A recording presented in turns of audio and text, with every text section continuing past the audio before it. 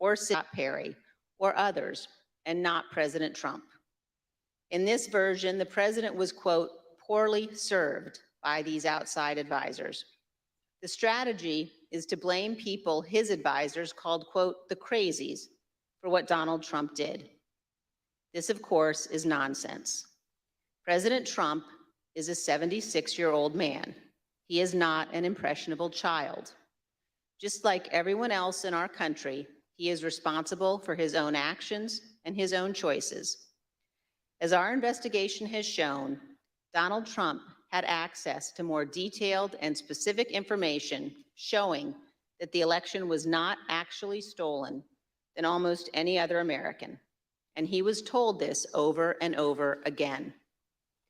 No rational or sane man in his position could disregard that information and reach the opposite conclusion. And Donald Trump cannot escape responsibility by being willfully blind. Nor can any argument of any kind excuse President Trump's behavior during the violent attack on January 6th. As you watch our hearing today, I would urge you to keep your eye on two specific points. First, you will see evidence that Trump's legal team, led by Rudy Giuliani, knew that they lacked actual evidence of widespread fraud sufficient to prove that the election was actually stolen. They knew it, but they went ahead with January 6th anyway. And second, consider how millions of Americans were persuaded to believe what Donald Trump's closest advisors in his administration did not. These Americans did not have access to the truth like Donald Trump did. They put their faith and their trust in Donald Trump. They wanted to believe in him. They wanted to fight for their country, and he deceived them. For millions of Americans, that may be painful to accept, but it is true. Thank you, Mr. Chairman. I yield back. Without objection, the chair recognizes the gentlewoman from Florida, Ms. Murphy, and the gentleman from Maryland, Mr. Raskin, for opening statements. Thank you, Mr. Chairman. We know beyond a shadow of a doubt that then President Donald Trump lost in a free and fair election. And yet, President Trump insisted that his loss was due to fraud in the election process, rather than to the democratic will of the voters. The president continued to make this claim despite being told again and again by the courts, by the Justice Department, by his campaign officials, and by some of his closest advisors that the evidence did not support this assertion. This was the big lie, and millions of Americans were deceived by it. Too many of our fellow citizens still believe it to this day. It's corrosive to our country and damaging to our democracy. As our committee has shown in prior hearings, following the election, President Trump relentlessly pursued multiple interlocking lines of effort, all with a single goal: to remain in power despite having lost. The lines of effort were aimed at his loyal Vice President, Mike Pence, at state election and elected officials, and at the U.S. Department of Justice. The president pressured the vice president to obstruct the process to certify the election result. He demanded that state officials find him enough votes to overturn the election outcome in that state, and he pressed the Department of Justice to find widespread evidence of fraud. When justice officials told the president that such evidence did not exist, the president urged them to simply declare that the election was corrupt. On December 14th, the Electoral College met to officially confirm that Joe Biden would be the next president. The evidence shows that once this occurred, President Trump and those who were willing to aid and abet him turned their attention to the joint session of Congress scheduled for January 6th, at which the vice president would preside. In their warped view, this ceremonial event was the next, and perhaps the last, inflection point that could be used to reverse the outcome of the election before Mr. Biden's inauguration. As President Trump put it, the vice president and enough members of Congress simply needed to summon the courage to act. To help them find that courage, the president called for backup. Early in the morning of December 19th, the president sent out a tweet urging his followers to travel to Washington, D.C. for January 6th. "Be there, we'll be wild," the president wrote. As my colleague, Mr. Raskin, will describe in detail, this tweet served as a call to action, and in some cases, as a call to arms for many of President Trump's most loyal supporters. It's clear the president intended the assembled crowd on the January 6th to serve his goal.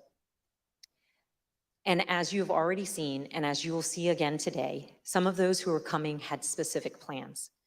The president's goal was to stay in power for a second term despite losing the election. The assembled crowd was one of the tools to achieve that goal. And in today's hearing, we will focus on events that took place in the final weeks leading up to January 6th, starting in mid-December.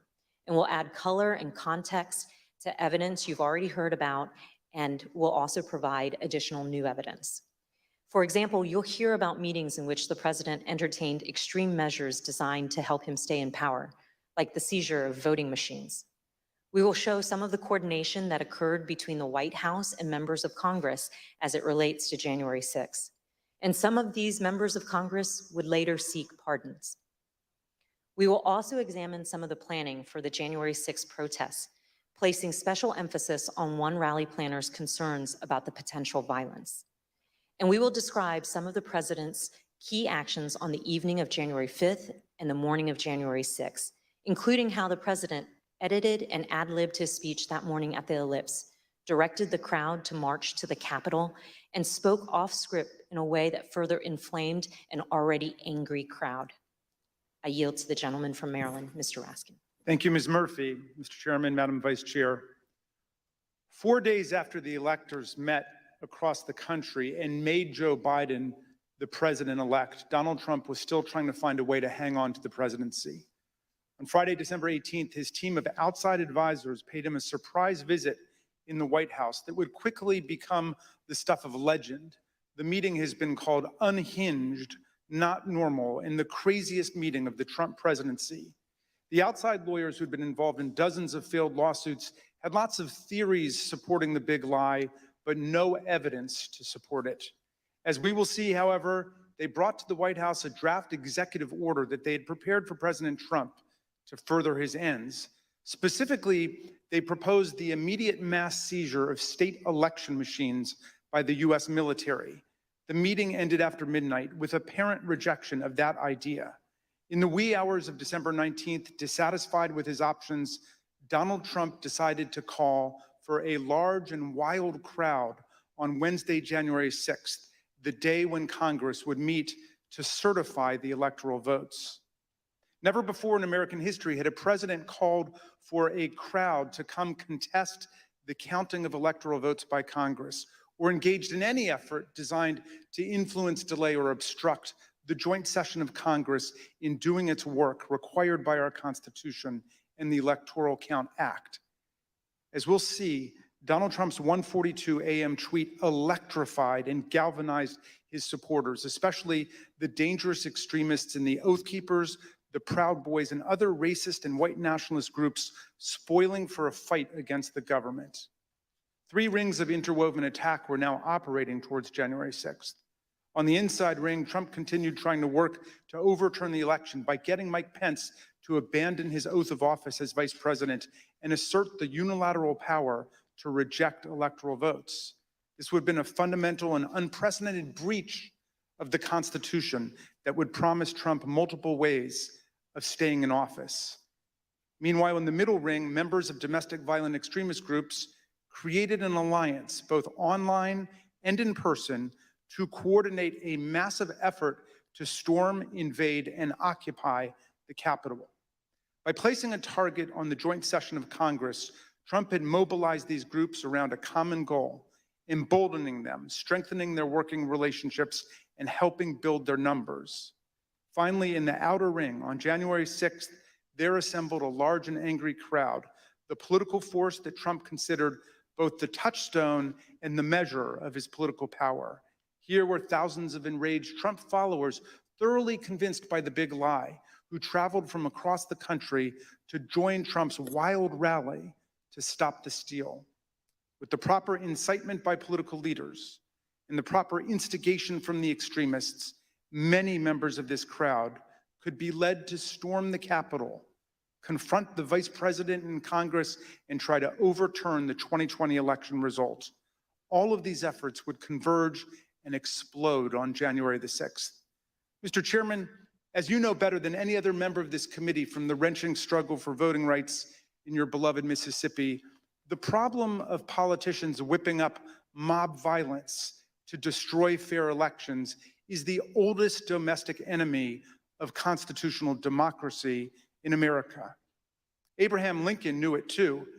In 1837, a racist mob in Alton, Illinois, broke into the offices of an abolitionist newspaper and killed its editor, Elijah Lovejoy. Lincoln wrote a speech in which he said that no transatlantic military giant could ever crush us as a nation, even with all of the fortunes in the world. But if downfall ever comes to America, he said, we ourselves would be its author and finisher. If racist mobs are encouraged by politicians to rampage and terrorize, Lincoln said, they will violate the rights of other citizens and quickly destroy the bonds of social trust necessary for democracy to work. Mobs and demagogues will put us on a path to political tyranny, Lincoln said. As we'll see today, this very old problem has returned with new ferocity today as a president who lost an election deployed a mob which included dangerous extremists to attack the constitutional system of election and the peaceful transfer of power.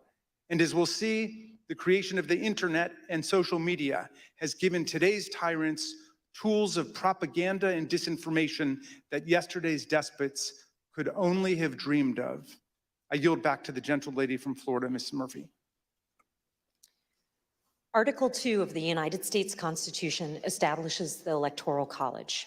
Each state's laws provide that electors are to be chosen by a popular vote. And on December 14th, 2020, electors met in all 50 states and the District of Columbia to cast their votes. Joseph Biden won by a margin of 306 to 232. The election was over. Mr. Biden was the president-elect. Before the Electoral College met, Donald Trump and his allies filed dozens of legal challenges to the election, but they lost over and over again, including in front of multiple judges President Trump had nominated to the bench. In many of these cases, the judges were highly critical of the arguments put forward, explaining that no genuine evidence of widespread fraud had been presented. For example, a federal judge in Pennsylvania said, "This court has been presented with strained legal arguments without merit and speculative accusations unsupported by evidence. In the United States of America, this cannot justify the disenfranchisement of a single voter, let alone all the voters of its sixth most populated state." On December 15th, after the Electoral College certified the outcome, the Republican Majority Leader in the Senate acknowledged Mr. Biden's victory. Yesterday, electors met in all 50 states. So as of this morning, our country has officially a president-elect and a vice president-elect. Many millions of us had hoped the presidential election would yield a different result. But our system of government has processes to determine who will be sworn in on January the 20th. The Electoral College has spoken. So today I want to congratulate President-elect Joe Biden. Even members of President Trump's cabinet and his White House staff understood the significance of his losses in the courts and the absence of evidence of fraud. They also respected the constitutional certification by the Electoral College. Many of them told President Trump that it was time to concede the election to Mr. Biden. For example, then Secretary of Labor Gene Scalia, an accomplished lawyer and the son of late Justice Scalia, called President Trump in mid-December and advised him to concede and accept the rulings of the courts. And so I had to put a call into the president. I might have called on the 13th. We spoke, I believe, on the 14th, in which I conveyed to him that I thought that it was time for him to acknowledge that President Biden had prevailed in the election. But I communicated to the president that when that legal process is exhausted and when the electors have voted, that's the point at which that outcome needs to be expected. I told him that I did believe, yes, that once those legal processes were run, if fraud had not been established that had affected the outcome of the election, then unfortunately, I believe that what had to be done was concede the outcome. As you've seen in prior hearings, President Trump's Justice Department, his White House staff, and his campaign officials were repeatedly telling him that there was no evidence of fraud sufficient to change the outcome of the election. And last week, we conducted an 8-hour interview with President Trump's White House counsel, Pat Cipollone. You'll see a number of excerpts of that interview today and even more in our next hearing. Mr. Cipollone told us that he agreed with the testimony that there was no evidence of fraud sufficient to overturn the election. I want to start by asking if you agree, Mr. Cipollone, with the conclusions of Matt Morgan, of Bill Barr, of all of the individuals who evaluated those claims, that there is no evidence of election fraud sufficient to undermine the outcome in a particular state. Yes, I agree with that. And Mr. Cipollone also specifically testified that he believed that Donald Trump should have conceded the election. Did you believe, and Mr. Cipollone, that the president should concede once you made a determination based on the investigations that you credited DOJ did, did you in your mind form a belief that the president should concede the election loss at a certain point after the election? Well, again, I was the White House counsel. Some of those decisions are political. So to the extent that, but if your question is that I believe he should concede the election at a point in time, yes, I did. I believe Leader McConnell went onto the floor of the Senate, I believe in mid-December, and basically said, the process is done. That would be in line with my thinking on these things. As Attorney General Bill Barr testified, December 14th should have been the end of the matter. December 14th was the day that the states certified their votes and sent them to Congress. And in my view, that was the end of the matter. I didn't see,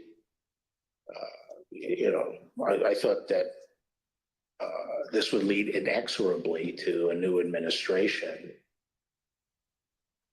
Mr. Cipollone also testified that the president's chief of staff, Mark Meadows, said he shared this view. As early as that November 23rd meeting, we understand that there was discussion about the president possibly conceding the election. And specifically, we understand that Mark Meadows assured both you and Attorney General Barr that the president would eventually agree to a graceful exit. Do you remember Mr. Meadows making any such representation? Are you saying as part of that meeting or separately? Again, without getting into that meeting, I would say that is a statement and a sentiment that I heard from Mark Meadows. I see. And again, do you know if it was on November 23rd or some point? Again, it was probably, around that time, and it was probably subsequent to that time. It wasn't a one-time statement. Mr. Meadows has refused to testify, and the committee is in litigation with him. But many other White House officials shared the view that once the litigation ended and the Electoral College met, the election was over. And here's President Trump's former press secretary. I wanted to clarify, Ms. McEnany, so back to my previous question, it was your view then, or was it your view that the efforts to overturn the election should have stopped once the litigation was complete? In my view, upon the conclusion of litigation was when I began to plan for life after the administration. And this is what Ivanka Trump told us. December 14th was the day on which the Electoral College met, when these electors around the country met and cast the electoral votes consistent with the popular vote in each state. And it was obviously a public proceeding or a series of proceedings that President Biden had obtained the requisite number of electors. Was that an important day for you? Did that affect sort of your planning or your realization as to whether or not there was going to be an end of this administration? I think so. I think it was my my sentiment probably prior as well. Judd Deere was a White House deputy press secretary. This was his testimony about what he told President Trump. I told him that my personal viewpoint was that the Electoral College had met, which is the system that our country is set under to elect a president and vice president. And I believed at that point that the means for him to pursue litigation was probably closed. And you recall what his response, if any, was? He disagreed. We've also seen this testimony from Attorney General Barr reflecting a view of the White House staff in late November 2020. And then at that point, I left. And as I walked out of the Oval Office, Jared was there with Dan Scavino, who ran the president's social media, and who I thought was a reasonable guy and believe is a reasonable guy. And I said, how long is he going to carry on with this stolen election stuff? Where's this going to go? And by that time, Meadows had caught up with me and leaving the office and caught up to me and said that he said, look, I think that he's becoming more realistic and knows that there's a limit to how far he can take this. And then Jared said, yeah, we're working on this. We're working on it. Likewise, in this testimony, Cassidy Hutchinson, an aide to Mark Meadows, described her conversations with President Trump's Director of National Intelligence, John Ratcliffe, a former Republican congressman. He had expressed to me that he was concerned that it could spiral out of control and potentially be dangerous, either for our democracy or the way that things were going for the six. Of course, underlying all of this is the fundamental principle that the President of the United States cannot simply disregard the rulings of state and federal courts, which are empowered to address specific election-related claims.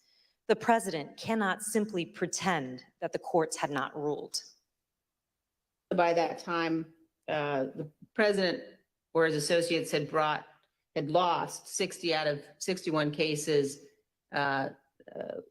that they had brought to challenge different aspects of the election in a number of states. They lost 60 out of 61 of those cases. So by the time we get to January 3rd, that's been clear. I assume, Pat, that you would agree the president is obligated to abide by the rulings of the courts. Of course. And I assume you also would, Everybody is obligated to abide by rules, of course. and I assume you also would agree the president has a particular obligation to take care that the laws be faithfully executed. That is one of the president's obligations, correct? Yet President Trump disregarded these court rulings and the counsel from his closest advisors and continued his efforts to cling to power. In our prior hearings, you have heard considerable testimony about President Trump's attempts to corruptly pressure Vice President Pence to refuse to count electoral votes, to corrupt the Department of Justice, to pressure state officials and state legislatures, and to create and submit a series of fake electoral slates. Now, we will show you what other actions President Trump was taking between December 14th, 2020 and January 6th. I yield to the gentleman from Maryland, Mr. Raskin. Thank you, Ms. Murphy. Throughout our hearings, you've heard how President Trump made baseless claims that voting machines were being manipulated by foreign powers in the 2020 election. You've also heard Trump's Attorney General, Bill Barr, describe such claims as complete nonsense, which he told the president. Let's review that testimony. I saw absolutely zero basis for the allegations, but they were made in such a sensational way that they obviously were influencing a lot of people, members of the public, that there was this systemic corruption in the system and that their votes didn't count and that these machines controlled by somebody else were actually determining it, which was complete nonsense. And it was being laid out there. And I told them that it was crazy stuff and they were wasting their time on that. And it was doing a grave disservice to the country. We've learned that President Trump's White House counsel agreed with the Department of Justice about this. Attorney General Barr made a public announcement on December 1st, less than a month after the election, that he had seen no suspended fraud sufficient. Fair to say that by December 1st, you had reached the same conclusion? It's fair to say that I agree with Attorney General Barr's conclusion on December 1st. Yes, I did, and I supported that conclusion. However, the strong rejection of the Attorney General and the White House counsel of these claims did not stop the president from trying to press them in public. But that's not all he did. Indeed, as you'll see in this clip, the president asked Attorney General Bill Barr to have the Department of Justice seize voting machines in the states. My recollection is the president said something like, well, we could get to the bottom, some people say we could get to the bottom of this if the department seized the machines. It was a typical way of raising a point. And I said, absolutely not. There's no probable cause and I'm not going to seize any machines. And that was that. Yeah. But this wasn't the end of the matter. On the evening of December 18th, 2020, Sidney Powell, General Michael Flynn, and others entered the White House for an unplanned meeting with the president, the meeting that would last multiple hours and become hot-blooded and contentious. The executive order behind me on the screen was drafted on December the 16th, just 2 days after the Electoral College vote, by several of the president's outside advisors over a luncheon at the Trump International Hotel. As you can see here, this proposed order directs the Secretary of Defense to seize voting machines, quote, effective immediately, but it goes even further than that.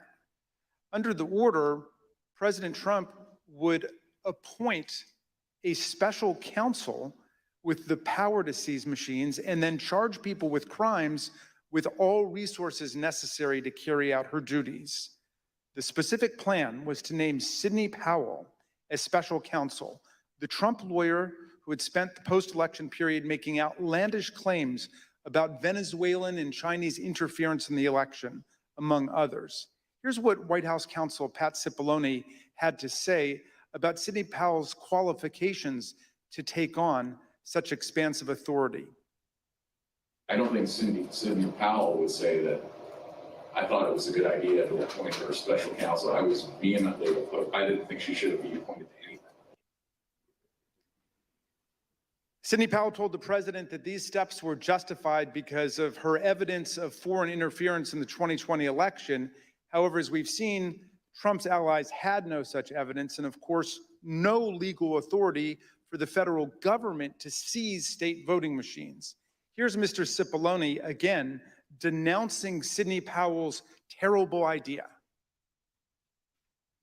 There was a real question in my mind and a real concern, particularly after the Attorney General had reached the conclusion that there wasn't sufficient election fraud to change the outcome of the election.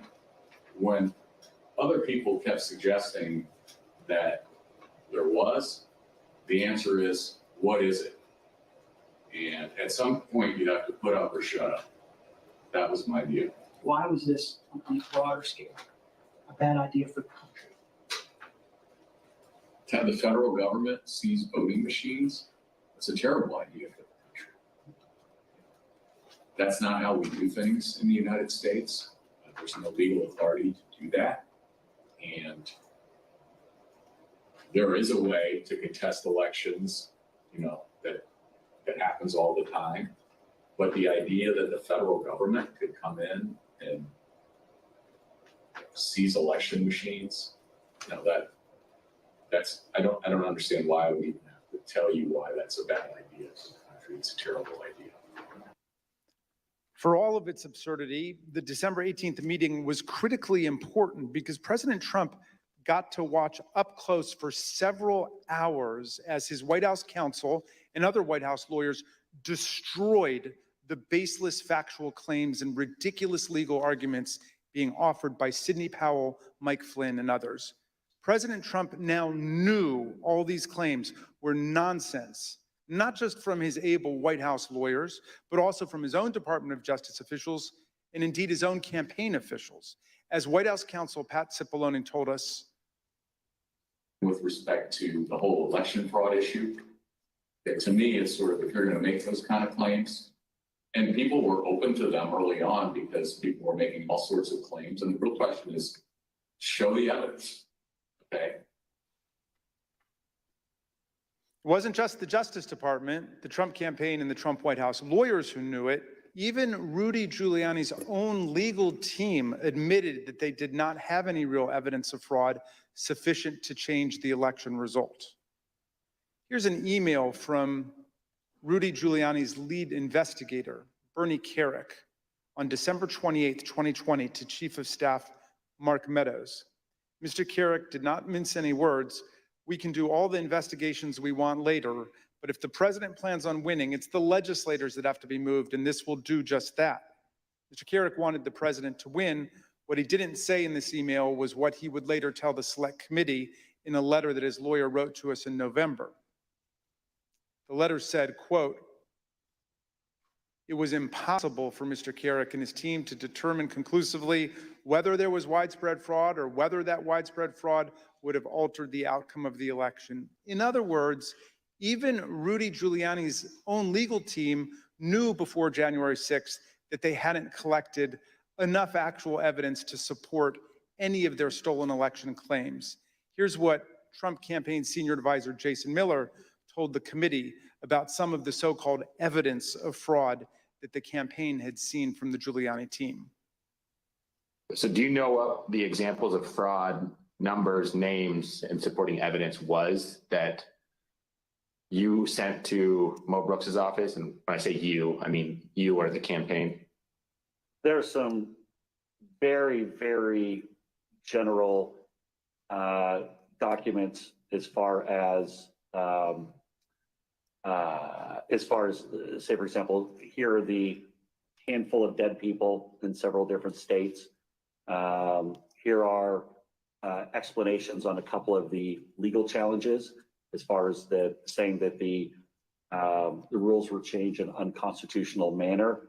But it was, to say that it was thin is probably an understatement. Here's how President Trump's deputy campaign manager described the evidence of fraud that the campaign had seen. You never came to learn or understand that Mayor Giuliani had produced evidence of election fraud. Is that fair? That's fair. And here's testimony that we received from the Speaker of the Arizona House of Representatives, Rusty Bowers, about an exchange that he had with Rudy Giuliani after the election. At some point, did one of them make a comment that they didn't have evidence, but they had a lot of theories? That was Mr. Giuliani. Chief of Staff Mark Meadows told people that he thought Trump should concede around the time the Electoral College certified the result. But nonetheless, he later worked to try to facilitate President Trump's wishes. Here's what Cassidy Hutchinson told us. During this period, I perceived his goal with all of this to keep Trump in office. He had very seriously and deeply considered the allegations of voter fraud. But when he began acknowledging that maybe there wasn't enough voter fraud to overturn the election, I witnessed him start to explore potential constitutional loopholes more extensively, which I then connected with John Eastman's theories.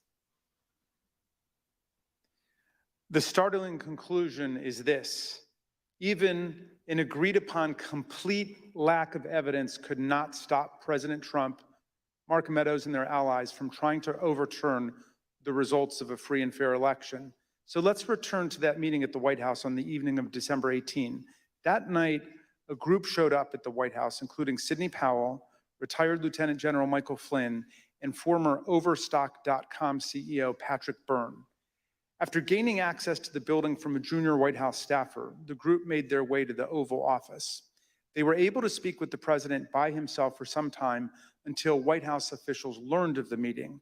What ensued was a heated and profane clash between this group and President Trump's White House advisors, who traded personal insults, accusations of disloyalty to the president, and even challenges to physically fight. The meeting would last over 6 hours, beginning here in the Oval Office, moving around the West Wing, and many hours later, ending up in the president's private residence. The Select Committee has spoken with 6 of the participants, as well as staffers who could hear the screaming from outside the Oval Office. What took place next is best told in their own words, as you will see from this video. Did you believe that it was going to work, that you were going to be able to get to see the president without an appointment? I had no idea. In fact, you did get to see the president without an appointment. We did.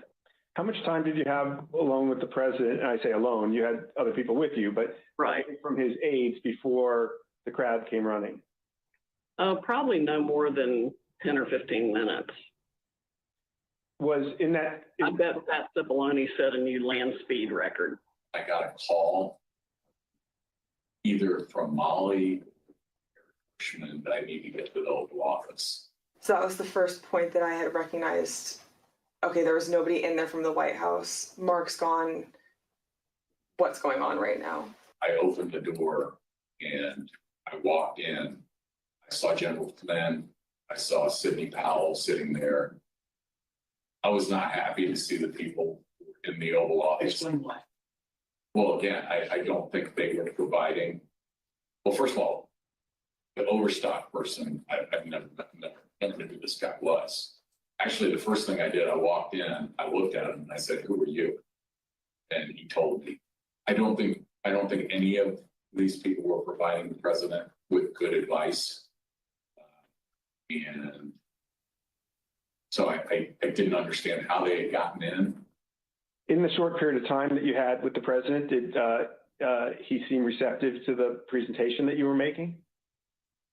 He was very interested in hearing particularly about the CISA finding and the terms of 13848 that apparently nobody else had bothered to inform him of. I was asking, like, you claiming the Democrats were working with Hugo Chavez, Venezuelans, and whomever else. And at one point, General Flynn took out a diagram that supposedly showed IP addresses all over the world, and who was communicating with whom via the machines, and some comment about like Nest thermostats being hooked up to the internet. So it's been reported that during this meeting, Ms. Powell talked about Dominion voting machines and made various election fraud claims that involve foreign countries such as Venezuela, Iran, and China. Is that accurate? Was the meeting tense? Oh, yeah. It was not a casual meeting. Explain. I mean, at times there were people shouting at each other, hurling insults at each other. It wasn't just sort of people sitting around on a couch, like chit-chatting. Do you recall whether he raised to Ms. Powell the fact that she and the campaign had lost all of the 60 cases that they had brought in litigation? Yes, he raised that. And what was the response? I don't remember what she said. I don't think it was a good response. Cipollone and Hirschman and whoever the other guy was showed nothing but contempt and disdain of the president. Yeah, the three of them were really sort of forcefully attacking me verbally.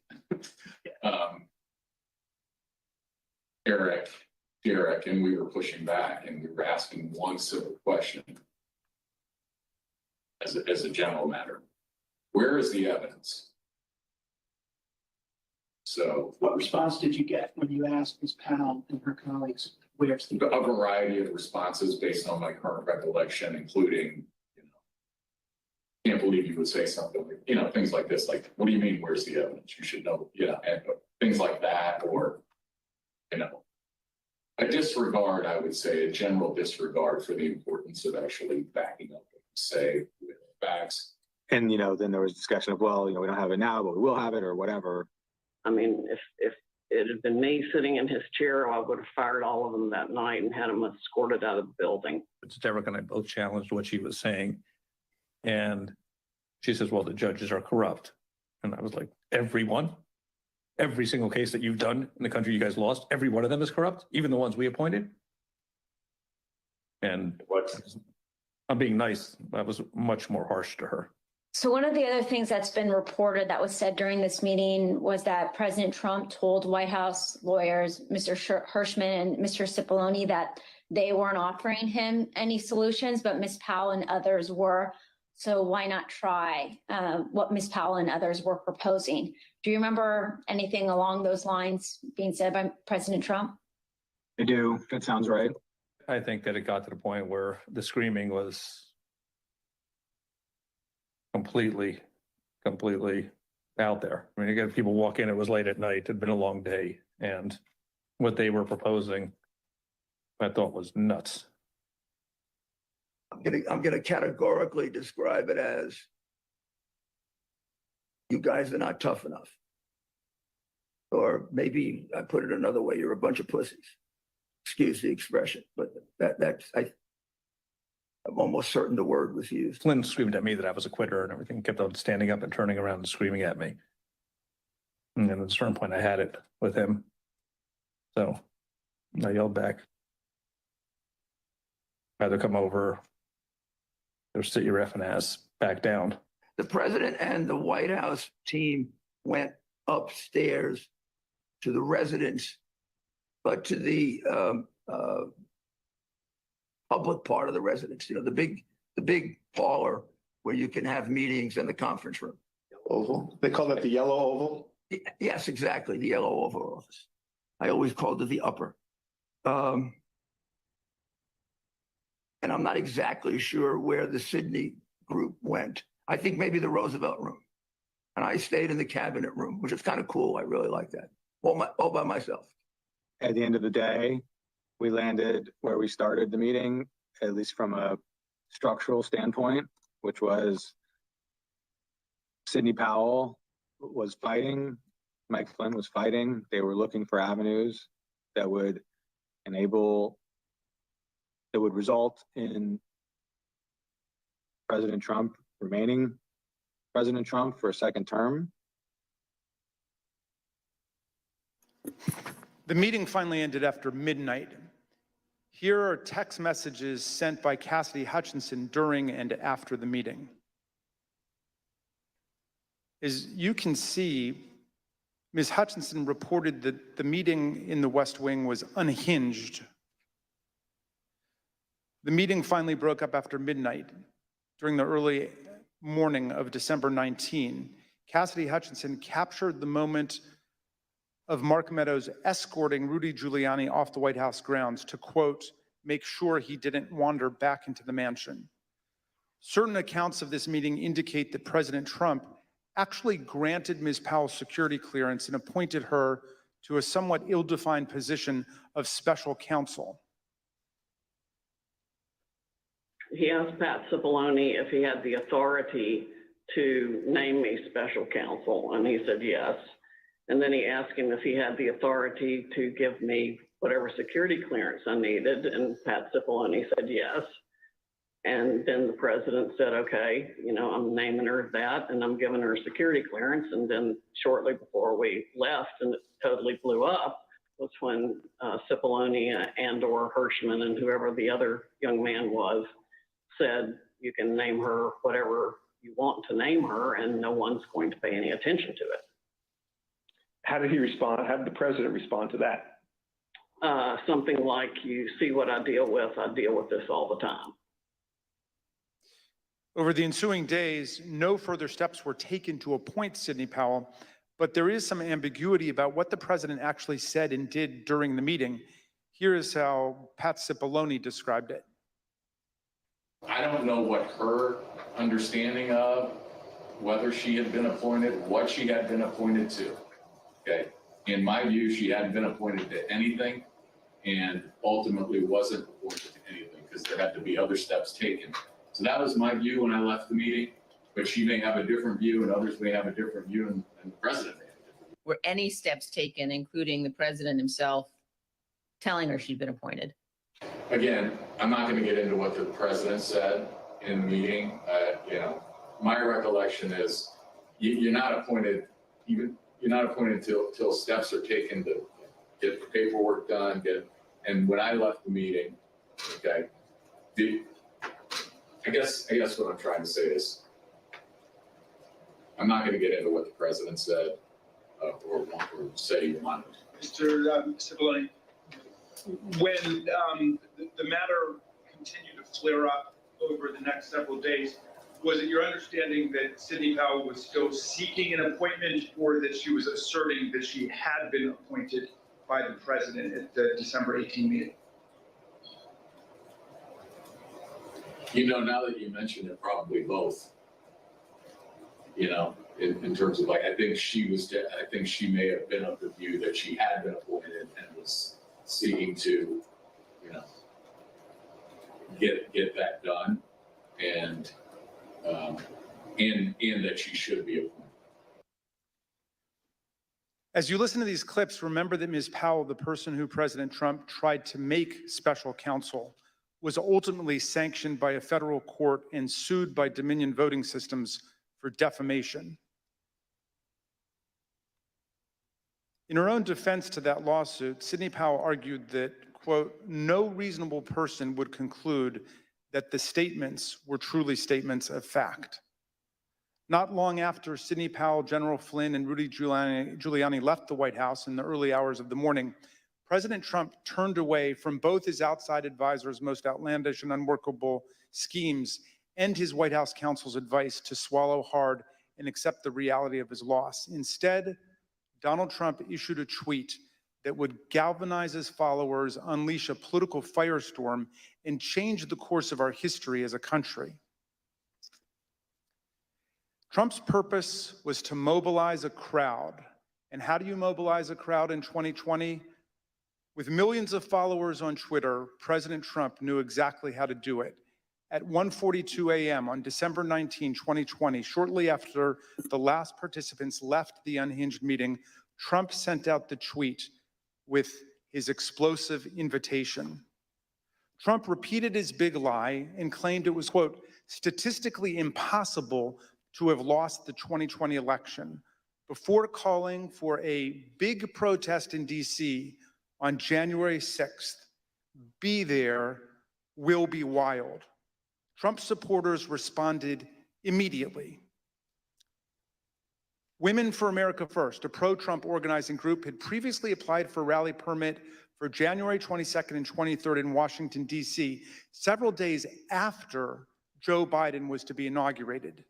But in the hours after the tweet, they moved their permit to January 6th, 2 weeks before. This rescheduling created the rally where Trump would eventually speak. The next day, Ali Alexander, leader of the Stop the Steal organization and a key mobilizer of Trump supporters, registered wildprotest.com, named after Trump's tweet. Wildprotest.com provided comprehensive information about numerous newly organized protest events in Washington. It included event times, places, speakers, and details on transportation in Washington, D.C. Meanwhile, other key Trump supporters, including far-right media personalities, began promoting the wild protest on January 6th. It's Saturday, December 19th. The year is 2020. And one of the most historic events in American history has just taken place. President Trump, in the early morning hours today, tweeted that he wants the American people to march on Washington, D.C. on January 6, 2021. And now Donald Trump is calling on his supporters to descend on Washington, D.C., January 6th. He is now calling on we, the people, to take action and to show our numbers. We're going to only be saved by millions of Americans moving to Washington, occupying the entire area, if necessary, storming right into the Capitol. You know, we know the rules of engagement. If you have enough people, you can push down any kind of a fence or a wall. This could be Trump's last stand. And it's a time when he has specifically called on his supporters to arrive in D.C. That's something that may actually be the big push Trump supporters need to say, this is it. It's now or never. You better understand something, son. You better understand something. Red wave, bitch. Red wave. This is going to be a red wedding going down January 6th. On that day, Trump says, show up for a protest. It's gonna be wild. And based on what we've already seen from the previous events, I think Trump is absolutely correct. Motherfucker, you better look outside. You better look out January 6th. Kick that fucking door open. Look down the street. There's going to be 1 million plus geeked up armed Americans. The time for games is over. The time for action is now. Where were you when history called? Where were you when you and your children's destiny and future was on the line? In that clip, you heard one of Trump's supporters predict a red wedding, which is a pop culture reference to mass slaughter. But the point is that Trump's call to Washington reverberated powerfully and pervasively online. The committee has interviewed a former Twitter employee who explained the effect that Trump had on the Twitter platform. This employee was on the team responsible for platform and content moderation policies on Twitter throughout 2020 and 2021. The employee testified that Twitter considered adopting a stricter content moderation policy after President Trump told the Proud Boys to stand back and stand by from the lectern at the September 29th presidential debate. But Twitter chose not to act. Here's the former employee whose voice has been obscured to protect their identity, discussing Trump's stand back and stand by comment and the effect it had. My concern was that the former president, for seemingly the first time, was speaking directly to extremist organizations and giving them directives. We had not seen that sort of direct communication before. And that concerned me. So just to clarify further, you were worried, and others at Twitter were worried, that the president might use your platform to speak directly to folks who might be incited to violence? Yes. I believe that Twitter relished in the knowledge that they were also the favorite and most used service of the former president, and enjoyed having that sort of power within the social media ecosystem. If President Trump were anyone else, would it have taken until January 8th, 2021 for him to be suspended? Absolutely not. If the former president Donald Trump were any other user on Twitter, he would have been permanently suspended a very long time ago. Despite these grave concerns, Trump remained on the platform completely unchecked. Then came the December 19 tweet and everything it inspired. Indeed, it felt as if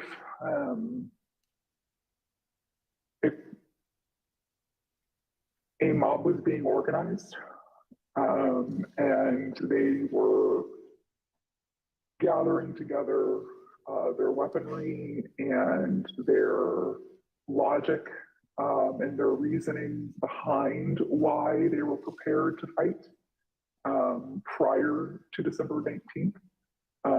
Again, it was vague. It was non-specific, but very clear that individuals were ready, willing, and able to take up arms.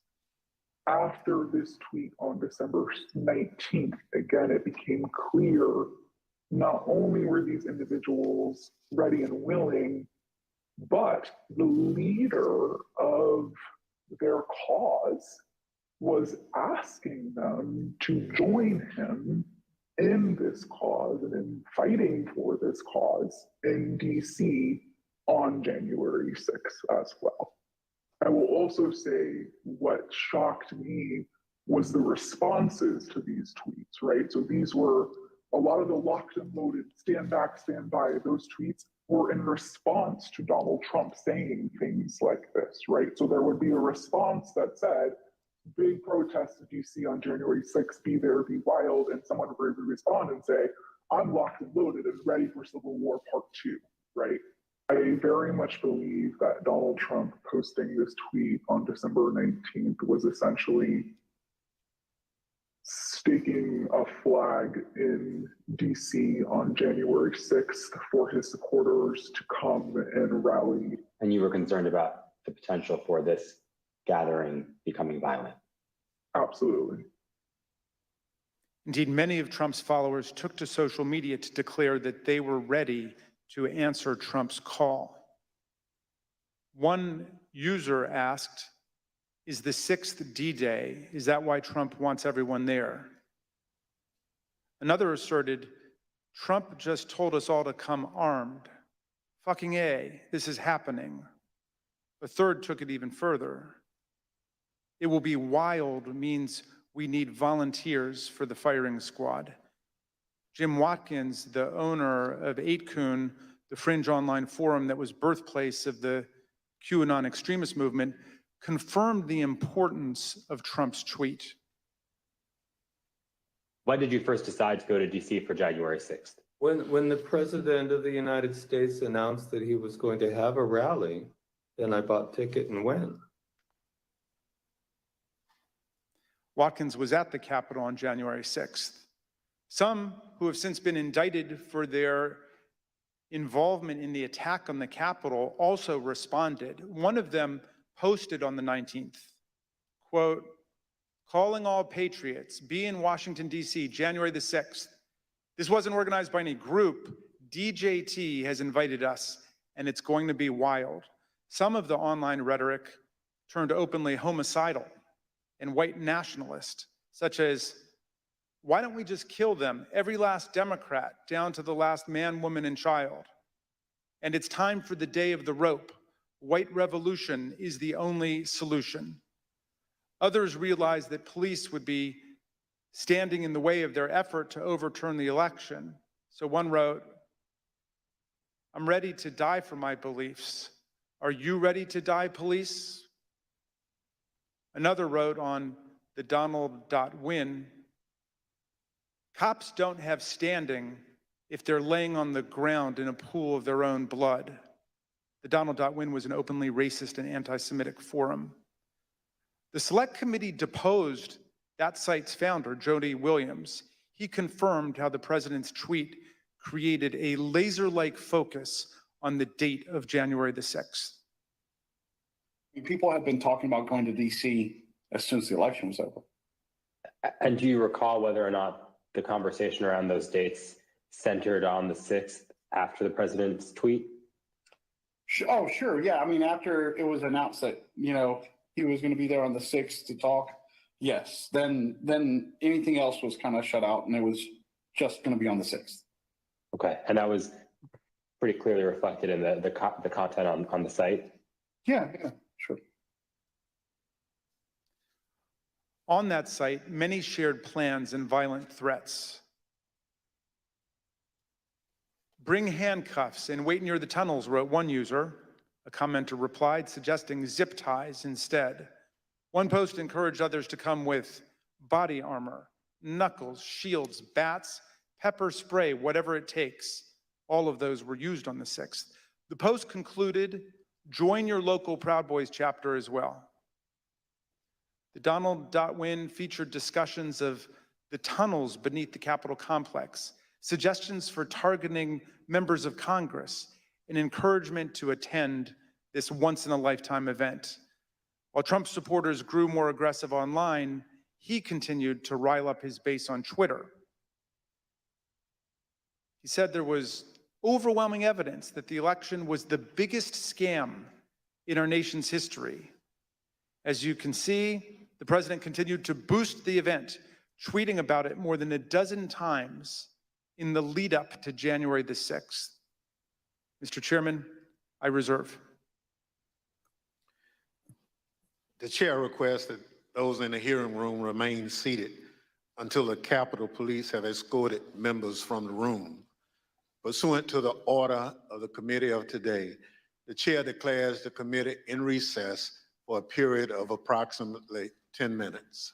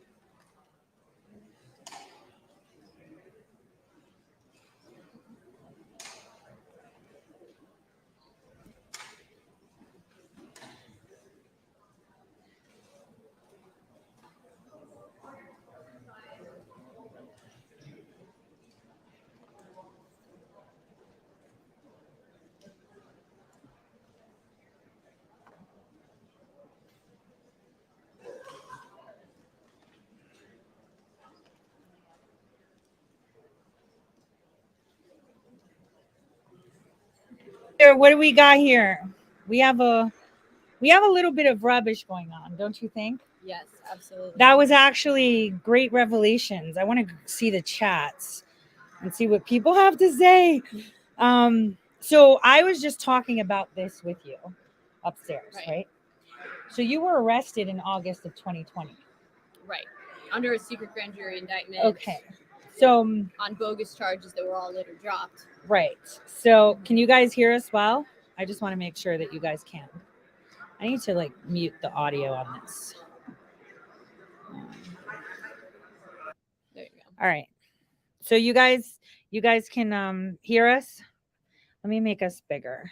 Scoot closer so my head doesn't Yeah. look like. Oh my gosh! And I look chopped like myself from, off. from Yeah. Beetlejuice or something. My head looks super tiny compared. Wait, wrong one. Wrong one. Hold on. Oh no. All right, there we go. Because we're sitting on different chairs. and you're Yeah. like- All right, so guys, we were just talking about this. So there was a Twitter employee that just came out, right? Mm-hmm. Yeah. So you were arrested in August of Which they 2020, didn't show the identity of. and which, they obscured his voice. right. Or Who- hers. We don't know. Who was that? I don't know. I would like to say it's Jack Dorsey. Because I want you guys to think of this for a second. Millie was arrested under a secret grand jury, and therefore they had warrants for all your communications, and therefore you must. They most likely did. I wasn't ever shown anything. Right. Right. So this would make sense as to why you weren't purged on Twitter. Because what we saw is that a lot of people's accounts on January 8th were disabled. Now, they can't get a warrant on 500,000 people. But what they can do is ask Twitter to find people that have said certain things or were in certain places. And then once it's shut down, they can subpoena that information. Isn't it also if you're in a certain proximity to a person that they have a warrant on, they can also spy on you? Well, it kind of depends if the warrant pertains to them. Right. So like, they have to, a judge is going to be like, yeah, I know they're friends, but, Right. do they pertain to? Well, what I you're just doing? wonder because notice a lot of the people that are being drug in here and being questioned and have been questioned. I know I've had certain proximities to some of these people. So, But there's already a warrant on you, so there's no right. need to get you in it. So basically, they took all your data from Twitter, device IDs, conversations, and DMs, and gave it to Congress.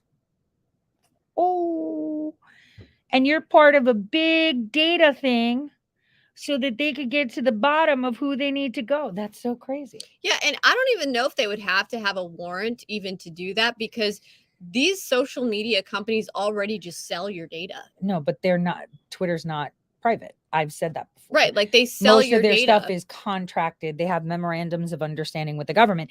And in order for the DOJ to be able to obtain your data, they have to have a valid warrant. But they don't have a valid warrant. But if you were disabled because they flagged you for doing things or saying things that is considered part of a directive the DHS or the DOJ gave, guess what? Your data is free game. Ooh, now we just found out why they did that big Twitter purge today. Wasn't that amazing? See, that's incredible. It's very interesting. Yeah. Well, notice they were talking a lot about how there was all this talk on social media and online that this was going to be a wild protest, that there was going to be something big going on, or, you know, they really alluded to, look, there was all this talk that things were going to be wild. That means it was pre-planned. But see, what they're not paying attention to is that they're actually contradicting themselves. Yeah, because if they knew previously it- they said that the reason why they didn't have the National Guard there is because they had no knowledge of any threat or any potential But now they're violence. saying that there's a massive protest and it was going to be wild. And look, these animals came down here and did all this. Yeah, so they clearly had knowledge that there was a potential for a protest to get wild or out of hand. They were watching these people. The real thing here is we need to see Nancy Pelosi and Mitch McConnell being drug in. We need to see their communications with their sergeant of arms for the House and the Senate. And we need to know exactly why they chose, out of optics, to allow our U.S. Capitol building to be made vulnerable to protests and agitators to go in there and, you know, take it over, smash windows and break things, and then frame the American people that support Trump and frame President Trump. We need to see those communications. And Nancy Pelosi and Sergeant Sergeant of Arms have refused to hand over their communications, which sounds pretty suspicious to me. And he's dead now. So Oh, no, the Sergeant of Arms of the Senate is dead. the one in Congress isn't. Yeah, the House Sergeant of Arms is not dead, but the one who I'd want to actually hear from is the Senate Sergeant of Arms, and which he's dead. Conveniently he died. Wow. Yep. How convenient. In due time. Right? So there's certain things here like pressure points, and I was really kind of pushing on that. Like, we need to hear from him. We need to hear from him. This is the weakness. This is the weak point, because they kept saying in their initial J6 hearings, we're not going to talk about and we're not going to blame the Capitol Police for what happened. The Capitol People Police had died. information. Right, because they appeal to emotion to try to get you off the subject. So you need to push harder on that subject. And, you know, a lot of people started pushing on that issue. And lo and behold, the main guy that we'd want to hear from ends up dead under kind of mysterious circumstances. So it's just interesting how these things pan out. Yeah, it is. And you guys are going to start to see where the chips fall, because, you know, a lot of people aren't seeing just how the fog of war is, who the real enemy is, who's pretending to be. Look at my hair though. I look crazy. Look, this is ponytail hair. Let me just do ponytail. It's okay. I look crazy too. No, you look fine. Yeah, right. I wish I had your ponytail skills. I don't have skills. My hair braiding skills. Yeah, you do so well. So the thing that I see is that a lot of people are losing sight of what's really going on here. We're starting to see what was actually organized. There were evil guys, bad guys, good guys. Wait, good guys, and people that love their country. Hey, Gavin. Gavin's back with the waters. He's Yes. the water boy. You got the Biatch water? Yeah. Someone should make a brand called Biatch. Biatch. Thank Biatch you. hydration. Thank you. Thank you. So yeah, so Do it you was. want the core water or the smart water? I don't give a shit. I Okay. just drink water. I like the core water too. So stay calm. So, We're having a water so what break. what we're all realizing is that there's a lot of people that are telling you that they're working for America, and they're really not. Mhm. 100%. Yes. And I think this J6 hearing is kind of going to allow us to get to the bottom of that. It's showing like certain people around Trump, like this this girl who was clearly a honeypot with Mark Meadows, that she sounds like another Amber Heard. The one that said that he leaned over in the Beast. And when I heard it, I was saying it live, like, what is she talking? Has he ever been in the Beast? If you're in the Beast, you can't reach over and Right. grab a steering wheel. And he wasn't even in the Beast. I think he was in an SUV or something, right? That's Right. what, Secret Service has come out and refuted what she said, and they've asked to be allowed to speak to it in the hearing, but I highly doubt they're going to actually let them, because this is a sham. It's a clown show. They're not allowing any type of defense. They're not allowing Trump or any of these people to submit their own evidence, which would support what they're saying or what really happened in their view. So it's just very one-sided. And it's not only one-sided. It's like, it's so good to see them go on the record. And the thing is, why are they protecting this Twitter employee? Right. Like, why do they get protected? Why do they get to be Wait, why blocked are they out? protected but nobody else? Because their last whistleblower or not their witness that was in the Trump. Oh my gosh, that's why she was put there. Mhm. See the plan?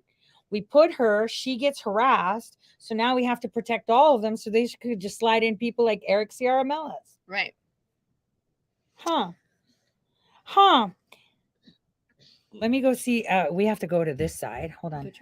That's not, yeah. They're taking pictures. I want to see the Rumble ones. Hey guys. You missed that hair sticking out in the back, Tori. I know. Oh my gosh. Tori has little curlies in her hair. She's Greek, okay? No, I actually pull my hair when I get tired. When I get tired, or you see how short it is? Yeah. I like pick at my hair. That's like a thing I do. Hair twirling. So what are we going to see now? Like, so now we're getting into, I can't believe they threw Tim Pool in there. And Right. Salty Cracker. It's like, that's all they got. Well, because they're trying to give examples that there were people with large platforms. Why didn't they use Ali Akbar? He was Right. the biggest whore for it. Right. Why are they Question, protecting him? Why are they protecting Ali Akbar? Wasn't he the one that called it the wild protest? Remember, he put Joe Flynn's face everywhere, Right. the Oath Keeper's face. He had all of that in his website. He stole all that from the Women for, and you saw the Cindy Chafin thing. Mm-hmm. So she was changing it for Women for America First. And when she got the approval, she filed it under her own company name and she ditched them.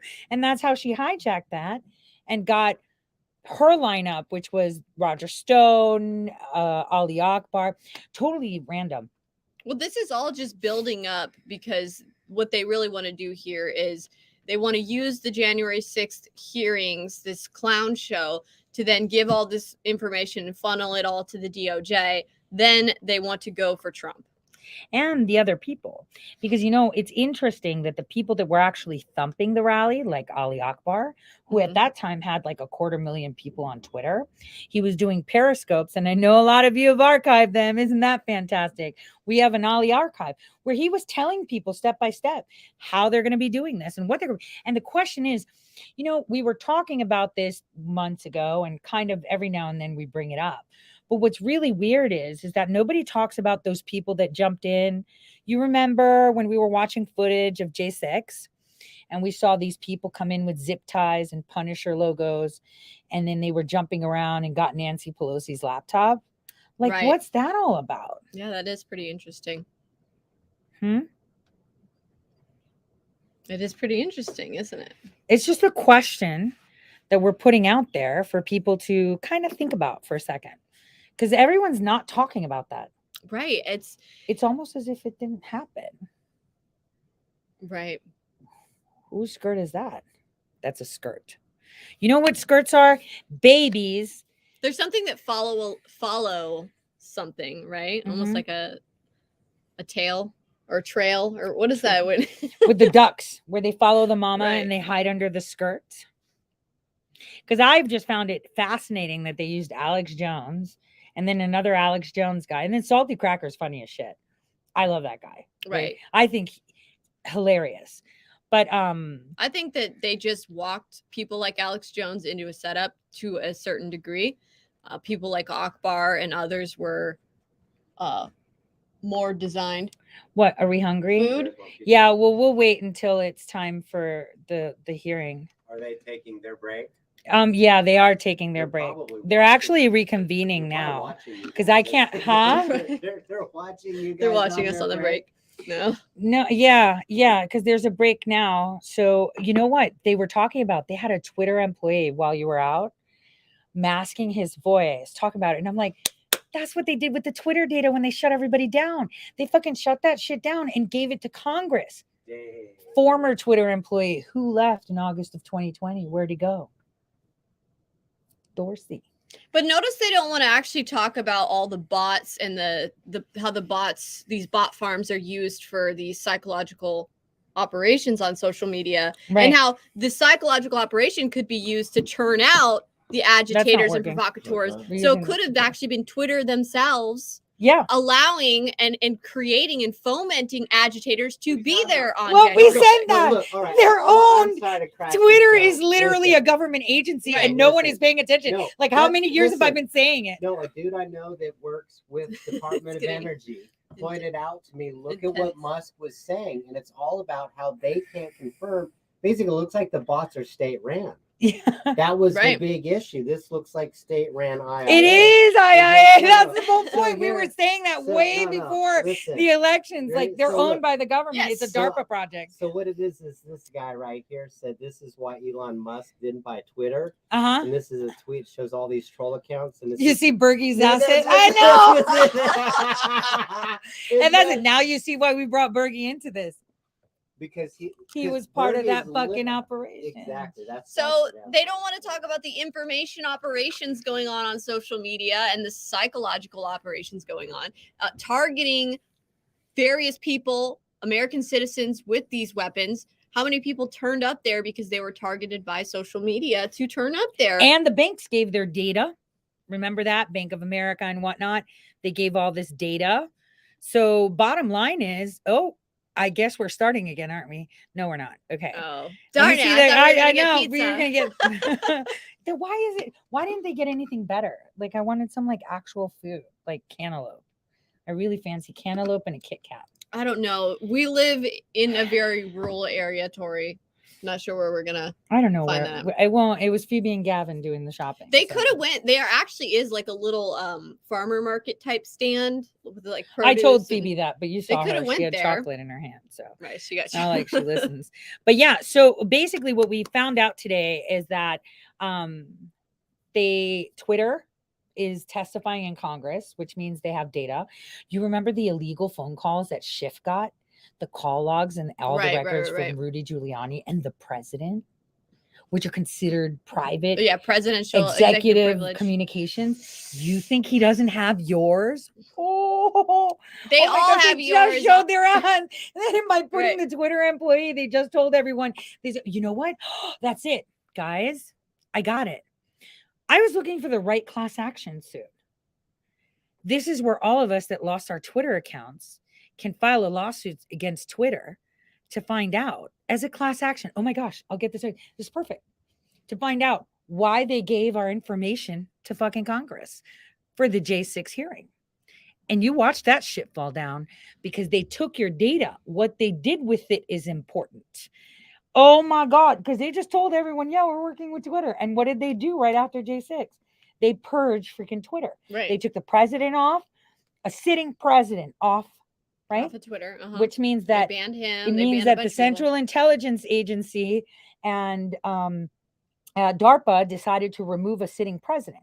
Like, when that comes out, then who really did the coup when the government is overthrowing a president just by silencing him?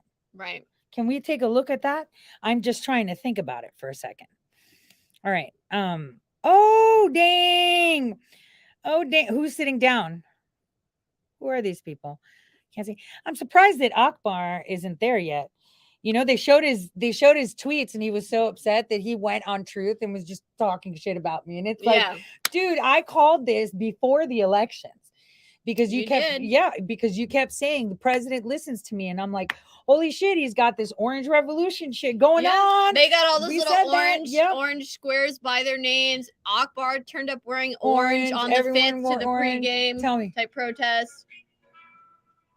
Oh, and then you had Scooby-Doo. all the agitators and the people who were on the front lines bursting through the gates at the Capitol. They all had orange pieces of tape on their helmets, on their pieces of Like I told clothes, you, on their and you found the bodies. Ukrainian, like I told you. Reminds me of the fucking Orange Revolution we deployed in Ukraine. And then you found the same guy from Ukraine Right. in freaking DC. And whose campaign did Akbar work on? McCain. McCain. There you have it. You know, I'm like so tempted. 4chan dropped the phone. Maybe 4chan can drop the Karl Rove and other blackmail. And I'm so tempted, but I feel so bad for the people on the receiving end because they were incapacitated. Yeah, like, do they want to see? They were incapacitated. Okay. Like, for example, That yeah. sounds Oh so my bad. gosh, that sounds so. Oh my god. But it's not like people want to see I don't this wanna guy. see it. This guy I don't think anyone wants to be This on the guy, receiving end of this Karl guy. Rove. What? getting Wait, ahead who? from. I'm Tori. You know, I suck at lip reading. What? And Tori's the I worst. cannot. And Tori's the worst to lip read because one, she got braces. But two, she does this like She overly does agency it. thing where like they do encrypted lips so you can't read it from across the room. You It's can't like, read her lip. it's encrypted lips. So stuff, let's like, say sir, we can't read her Ali lips. Akbar's really She's good using friend that's a encryption. verified account on Twitter, incapacitated with his inbred chin all over his groin. Habsburg jaw. Like, the more I think of it, I feel really bad. This person has a family and young Wait. children. You know what his Who? nickname You was? feel bad for Akbar? No, I feel bad But for the you know what guy his on the nickname receiving end. was? 71. Which one are you talking about? The Akbar. Oh, I thought you were know talking why? about the receiving Because end. it's 69 plus 2 fingers. So bad, so bad. But I feel bad because the guy has kids, right? This Right. is just one. This is a big media personality, and I like it. And it's like I don't want to put it out there, and I can't obfuscate it either. So, you know, who's that nerd? You know, I did tell you, you know, it was fun, right? You know, when we were exchanging information after our phone call and stuff. And I said, you know, people forget I had dinner with some people and I got some really good information, Mm-hmm. right? That's the thing, they underestimate. Yeah. Damn. And people think that these people they see on TV are actually fighting, and they're not. It's actually quite bad.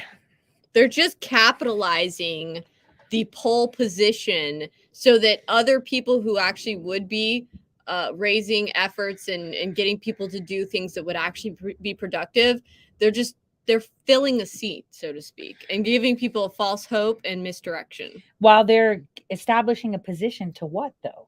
Like, there's a lot of people right now that To are walk the sheep into the slaughter. right, but yeah, that's the thing. They're I don't wolves think, in they're yeah, they wolves know.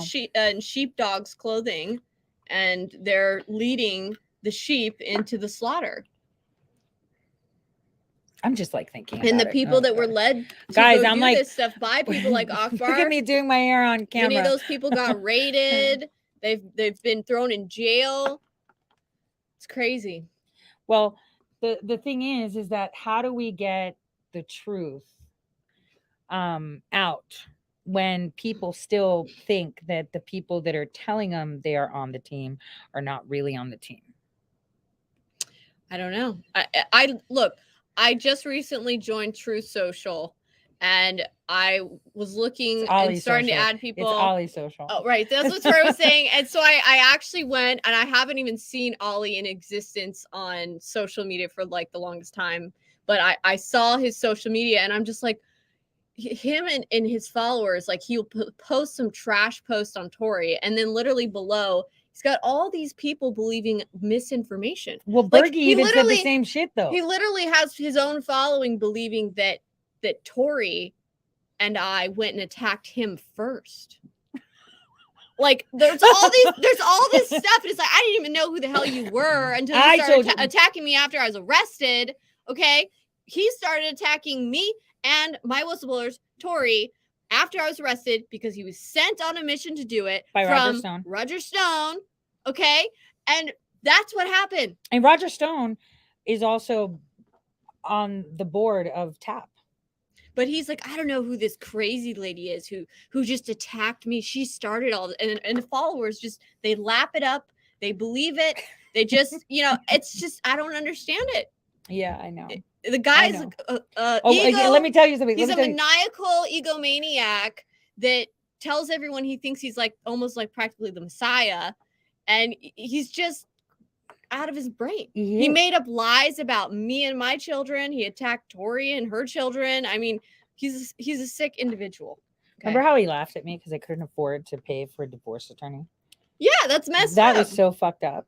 Remember how he made up a lie when I was first arrested and told everyone that I wasn't actually arrested, and then the whole video, the live stream was faked because the lighting is weird here. It's fake. It means the whole thing was staged. She was never arrested, and the whole thing with the fundraiser for the legal fees and everything else, that was a big scam and a big fraud. I mean, these are literal quotes and things this guy said that are provably false. Okay, hold on. Wait, but it's time to eat. It's time to eat. Okay, we'll get to eat some continue. We'll pizza now. continue. It's time to watch and eat. Oh my God, this is going to be fun. Okay, we'll see you guys in just a bit.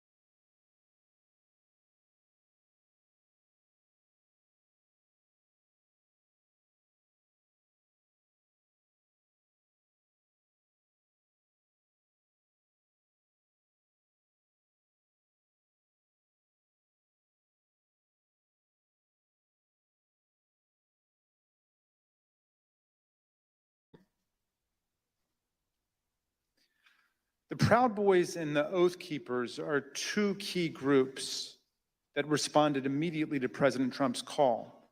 The Proud Boys are a far-right street-fighting group that glorifies violence and white supremacy. The Oath Keepers are extremists who promote a wide range of conspiracy theories and sought to act as a private paramilitary force for Donald Trump. The Department of Justice has charged leaders of both groups with seditious conspiracy to overthrow the government of the United States on January the 6th. Trump's December 19th tweet motivated these two extremist groups, which have historically not worked together to coordinate their activities. December 19th at 10:22 a.m., just hours after President Trump's tweet, Kelly Meggs, the head of the Florida Oath Keepers, declared an alliance among the Oath Keepers, the Proud Boys, and the Florida Three Percenters, another militia group. He wrote, "We have decided to work together and shut this shit down." Phone records obtained by the Select Committee show that later that afternoon, Mr. Meggs called Proud Boys leader Enrique Tarrio, and they spoke for several minutes. The very next day, the Proud Boys got to work. The Proud Boys launched an encrypted chat called the Ministry of Self-Defense. The committee obtained hundreds of these messages, which show strategic and tactical planning about January the 6th, including maps of Washington, D.C. that pinpoint the location of police. In the weeks leading up to the attack, leaders in both the Proud Boys and the Oath Keepers worked with Trump allies. One such ally was Lieutenant General Michael Flynn, Trump's former national security advisor and one of the participants in the unhinged meeting at the White House on December 18th. He also had connections to the Oath Keepers. This photo from December 12th shows Flynn and Patrick Byrne, another Trump ally who was present at that December 18th meeting, guarded by indicted Oath Keeper Roberto Minuta. Another view of the scene shows Oath Keepers leader Stuart Rhodes in the picture as well. Another central figure with ties to this network of extremist groups was Roger Stone, a political consultant and longtime confidant of President Trump. He pardoned both Flynn and Stone in the weeks between the election on November 3rd and January 6th. In the same time frame, Stone communicated with both the Proud Boys and the Oath Keepers regularly. The committee obtained encrypted content from a group chat called Friends of Stone, FOS, which included Stone, Rhodes, Tarrio, and Ali Alexander. The chat focused on various pro-Trump events in November and December of 2020, as well as January 6th.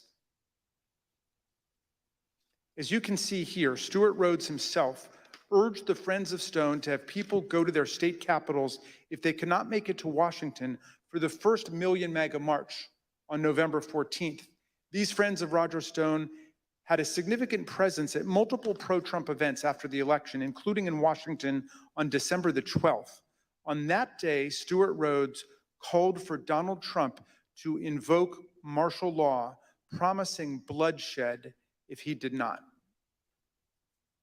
He needs to know from you that you are with him, that he does not do it now while he is commander-in-chief. We're going to have to do it ourselves later in a much more desperate, much more bloody war. Let's get it on now while he is still the commander-in-chief. Hooah!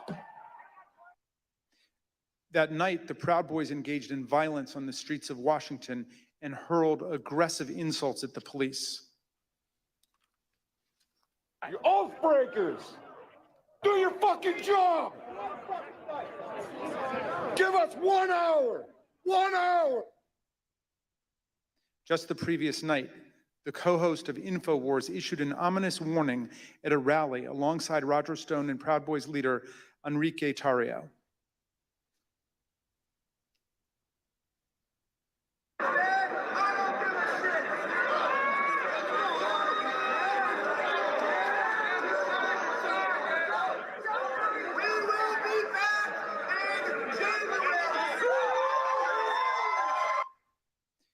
Encrypted chats obtained by the Select Committee showed that Kelly Meggs, the indicted leader of the Florida Oath Keepers, spoke directly with Roger Stone about security on January 5th and 6th.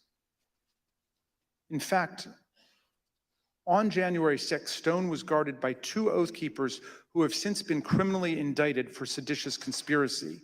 One of them later pleaded guilty, and according to the Department of Justice, admitted that the Oath Keepers were ready to use, quote, lethal force if necessary against anyone who tried to remove President Trump from the White House, including the National Guard. As we've seen, the Proud Boys were also part of the Friends of Stone network. Stone's ties to the Proud Boys go back many years. He's even taken their so-called fraternity creed required for the first level of initiation to the group.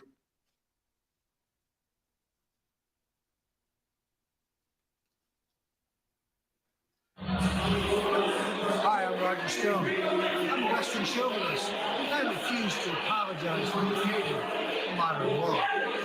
Thank you, Roger. Kelly Sorrell, a lawyer who assists the Oath Keepers and a volunteer lawyer for the Trump campaign, explained to the committee how Roger Stone and other figures brought extremists of different stripes and views together. You mentioned that Mr. Stone wanted to start the Stop the Steal series of rallies. Who did you consider the leader of these rallies? It sounds like, from what you just said, it was Mr. Stone, Mr. Jones, and Mr. Ali Alexander. Is that correct? Those are the ones that became like the center point for everything. We'll learn more from Ms. Murphy about these individuals and their involvement in the days leading up to the violent attack on January 6th.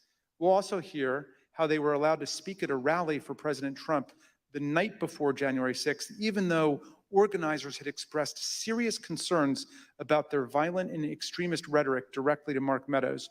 And you'll hear testimony from White House aides who were with the president as he watched the crowd from the Oval Office and will testify about how excited he was for the following day. Let me note now that our investigation continues on these critical issues. We have only shown a small fraction of what we have found. I look forward to the public release of more of our findings later, Mr. Chairman, and I now yield back. Gentleman yields back. Chair recognizes the gentlewoman from Florida, Ms. Murphy. During our most recent hearing, the committee showed some evidence of what President Trump, Chief of Staff Mark Meadows, and other White House officials knew about the potential for violence on January 6th. And despite this information, they made no effort to cancel the rally, halt the march to the Capitol, or even to lower the temperature among President Trump's supporters. Katrina Pearson, one of the organizers of January 6th rally and a former campaign spokeswoman for President Trump, grew increasingly apprehensive after learning that multiple activists had been proposed as speakers for the January 6th rally. These included some of the people we discussed earlier in this hearing. Roger Stone, a longtime outside advisor to President Trump. Alex Jones, the founder of the conspiracy theory website InfoWars. And Ali Alexander, an activist known for his violent political rhetoric. On December 30th, Ms. Pearson exchanged text messages with another key rally organizer about why people like Mr. Alexander and Mr. Jones were being suggested as speakers at the president's rally on January 6th. Ms. Pearson's explanation was POTUS, and she remarked that the president likes the crazies. The committee asked Ms. Pearson about these messages, and this is what she said. So when you said that he likes the crazies, were you talking about President Trump? Yes, I was talking about President Trump. He loved people who viciously defended him in public. But consistent in terms of the support for these people, at least with what the president likes, from what you could tell.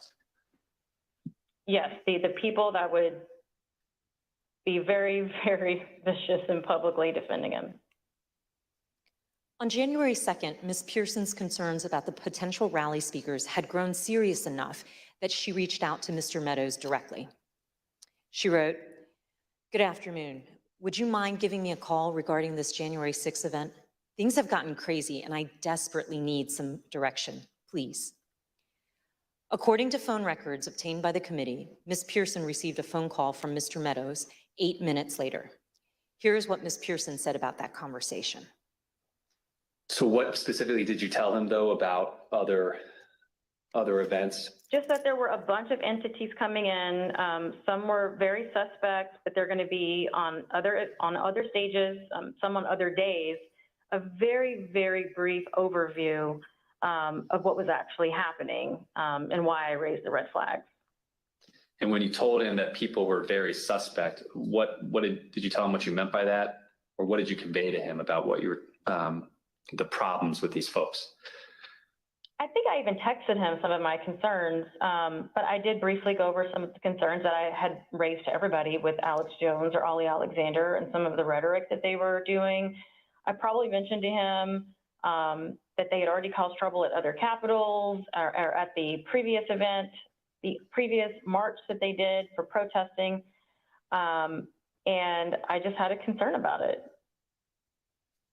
Ms. Pearson was especially concerned about Ali Alexander and Alex Jones because in November 2020, both men and some of their supporters had entered the Georgia state capitol to protest the results of the 2020 election. Ms. Pearson believed that she mentioned this to Mark Meadows on this January 2nd call. Notably, January 2nd is the same day on which, according to Cassidy Hutchinson, Mr. Meadows warned her of things might get real bad on January 6th.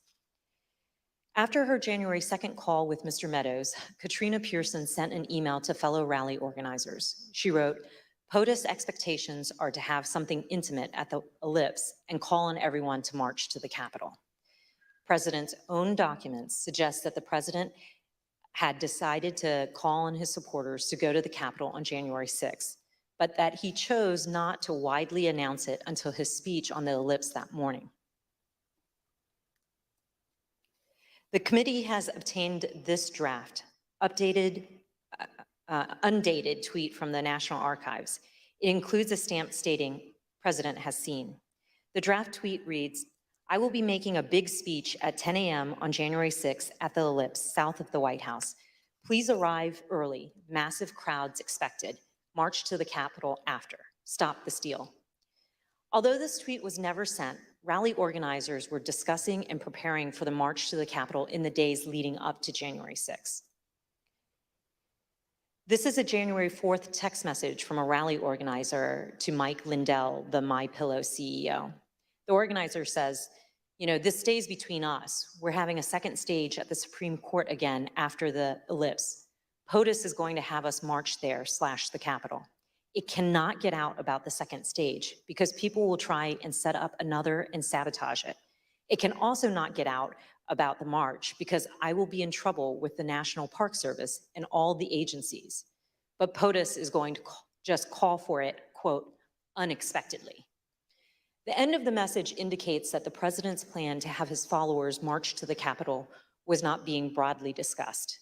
And then on the morning of January 5th, Ali Alexander, whose firebrand style concerned Katrina Pearson, sent a similar text to a conservative journalist. Mr. Alexander said, tomorrow, ellipse then US Capitol. Trump is supposed to order us to the Capitol at the end of his speech, but we will see. President Trump did follow through on his plan, using his January 6th speech to tell his supporters to march to the Capitol on January 6th. The evidence confirms that this was not a spontaneous call to action, but rather was a deliberate strategy decided upon in advance by the president. Another part of the president's strategy involves certain members of Congress who amplified his unsupported assertions that the election had been stolen.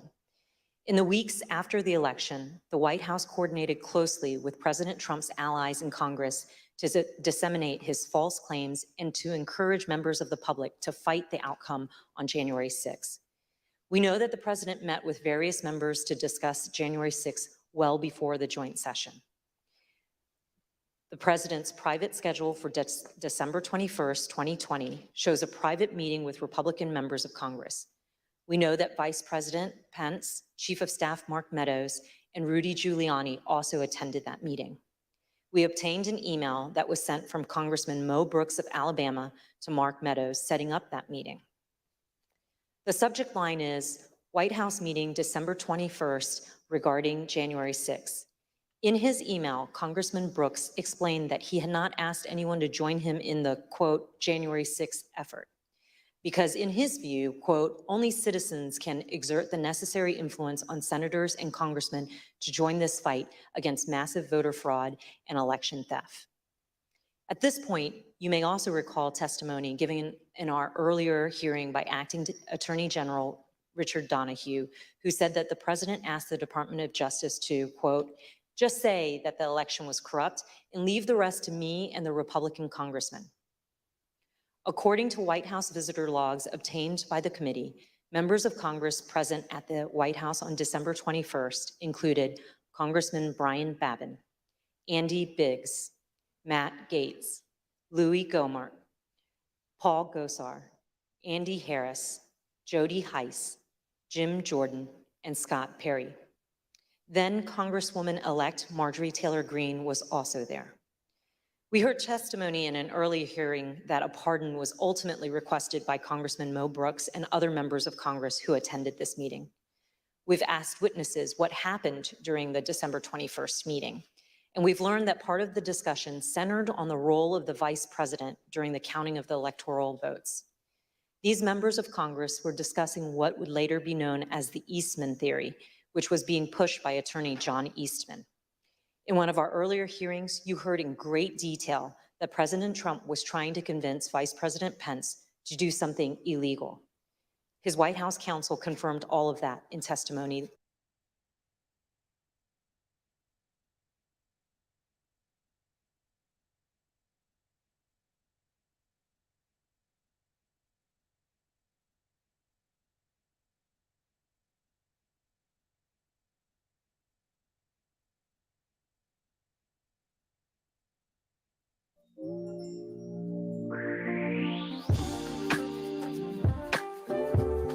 And thought that it had no basis, that it was not a strategy that the president should pursue. It sounds like that's consistent with your impression as well. My impression would have been informed certainly by them. Campaign senior advisor Jason Miller told us that Mr. Cipollone thought John Eastman's theories were nutty, something Mr. Cipollone wouldn't refute. We received testimony from various people about this. One was Jason Miller, who was a campaign, said that what was communicated to me was that Pat Cipollone thought the idea was nutty, and at one point confronted Eastman basically with the same sentiment.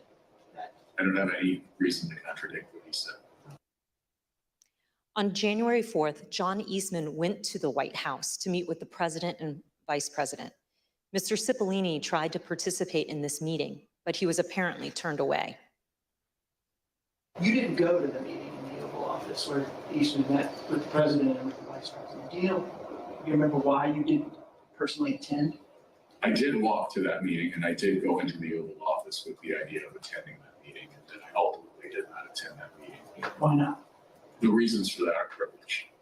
Okay. Were you asked to not attend the meeting, or did you make a personal decision not to attend the meeting? Again, without getting into privilege. Recall that Greg Jacob, the vice president's counsel, stated that Mr. Eastman acknowledged he would lose 9-0 if his legal theory were challenged in the Supreme Court. Mr. Cipollini had reviewed Mr. Eastman's legal theory and expressed his view repeatedly that the vice president was right. He even offered to take the blame for the vice president's position. I thought that the vice president did not have the authority to do what was being suggested under a proper reading of the law. I conveyed that. Okay. I think I actually told somebody that, in the vice president's, just blame me. I'm not a politician, I don't, I just said, I'm a lawyer. This is my legal opinion. But let me tell you this. Can I say a word about the vice president? Please. I think the vice president did the right thing. I think he did the courageous thing. I have a great deal of respect for Vice President Pence. I worked with him very closely. I think he understood my opinion. I think he understood my opinion afterwards as well. I think he did a great service to this country. And I think I suggested to somebody that he should be given the Presidential Medal of Freedom for his actions. Earlier this year, a federal district court judge concluded that President Trump and Mr. Eastman, relying on Mr. Eastman's theory, more likely than not violated multiple federal criminal laws in their pressure campaign against the vice president. Also recall earlier in this hearing, we saw that Rudy Giuliani's team did not have actual evidence of fraud sufficient to change the result of the election. That's important because as January 6th approached, the Republican members of the House and Senate were looking for reason to object to the electors, and no real evidence was ever given to them. And we know that Republican members of the House received a memorandum from the chairwoman of the House Republican Caucus in the days before January 6th, explaining in detail the many constitutional and legal problems with objections and describing the principal judicial rulings dismissing the claims of widespread fraud. But their plan to object to the certification of the election on January 6th went forward anyway. The next day, on January 5th, the day before the attack on the Capitol, tens of thousands of people converged on Washington. While certain close associates of President Trump privately expressed concerns about what would occur on January 6th, other members of the president's inner circle spoke with great anticipation about the events to come. The committee has learned from the White House phone logs that the president spoke to Steve Bannon, his close advisor, at least twice on January 5th. The first conversation they had lasted for 11 minutes. Listen to what Mr. Bannon said that day after the first call he had with the president. All hell is going to break loose tomorrow. It's all converging, and now we're on, as they say, the point of attack, right? The point of attack tomorrow. I'll tell you this. It's not going to happen like you think it's going to happen, okay? It's going to be quite extraordinarily different. And all I can say is strap in. From those same phone logs, we know that the president and Mr. Bannon spoke again on the phone that evening, this time for 6 minutes. That same day, on the eve of January 6th, supporters of President Trump gathered in Washington, D.C. at another rally. This rally was held at Freedom Plaza, which is located near the White House, and featured some of the speakers who Katrina Pearson and others deemed too extreme to share the stage with the president the next morning. And as this rally was underway, the president asked members of his staff to come to the Oval Office. Let's hear from the White House aides who were in the Oval Office that night.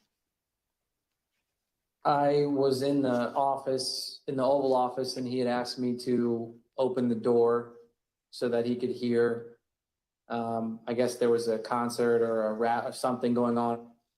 Did he say anything other than just open the door? He made a comment. I don't remember specifically what he said, but there's a lot of energy. When we walked in, the staff was kind of standing up and assembled along the wall, and the president was at the desk, and Dan Scavino was on the couch, and the president was dictating a tweet that he wanted Scavino to send out. Then the president started talking about the rally the next day. He had the door of the Oval open to the Rose Garden because you could hear the crowd already assembled outside on the ellipse, and they were playing music, and it was so loud that you could feel it shaking in the Oval. He was in a very good mood, and I say that because he had not been in a good mood for weeks leading up to that, and then it seemed like he was in a fantastic mood that evening. He asked if members of Congress would be with him tomorrow. And what did you understand by meaning voting in his favor as opposed to physically with him or anything like that? Yeah, and I took that to mean not voting to certify the election. Then he did look to the staff and ask for ideas of how, if I recall, he said that we could make the rhinos do the right thing, is the way he phrased it. And no one spoke up initially because I think everyone was trying to process what that he meant by that. The president was making notes then, talking then about we should go up to the Capitol. What's the best route to go to the Capitol?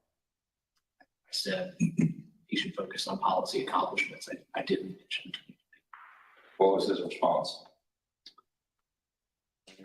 He acknowledged that and said we've had a lot, something along those lines, and then he fairly quickly moved to how fired up the crowd was going to be. And what did he say about it? Just that they were fired up, they were angry, they feel like the election has been stolen, that the election was rigged. Did he give any indication of how he knew that the crowd was fired up or angry? He continued to reference being able to hear them outside.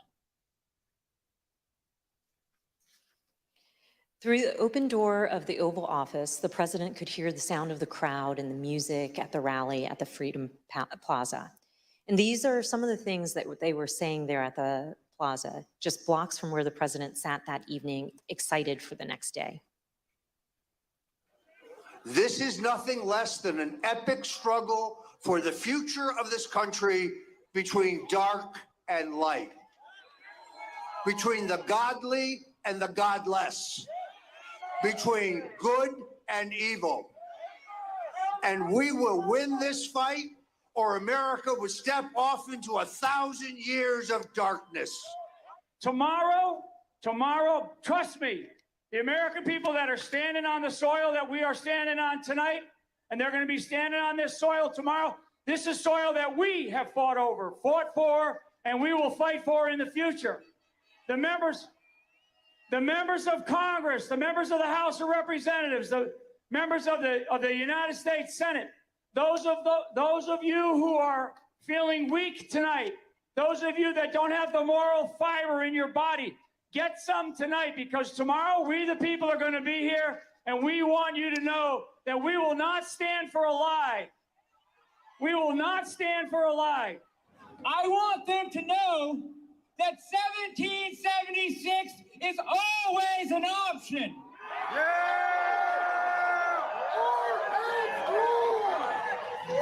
These degenerates in the deep state are going to give us what we want, or we are going to shut this country down. It's 1776. 1776. 1776. 1776. At 5:05 p.m., as the Freedom Plaza rally was underway just blocks away, President Trump tweeted, "Washington is being inundated with people who don't want to see an election victory stolen by emboldened radical left Democrats. Our country has had enough. They won't take it anymore." To the crowds gathering in DC, he added, "We hear you and love you from the Oval Office." The committee has learned that on January 5th, there were serious concerns at Twitter about the anticipated violence the next day. Listen to what the Twitter witness told us about their desperate efforts to get Twitter to do something. What was your gut feeling on the night of January 5th? I believe I sent a Slack message to someone that said something along the lines of, when people are shooting each other tomorrow, I will try and rest in the knowledge that we tried. And so I went to, I don't know that I slept that night, to be honest with you. I was on pins and needles because again, for months, I had been begging and anticipating and attempting to raise the reality that if we made no intervention into what I saw occurring, people were going to die. And on January 5th, I realized no intervention was coming. And even as hard as I had tried to create one or implement one, there was nothing, and we were at the whims and the mercy of a violent crowd that was locked and loaded. And just for the record, this was content that was echoing statements by the former president, but also Proud Boys and other known violent extremist groups? Yeah. There were also concerns among members of Congress. We have a recently released recording of a conversation that took place among Republican members in the U.S. Capitol on the eve of January 6th. This is Republican Congresswoman Debbie Lesko from Arizona, who led some of the unfounded objections to the election results. I also asked leadership to come up with a safety plan for members. I'm actually very concerned about this because we have who knows how many hundreds of thousands of people coming here. We have Antifa. We also have, quite honestly, Trump supporters who actually believe that we are going to overturn the election. And when that doesn't happen, most likely will not happen, they are going to go nuts. That same evening, as President Trump listened to the rally from the Oval Office, he was also working on his speech to be delivered the next day. And based on documents we've received from the National Archives, including multiple drafts of the president's speech, as well as from witness testimony, we understand how that speech devolved into a call to action and a call to fight. One of the first edits President Trump made to his speech was to incorporate his 5:05 p.m. tweet, revising his speech to say, "All of us are here today, do not want to see our election victory stolen by emboldened radical left Democrats. Our country has had enough. We will not take it anymore." He also added, "Together, we will stop the steal." President Trump's edits continued into the morning of January 6th. And as you can see from the president's daily diary here, the president spoke to his chief speechwriter, Stephen Miller, for over 25 minutes that morning. Following his call with Mr. Miller, President Trump inserted for the first time a line in his speech that said, quote, "And we will see whether Mike Pence enters history as a truly great and courageous leader. All he has to do is refer the illegally submitted electoral votes back to the states that were given false and fraudulent information where they want to recertify." No prior version of this speech had referenced Vice President Pence or his role during the joint session on January 6th. These last-minute edits by President Trump to his speech were part of the president's pressure campaign against his own vice president. But not everyone wanted these lines regarding the vice president included in the president's speech, including White House lawyer Eric Hirschman. Did you ever speak to anybody in the White House at the time about this disagreement between the president and the vice president, other than the president, based on the objection from your counsel?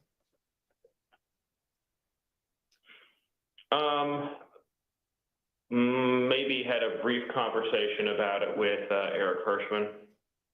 Tell me about that. What do you remember him saying to you about this disagreement? I just remember him saying that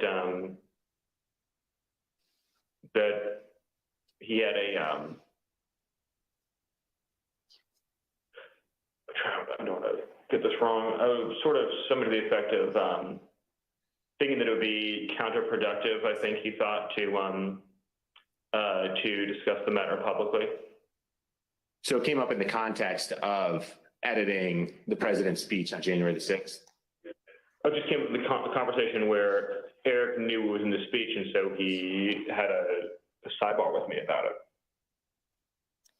And so the speechwriters took that advice and removed the lines about Vice President Pence.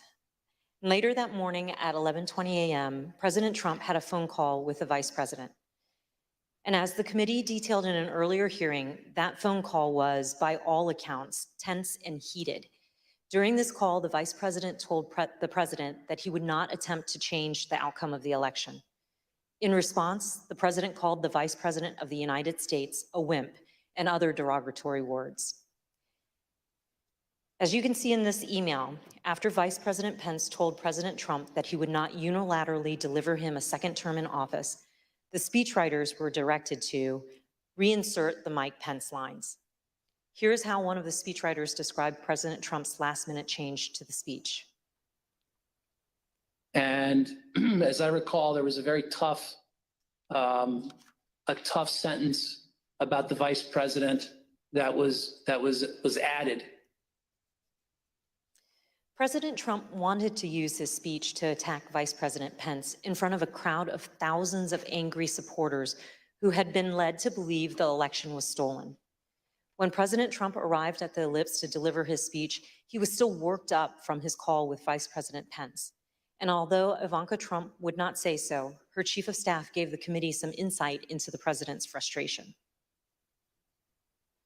Been reported that you ultimately decided to attend the rally because you hoped that you would calm the president and keep the event on an even keel. Is that accurate? No, I don't know who said that or where that came from. What did she share with you about why it was concerning that her father was upset or agitated after that call with Vice President Pence in relation to the Ellipse rally? Why did that matter?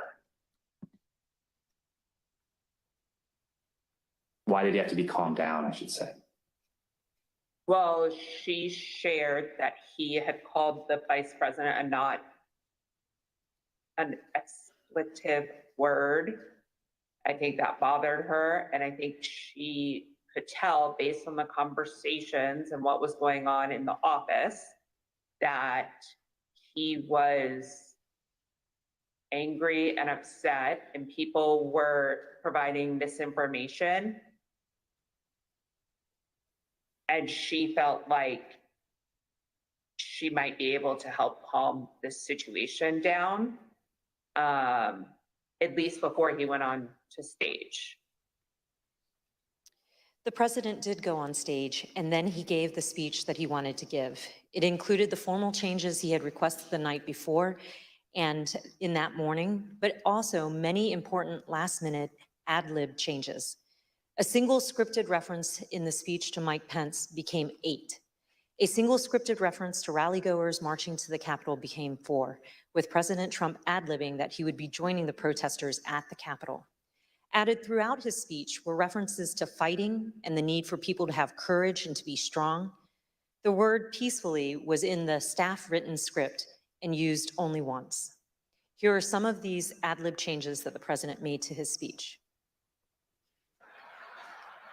Because you'll never take back our country with weakness. You have to show strength and you have to be strong. So I hope Mike has the courage to do what he has to do. And I hope he doesn't listen to the rhinos and the stupid people that he's listening to. We fight like hell. And if you don't fight like hell, you're not going to have a country anymore. But we're going to try and give our Republicans, the weak ones, because the strong ones don't need any of our help. We're going to try and give them the kind of pride and boldness that they need to take back our country. So let's walk down Pennsylvania Avenue. White House counsel Pat Cipollone and his deputy did not attend the speech, and they were concerned that the statements in the speech about the election were false.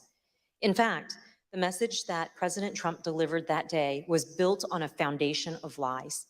He lied to his supporters that the election was stolen. He stoked their anger. He called for them to fight for him. He directed them to the U.S. Capitol. He told them he would join them, and his supporters believed him, and many headed towards the Capitol. As a result, people died. People were injured. Many of his supporters' lives will never be the same. President Trump's former campaign manager, Brad Parscale, recognized the impact of the speech immediately. And this is what he said on January 6 in excerpts from text messages to Katrina Pearson. Mr. Parscale said, quote, "This is about Trump pushing for uncertainty in our country, a sitting president asking for civil war." And then when he said, "This week I feel guilty for helping him win," Katrina Pearson responded, "You did what you felt right at the time, and therefore it was right."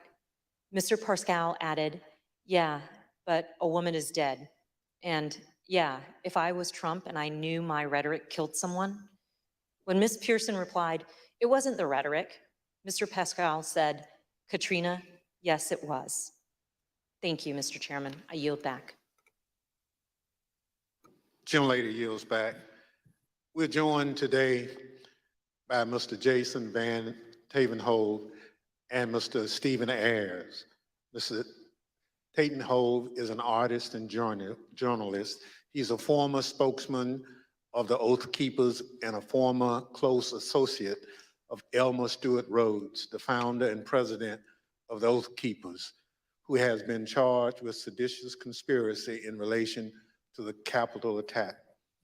Mr. Van Tavenhove broke with the Oath Keepers and has since spoken out forcefully against the violent group. Mr. Ayers is a former supporter of President Trump. He answered the president's call to come to Washington, D.C. on January 6th.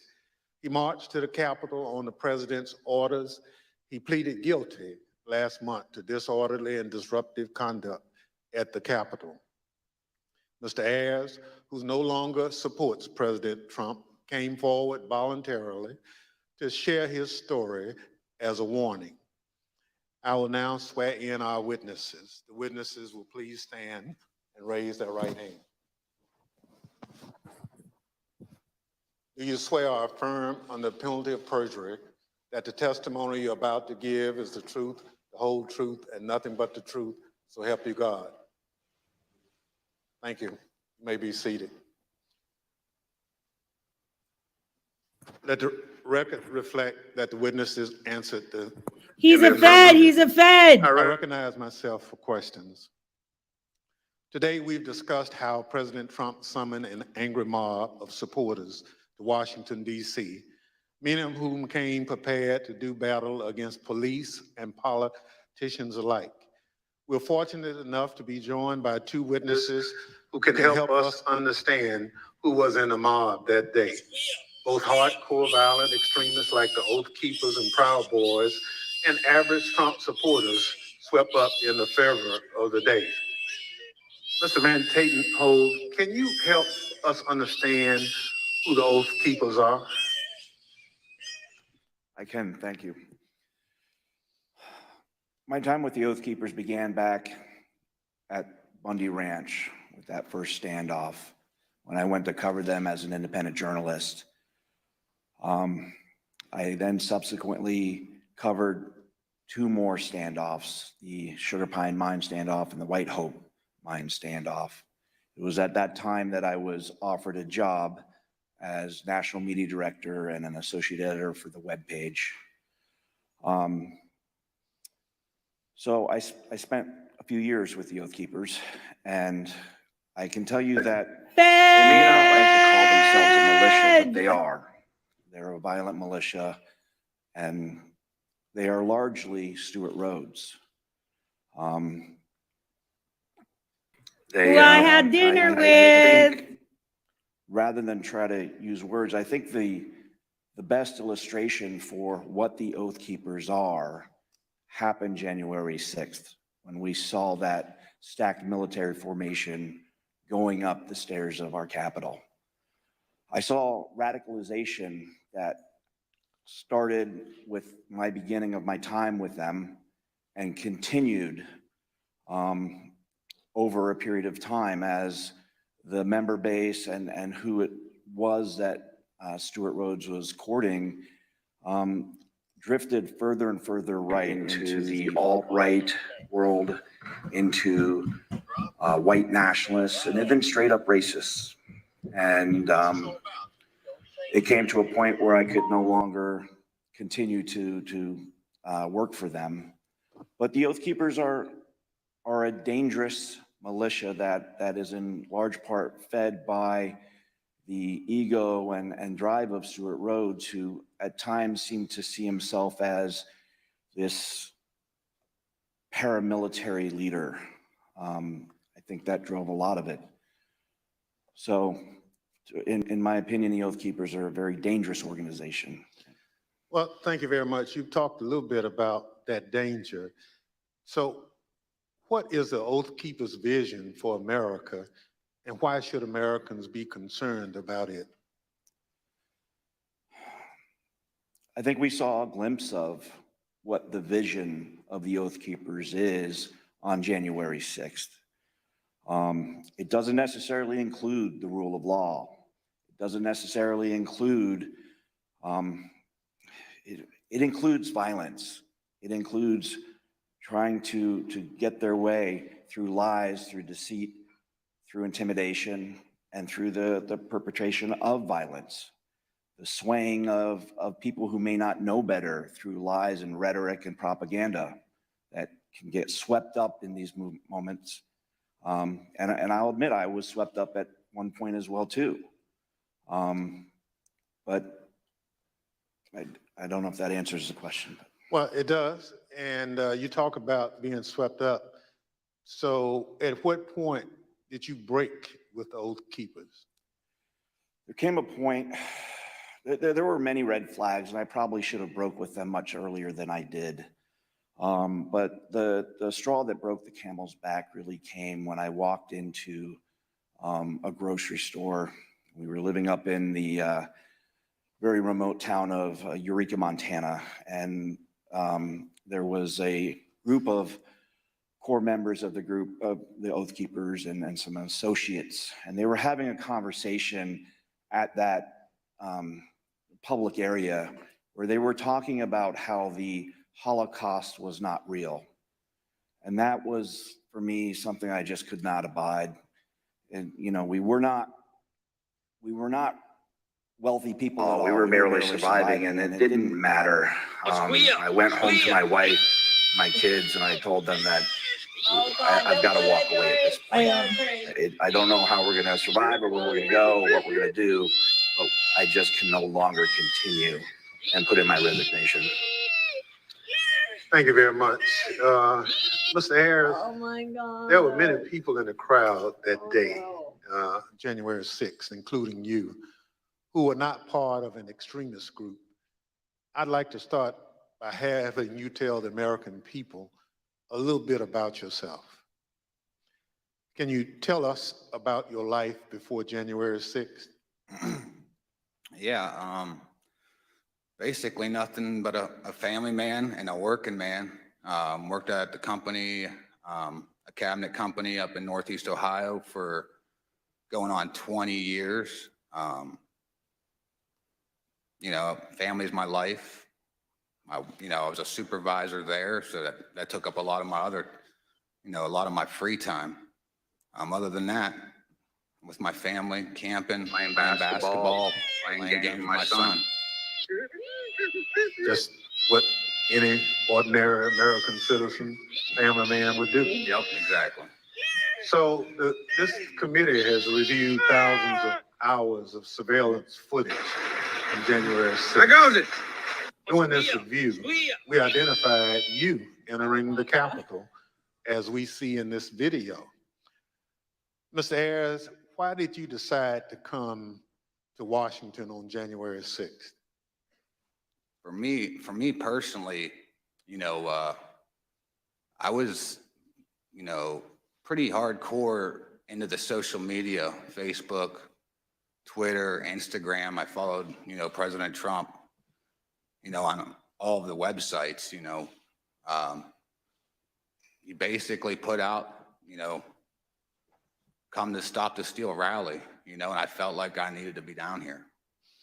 So you basically learned about the rally on social media and at some point made a decision to come to Washington.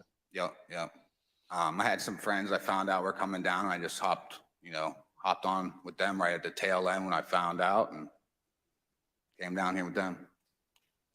Thank you very much. The chair recognizes the vice chair, Ms. Cheney of Wyoming, for any questions that she may have. Thank you very much, Mr. Chairman. Mr. Ayers, when you entered the Capitol last year, did you believe that the election had been stolen?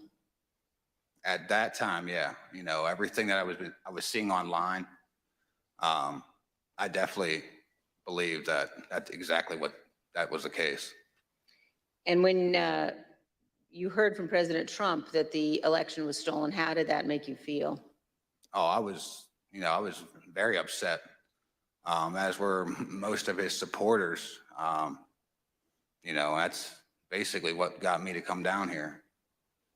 And do you still believe the election was stolen? Not so much now.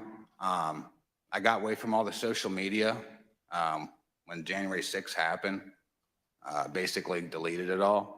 You know, I started doing my own research and everything. And for me, for something like that to be that, for that to actually take place, it's too big. You know, there's no way you can keep something like that quiet, as big as something like that. You know, with all the lawsuits being shot down one after another, that was mainly what convinced me. Well, and I think that's very important. And we've also talked about today and in previous hearings, the extent to which the president himself was told that the election hadn't been stolen by his Justice Department, by his White House counsel, by his campaign. Would it have made a difference to you to know that President Trump himself had no evidence of widespread fraud? Oh, definitely. You know, who knows? I may not have come down here then, you know. Thank you very much, Mr. Chairman. I yield back. Gentlelady yields back. Chair recognizes the gentlewoman from Florida, Ms. Murphy. Thank you, Mr. Chairman.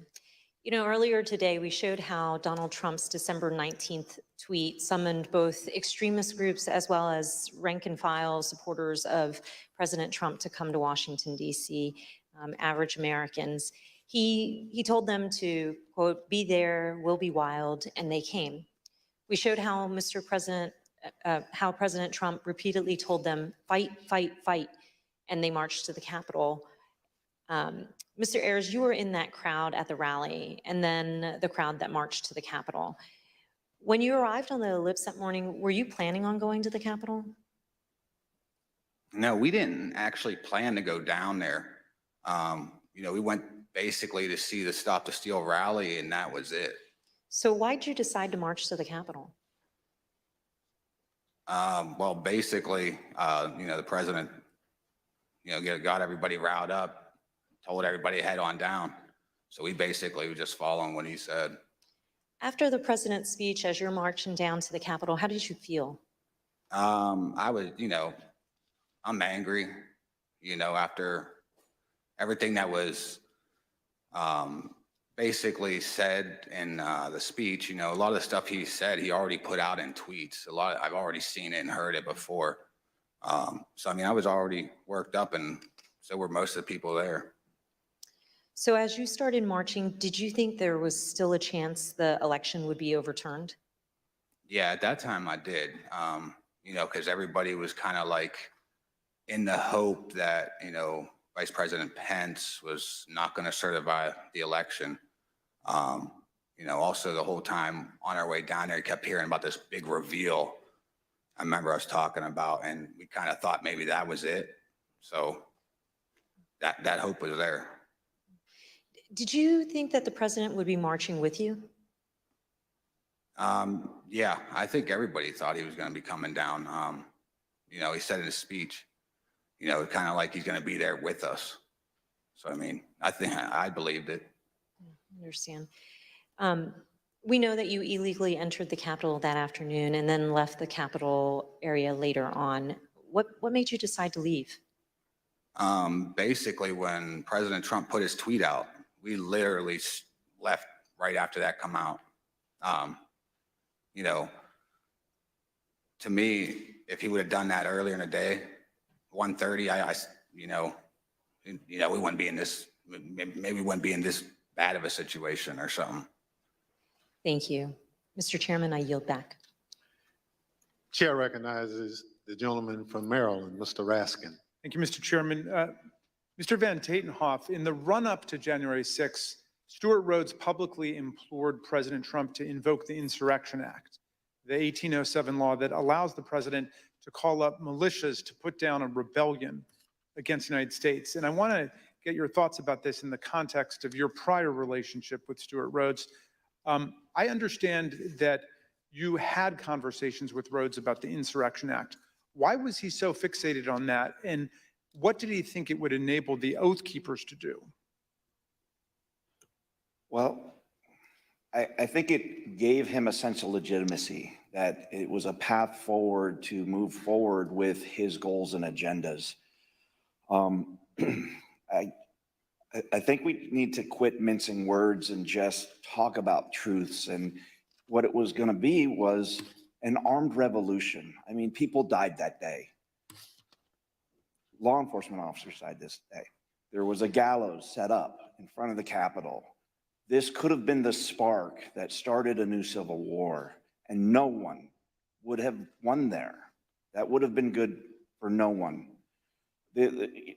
He was always looking for ways to legitimize what he was doing, whether by wrapping it in the trappings of it's not a militia, it's a community preparedness team. We're not a militia, we're an educational outreach group. It's a veteran support group.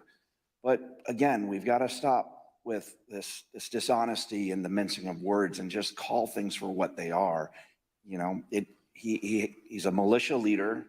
He had these grand visions of being a paramilitary leader, and the Insurrection Act would have given him a path forward with that. You know, the fact that the president was communicating, whether directly or indirectly, messaging, you know, kind of that gave him the nod. And all I can do is thank the gods that things did not go any worse that day. What did the Oath Keepers see in President Trump? They saw a path forward that would have legitimacy. They saw opportunity, I think, in my opinion, to become a paramilitary force, you know? Last week, the Department of Justice indicated that it has evidence of the Oath Keepers bringing not just firearms, but explosives to Washington ahead of January 6th. And the committee's also learned that Stuart Rhodes stopped to buy weapons on his way to Washington and shipped roughly $7,000 worth of tactical gear to a January 6th rally planner in Virginia before the attack. Did you ever hear Rhodes discuss committing violence against elected political leaders? Yeah, I mean, that went back from the very beginning of my tenure. One of the first assignments that he brought to me wanting me to do as more of a graphic artist function was to create a deck of cards. You may remember back to the conflict in the Middle East, where our own military created a deck of cards, which was a who's who of kind of the key players on the other side that they wanted to take out. And Stuart was very intrigued by that notion and influenced by it, I think. And he wanted me to create a deck of cards that would include different politicians, judges, including up to Hillary Clinton as the Queen of Hearts. This is a project that I refused to do. But from the very start, we saw that. There was always the push for military training, including there were courses in that community that went over explosives training. So yeah, this all falls in line. Mr. Van Tatenhoff, you say in your very thoughtful written testimony that we received today that you fear what the next election cycle will bring. And you also say that we have been exceedingly lucky in that we have not seen more bloodshed so far. I wonder if you would elaborate on those two statements. I think as far as the luck goes, we've had the potential from Bundy Ranch on. I mean, being boots on the ground at these standoffs, and they were standoffs where there were firearms pointed across lines at federal law enforcement agencies, you know, whatever it may be with that particular standoff. But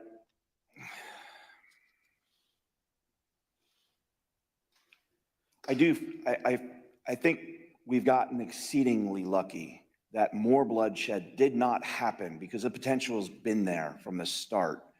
And we got very lucky that the loss of life was, and as tragic as it is, that we saw on January 6th, the potential was so much more.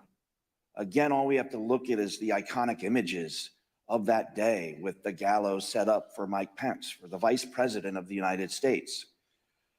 You know, and I do fear for this next election cycle because who knows what that might bring. If a president that's willing to try to instill and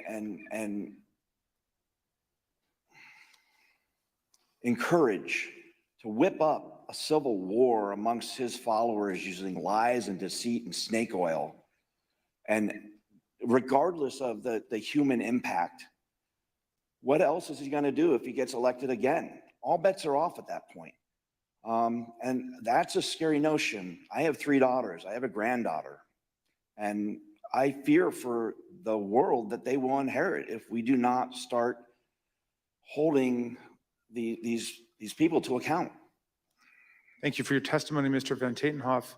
Mr. Ayers, I first want to ask you about what finally caused you to leave on January the 6th. We know that the medieval style combat with our police, the occupation of the building, this was going on for several hours until the president issued at 4:17 a tweet, I believe, that included a video telling people to go home. Did you see that, and did that have any effect on what you were doing? Well, when we were there, as soon as that come out, everybody started talking about it, and it seemed like it started to disperse, you know, some of the crowd. Obviously, you know, once we got back to the hotel room, we seen that it was still going on, but it definitely dispersed a lot of the crowd. And then did you leave at that point? Yeah, we did. Yeah, we left. So in other words, that was the key moment when you decided to leave, when President Trump told people to go home. Yeah, yep. We left right when that come out. You were not a member of an organized group like the Oath Keepers or the Proud Boys, as most of the crowd wasn't. I wonder, on January 6th, was it your view that these far-right groups like the Oath Keepers and Proud Boys and 3%ers and others were on your side? Did you have any reservations about marching with them and rallying with them? Well, I definitely didn't have a problem. You know, I was probably following them online myself. You know, I thought, you know, hey, they're on our team, good. That's how I kind of looked at it at the time. You know, like, I didn't have a problem with it. I thought it was a good thing. I'm interested in hearing about what's happened to you since the events of January 6th. You told the vice chair that you no longer believe Trump's big lie about the election, but that's what brought you originally to Washington. Looking back on it now, how do you reflect on the role that you played in the crowd that day, and what is going on in your life? Basically, you know, I lost my job. Since this all happened, you know, pretty much sold my house. So everything that happened with the charges, you know, thank God, a lot of them did get dismissed because I was just holding my phone, but at the same time I was there. So, I mean, it definitely, it changed my life, you know, not for the good, definitely not for the, you know, for the better.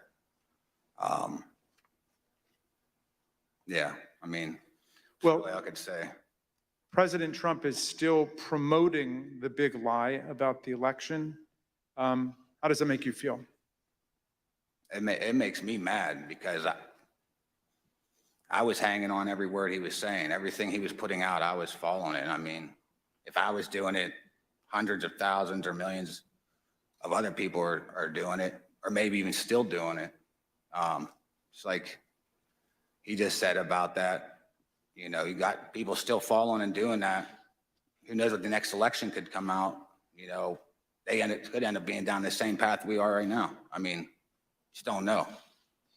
Mr. Ayers, I see that your wife has joined you today, and welcome to Washington.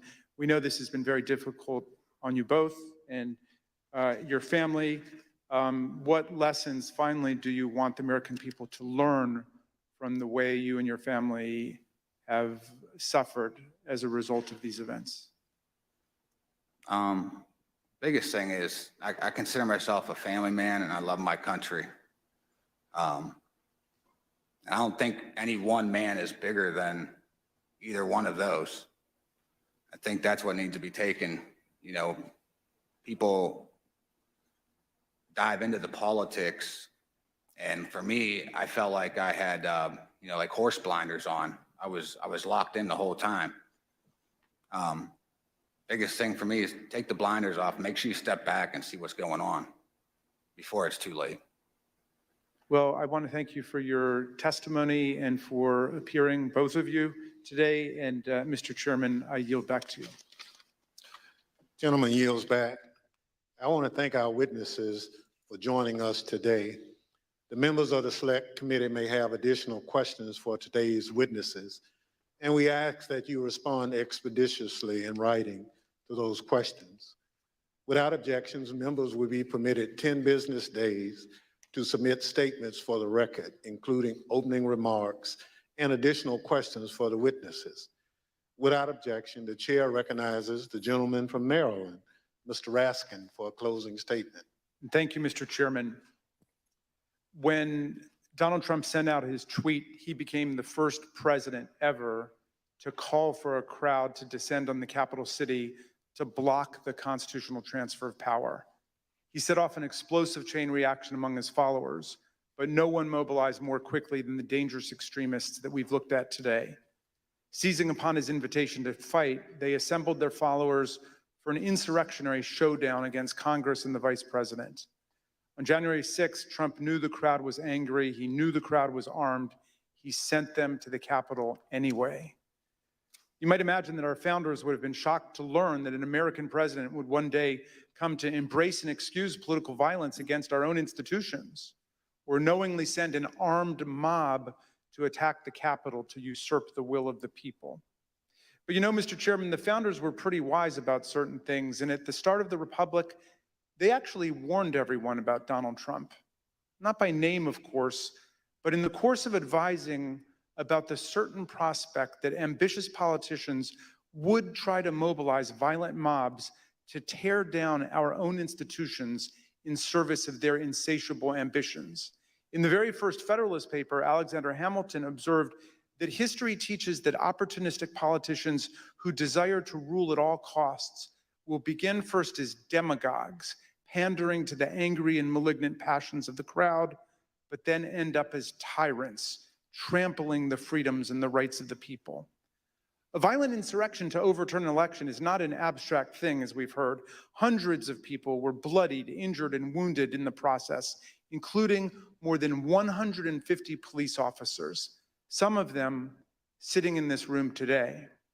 I want to give you an update on one officer who was badly wounded in the attack and is well known to the members of this committee because he testified before us last year. Sergeant Aquilino Ganell is an Army veteran who spent a year on active combat duty in the Iraq War and then 16 years on the Capitol Force. Nothing he ever saw in combat in Iraq, he has said, prepared him for the insurrection, where he was savagely beaten, punched, pushed, kicked, shoved, stomped, and sprayed with chemical irritants, along with other officers, by members of a mob carrying hammers, knives, batons, and police shields taken by force and wielding the American flag against police officers is a dangerous weapon. Last month, on June 28th, Sergeant Gonell's team of doctors told him that permanent injuries he has suffered to his left shoulder and right foot now make it impossible for him to continue as a police officer. He must leave policing for good and figure out the rest of his life.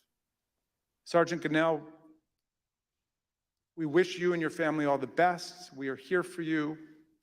We salute you for your valor, your eloquence, and your beautiful commitment to America. I wonder what former President Trump would say to someone like Sergeant Gonell, who must now go about remaking his life. I wonder if he could even understand what motivates a patriot like Sergeant Gonell. In his inaugural address, Trump introduced one commanding image: American carnage.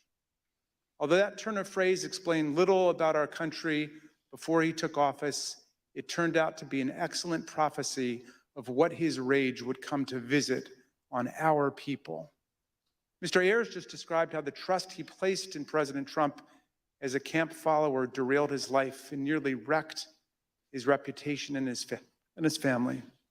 A few weeks ago, we heard Shaye Moss and her mother, Ruby Freeman, Speaker Rusty Bowers from Arizona, and Georgia's Secretary of State Brad Raffensperger describe how hate-filled intimidation campaigns by Trump and his followers made them prisoners in their homes and drove their stress and anxiety to soaring new heights when they refused to do Trump's bidding. American carnage, that's Donald Trump's true legacy. His desire to overthrow the people's election and seize the presidency interrupted the counting of electoral college votes for the first time in American history, nearly toppled the constitutional order, and brutalized hundreds and hundreds of people. The Watergate break-in was like a Cub Scout meeting compared to this assault on our people and our institutions. Mr. Chairman, these hearings have been significant for us and for millions of Americans, and our hearing next week will be a profound moment of reckoning for America. But the crucial thing is the next step. What this committee, what all of us will do to fortify our democracy against coups, political violence, and campaigns to steal elections away from the people. Unlike Mr. Ayers and Mr. Van Tatenhove, people who have recovered and evolved from their descent into the hell of fanaticism, Donald Trump has only expanded his big lie to cover January 6th itself. He asserts the insurrection was the real election, and the election was the real insurrection. He says his mob greeted our police officers on January 6th with hugs and kisses. He threatens to take one of America's two major political parties with him down the road to authoritarianism, and it is Abraham Lincoln's party, no less. The political scientists tell us that authoritarian parties have two essential features in common in history and around the world. They do not accept the results of democratic elections when they lose, and they embrace political violence as legitimate. And the problem of incitement to political violence has only grown more serious in the internet age, as we have just heard. But this is not the problem of one party, it is the problem of the whole country now. American democracy, Mr. Chairman, is a precious inheritance, something rare in the history of the world and even on earth today. Constitutional democracy is the silver frame, as Lincoln put it, upon which the golden apple of freedom rests. We need to defend both our democracy and our freedom with everything we have and declare that this American carnage ends here and now. In a world of resurgent authoritarianism and racism and anti-Semitism, let's all hang tough for American democracy.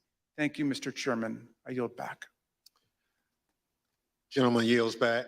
Without objection, the chair recognizes the gentlewoman from Florida, Ms. Murphy, for a closing statement. Thank you, Mr. Chairman. At one of our first hearings, Chairman Thompson explained that the members of this committee would not spend much time talking about ourselves. Rather, we would let the evidence play the leading role. And the chairman was right, because this isn't about promoting ourselves as individuals, it's about protecting the country we love. And it's about preserving what actually makes America great: the rule of law, free and fair elections, and the peaceful transfer of power from one elected leader to the next. But if I may say a word about myself and why I'm proud to serve on this committee. I'm the only member of this committee who was not blessed to be born an American. I was born in Vietnam after the Vietnam War, and my family and I fled a communist government and were rescued by the US Navy and were given sanctuary in America. My patriotism is rooted in my gratitude for America's grace and generosity. I love this country. On January 6th, 4 decades after my family fled a place where political power was seized through violence, I was in the United States Capitol, fleeing my fellow Americans. Members of the angry mob had been lied to by a president and the other powerful people who tried to convince them without evidence that the election had been stolen from them. Some of them then tried to use physical violence to overturn the outcome of a free and fair election. Our committee's overriding objective is to fight fiction with facts, to create a full account for the American people and for the historical record, to tell the truth of what happened and why it happened, to make recommendations so it never happens again, to defend our democracy. To me, there's nothing more patriotic than that. Thank you, Mr. Chairman. I yield back. Gentlelady yields back. Without objection, the chair recognizes the gentlewoman from Wyoming, Ms. Cheney, for a closing statement. Thank you very much, Mr. Chairman. Mr. Chairman, let me put what you have seen today in a broader context. At the very outset of our hearings, we described several elements of President Trump's multi-part plan to overturn the 2020 election. Our hearings have now covered all but one of those elements: an organized campaign to persuade millions of Americans of a falsehood that the 2020 election was stolen by widespread fraud, a corrupt effort to pressure Vice President Pence to refuse to count electoral votes, an effort to corrupt the U.S. Department of Justice, efforts to pressure state election officials and legislators to change state election results, a scheme to create and submit fake electoral slates from multiple states. And today, you saw how President Trump summoned a mob to Washington for January 6th, and then, knowing that that mob was armed, directed that mob to the United States Capitol. Every one of these elements of the planning for January 6th is an independently serious matter. They were all ultimately focused on overturning the election, and they all have one other thing in common. Donald Trump participated in each substantially and personally. He oversaw or directed the activity of those involved. Next week, we will return to January 6th itself. As we have shown in prior hearings, Donald Trump and his legal team, led by Rudy Giuliani, were working on January 6th to delay or halt Congress's counting of electoral votes. The mob attacking and invading the Capitol on that afternoon of January 6th was achieving that result. And for multiple hours, Donald Trump refused to intervene to stop it. He would not instruct the mob to leave or condemn the violence. He would not order them to evacuate the Capitol and disperse. The many pleas for help from Congress did no good. His staff insisted that President Trump call off the attack. He would not. Here are a few of the many things you will hear next week from Mr. Cipollone.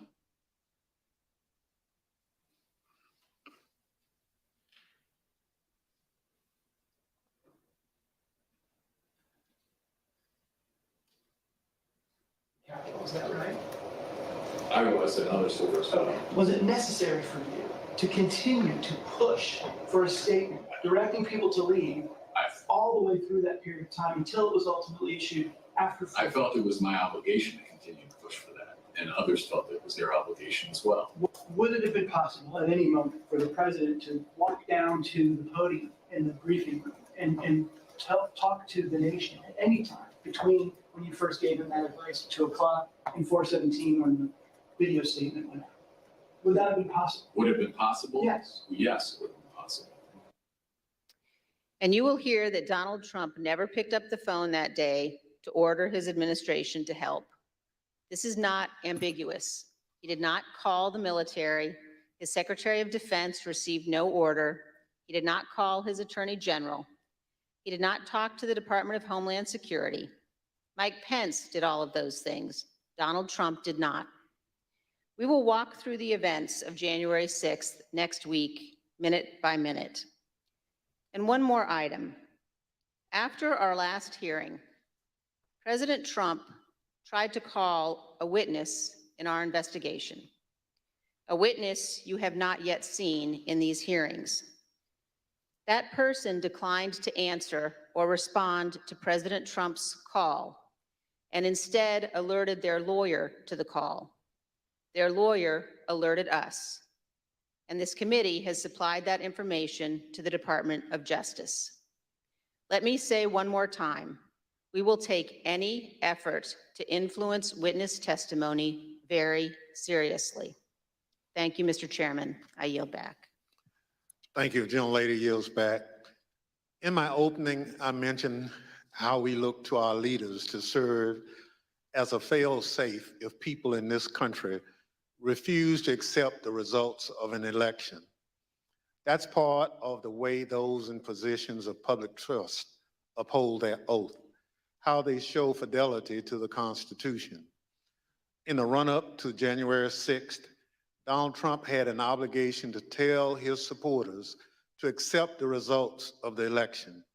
Instead, he urged them to further along the path toward mob violence. The idea of mob violence makes me think of another sort of fail-safe. All across this country, there are different ideas about what role the federal government should play in our lives. In fact, up here on this dais, there are plenty of different ideas, but there are moments when the institutions of our federal government are the fail-safe. I am from a part of the country where, had it not been for the federal government and the Constitution, my parents and many more Americans like them would have continued to be treated as second-class citizens. The freedom to be able to vote without harassment, travel in relative safety, and dine and sleep where you choose is because we have a government that looks over the well-being of its citizens. This is especially important in moments of crisis. When we have a natural disaster that state governments can't handle on their own, when there's an emergency that requires action by our public health services or our military, we have a federal government. What happened on January 6, 2020 was another one of those moments in history that test the strength of our federal government. January 6th was an attack on our country. It was an attack on our democracy, on our Constitution. A sitting president with a violent mob trying to stop the peaceful transfer of power from one president to another. It still makes my blood boil to think of it. In a moment like that, what would you expect to see? You expect to see the President of the United States sitting behind a resolute desk in the Oval Office, assuring the American people that the attack would be repelled and the threat would be dealt with. You'd expect to be reassured that there was a fail-safe. Instead, the President of the United States sent the mob. He disregarded the advice of the people who had taken an oath to the Constitution. He oversaw a scheme aided by people whose loyalty was only to Donald Trump. There's nothing we can compare that to. There's nothing in our great nation's history that has ever come close to that sort of betrayal and dereliction. Thank goodness, our system of government held in spite of a commander-in-chief who worked in opposition to what the Constitution designed. When this committee reconvenes, we'll tell the story of that supreme dereliction by the commander-in-chief, how close we came to a catastrophe for our democracy, and how we remain in serious danger. The chair requests those in the hearing room remain seated until the Capitol Police have escorted witnesses and members from the room. Without objection, the committee stands adjourned.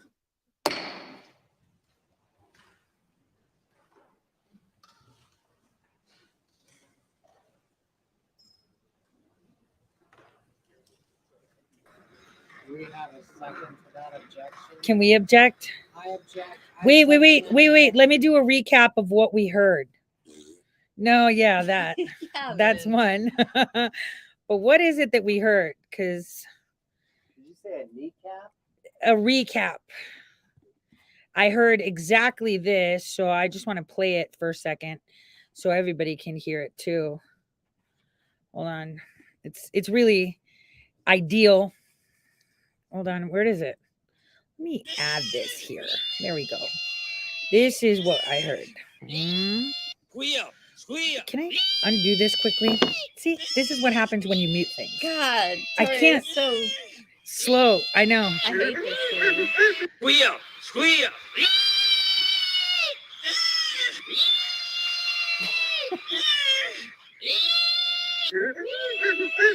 That's exactly what we heard. Yeah, we heard a lot of that. Yeah. We heard a lot of that. And in closed chambers, can you imagine? Oh my gosh.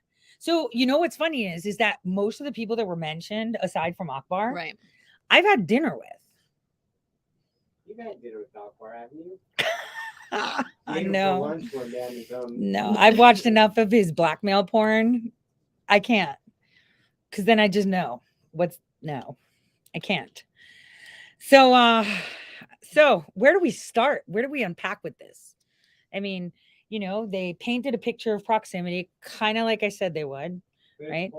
One of the things that they mentioned I thought was interesting is they bring up this message, this tweet from Mike Lindell, and it's They should leave him alone. right, and it's him talking about how there was an original plan for another stage outside of the Supreme Court. There was going to be a second stage, and they were trying to keep it under wraps a little bit so that other people didn't find out about it and try to take it over. So it's interesting that they showed that, because their whole narrative was that Trump and them, the plan was to have the speech rally and then to have what happened at the Capitol happen. But clearly this message from Mike Lindell indicates that that's evidence that there was a plan to have the speech at the Ellipse and then have the second speech at the Supreme Court building, and the Capitol was in That between. was the trap. That was the trap. They're Yeah. like, look over here, everyone come to the stage, come Right. to the stage. There is no stage. Look, they're breaking into the Capitol. Oh, look who's here. They did it. And that was their trap. Right. Well, they hijacked. Okay, so like let's go. They were showing a lot of stuff from January 5th. Right. And we were there.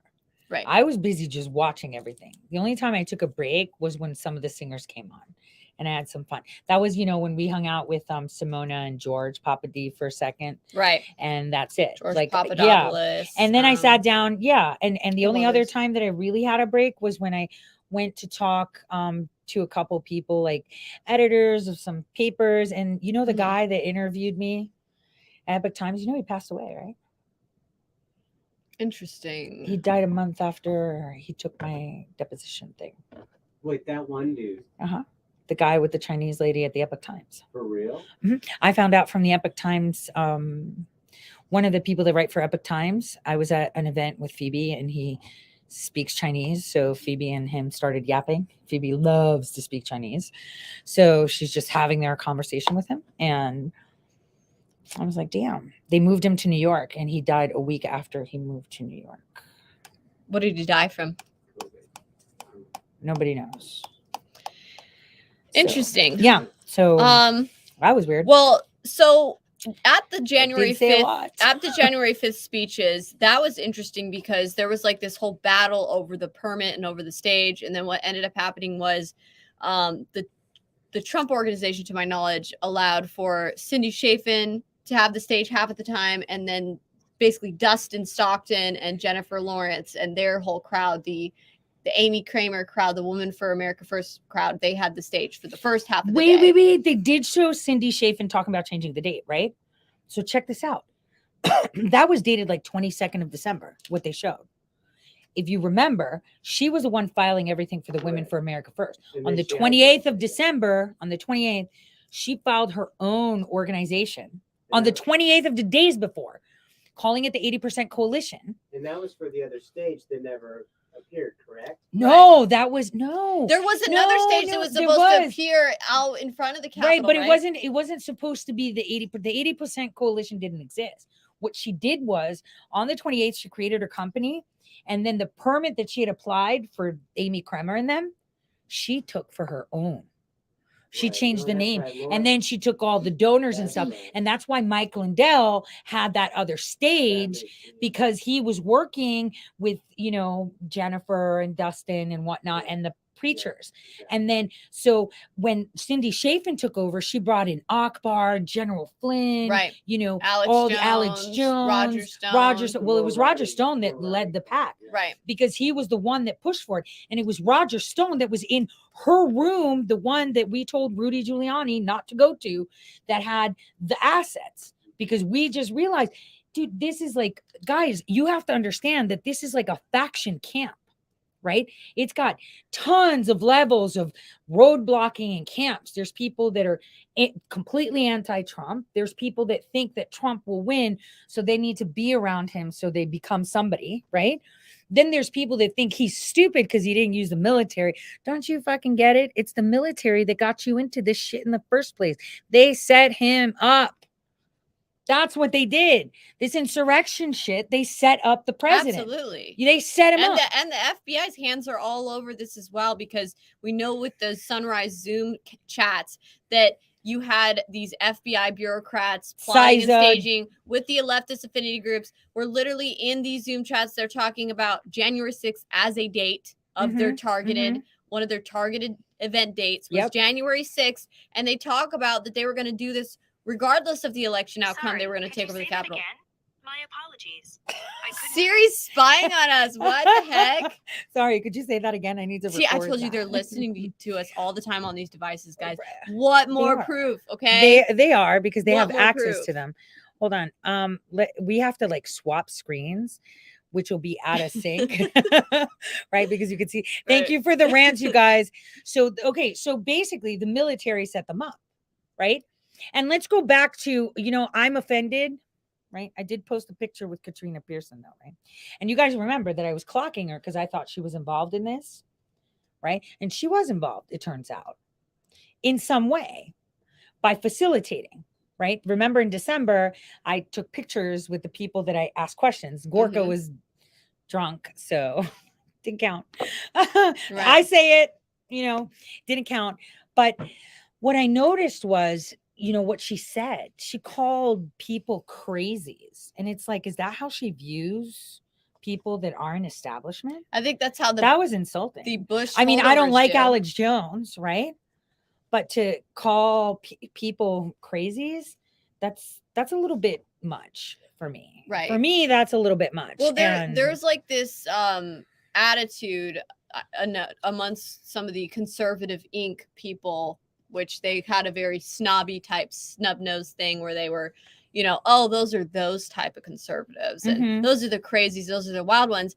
And I could see also how the problem, which we were told about, remember, with those friends that were White House staffers and admin. Oh, yeah. The problem where a lot of the Trump campaign people got thrown aside after the campaign, and Pence put in a bunch of former Bush campaigners and yes, he did. McCain campaigners. Yes, really. he did. Yes, he did. And we saw that. So the problem is Pence filled up Trump's White House with McCainers. Yeah. And, Ali Akbar loyalists.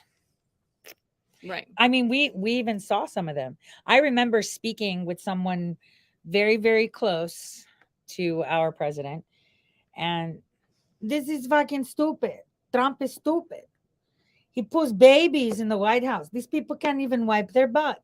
You remember that? Yeah, I do when she remember. said it, and I was like, "That's what I've been saying." Like, who are these people? They look like they're high schoolers, and they're like, "I'm a staffer," and it was like, and they were dumb. That was Pence and his people that did Yeah, that. and though. that's what she said And it was too. on purpose. It was on purpose. So when we go to the White House, and that's what I saw everywhere, I felt really vulnerable. Like it felt at the social media summit. Like I Felt- felt bad it for you felt guys being in there. scary because it's like, No, he's talking about when we went on our private Yeah, tour of yeah. the White House. When we Oh, went on our private oh, tour. it's when like, during the this is- social media yeah. summit. No, we were invited and we went on Oh our yeah, own private the other tour. one, yeah, that's right. It felt vulnerable. Like, how do I say this? Like, you see the White House and all this stuff in movies and shit, right? Mhm. Like, oh wow, most fortified place. You go there during Trump, it was as though all that apparatus was missing and it was just a bunch of people standing there. I don't know how to describe it. It was really odd.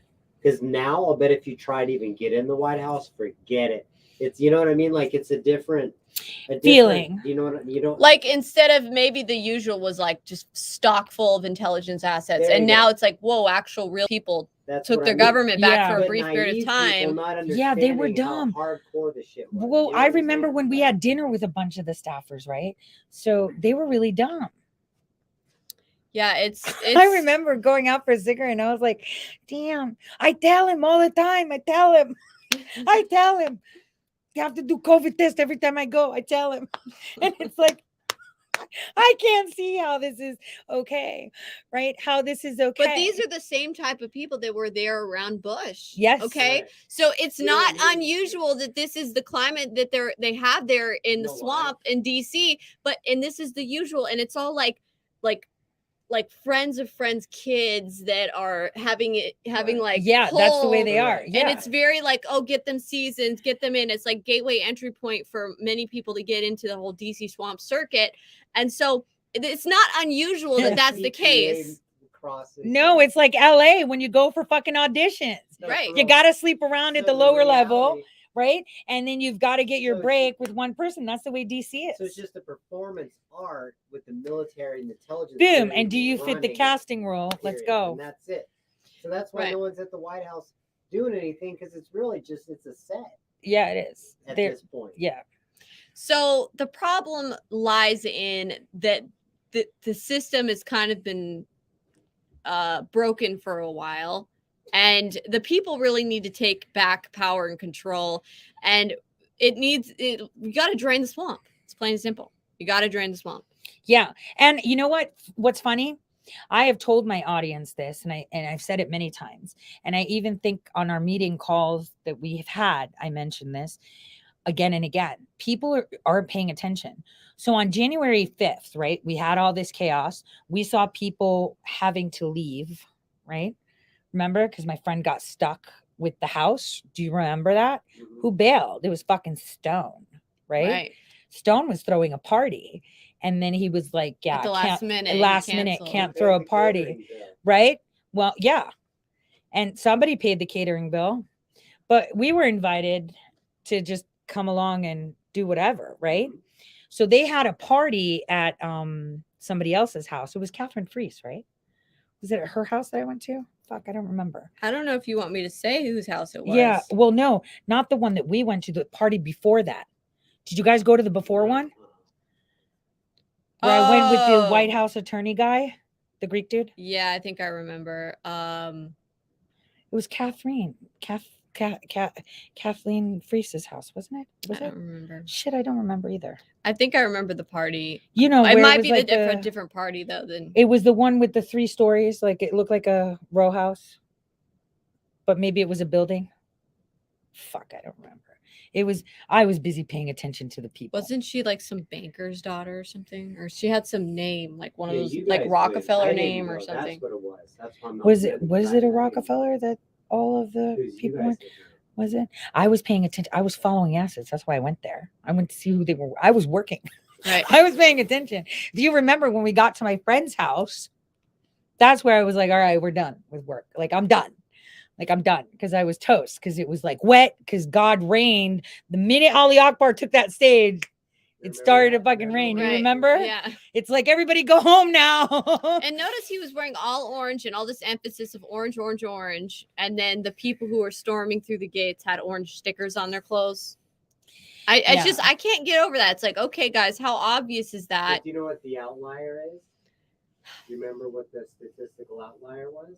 What? Nick Fuentes wearing the little piece of orange tape in Georgia. Well, yeah. Right. Well, And well, what it that's is what. is But it I just told didn't you. mean anything Then why is he doing No, it no, in no, no, no, no, Georgia? no. This Orange Revolution shit started in freaking May. And I think it was after Bergie had left here that we were sitting down. And I was like, I'm looking at this guy who calls himself Ali King, right? And I'm going to do a little bit. That's when I found the Ali porn, right? In his drive, he has a cloud drive where he houses all his fucking, right, Ali? I got that shit. Because you know what? You think that RSA encryption exists? There's actually quantum computing. I can get into anything and you wouldn't even know. So anyway, so that's where I found all of his, frame porn. He had a lot of shit with Daniel Bostic too. Yeah. So, when they were dating or pretending or they were just really good, close friends. But anyway, it was at that time that I noticed that he had like a cloud PDF of the Arab Spring thing, the same one they were showing on the fucking Zoom call. You remember where they had the 4 pillars with the 5th pillar to snip off? Right. And interesting. Yeah, with And anyway, I didn't put 1 and 1 together then. I put 1 and 1 together later. But then remember, I had told you this guy looks like he's running the color revolution we deployed in Ukraine in 2014. Like, I know that plan because help write the script because we've deployed it so many times. And I'm like, it looks like that. And he keeps saying it's religious and I'm not understanding it. There's something going on. But I just kept monitoring. Is like it that bad that when they'll run a script? Okay, I'm going to ask a really trippy question. Right. When they run a script, is the script so exact that sometimes you'll say things off the script that don't make sense and most people won't catch it, but it just actually is an indicator there's a fucking script? Like when Biden said end quote, repeat quote, like. No, he was just reading. He's End of quote. Yeah, end of quote, repeat line. And then he repeated it. No. Have you seen when someone like memed it and he's like repeat line and it has Hunter doing a line? Yeah, that was. Because what I'm saying is, if there's a religious aspect to it, if you're going to run it in Iraq, let's say, you're not going to have the religious aspect to it here, even though you might try a little bit, but it might not work. So what does religion mean anyway here to these people? So Seriously. what you've got is, so you have, because look, when you're looking at 50 and all these people sitting around going over, yeah, we use this in Tunisia, we use this Nicaragua, El Salvador. Panama, like, wait a minute, who gets around to those events? That's like asset talk, right? So basically what it is they're just passing around these manuals because they've just been using these time and time again. Yes. So what you're seeing in these Zoom chats is, holy shit, these guys are using. Gavin, the can same you come literature. closer? Yeah, come People are clo- saying yeah, they grab can't the hear black you. chair. We keep telling Grab you, the black stop- chair. Stop sitting up. He far just away. he wanted to sit on the big white chair. I know. I told him to get the little black chair. Sit closer to the computer here. No, come on, now you're whispering. So, well, I don't know. What was I saying? You were saying, okay, listen, when I saw Ali Akbar, we had this discussion here, right Oh, here I in this remember what I room. said. In this room, we had this conversation. So where I what was like, it looks is- like he's running a color What revolution. it is Is you're before s- Shadowgate. You're seeing a group of people who've ran so many coups. Well, They're no- like going through their Rolodex. I didn't really know much about who he was before Shadowgate. I wasn't following Akbar at all before. No, Shadowgate. you weren't. And you I didn't told even really me know who he he's just a was. guy that just like talks. I was like, well, he's he- sitting. he's Remember, just a guy you that laughed because you were like, oh, he's just a loser. I was like, this loser is telling 100,000 people that the president listens to him. Like, he literally is saying that. And then you were like, oh, I saw him at the social media summit. And he was there. So the question is, who brought him into that circle when they staffed the place with McCainers and Bushers? Now, a lot of people think that this is a Democrats versus Republicans thing, which is stupid. And then another thing is that they're thinking it's end the New World Order or whatever. And that's also stupid. People need but she didn't. No, you just really tan. Does she look like she's No, just orange someone real said bad? that she never mind. So anyway, oh God, that threw me off reading it. Shit, this is why I only stream to Rumble because I don't get distracted by comments because I I can't know. see the Rumble screen. So who stole our elections? We did. Right. It was the fourth unelected branch of government that stole our elections. It's And now just the control. government is running interference to make you look crazy. It seems They like planted all this information. And the thing is, people are talking about domestic terrorists. They started with what is it? The Proud Boys, right?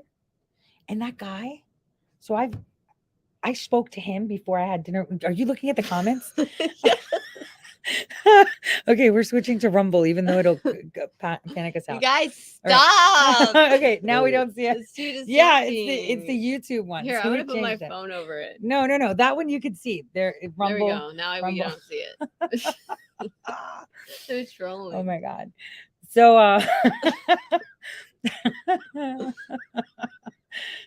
oh gosh, I gotta stop. Okay, serious. So they're putting like domestic She's terrorists. They're doing like domestic terrorist things, right? Okay. So who was their primary target? Let's wait. Can we talk about Q for a second? Just for a second. Okay. So what did we see with the Q thing? Which thing? What did we see happen? There's nothing wrong here. Random posts. Yeah. Posts about things that people could read into. I don't know. Okay. What do you think?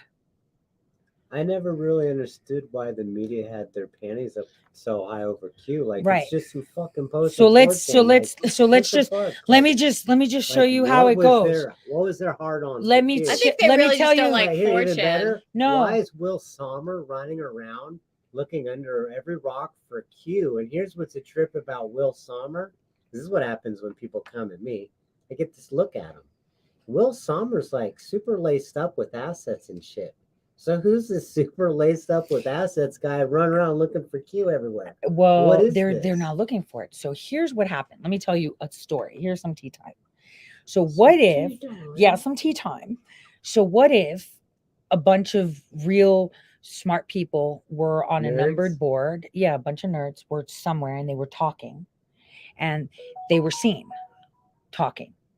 So someone ran with the idea of the crowdsourcing the truth, right?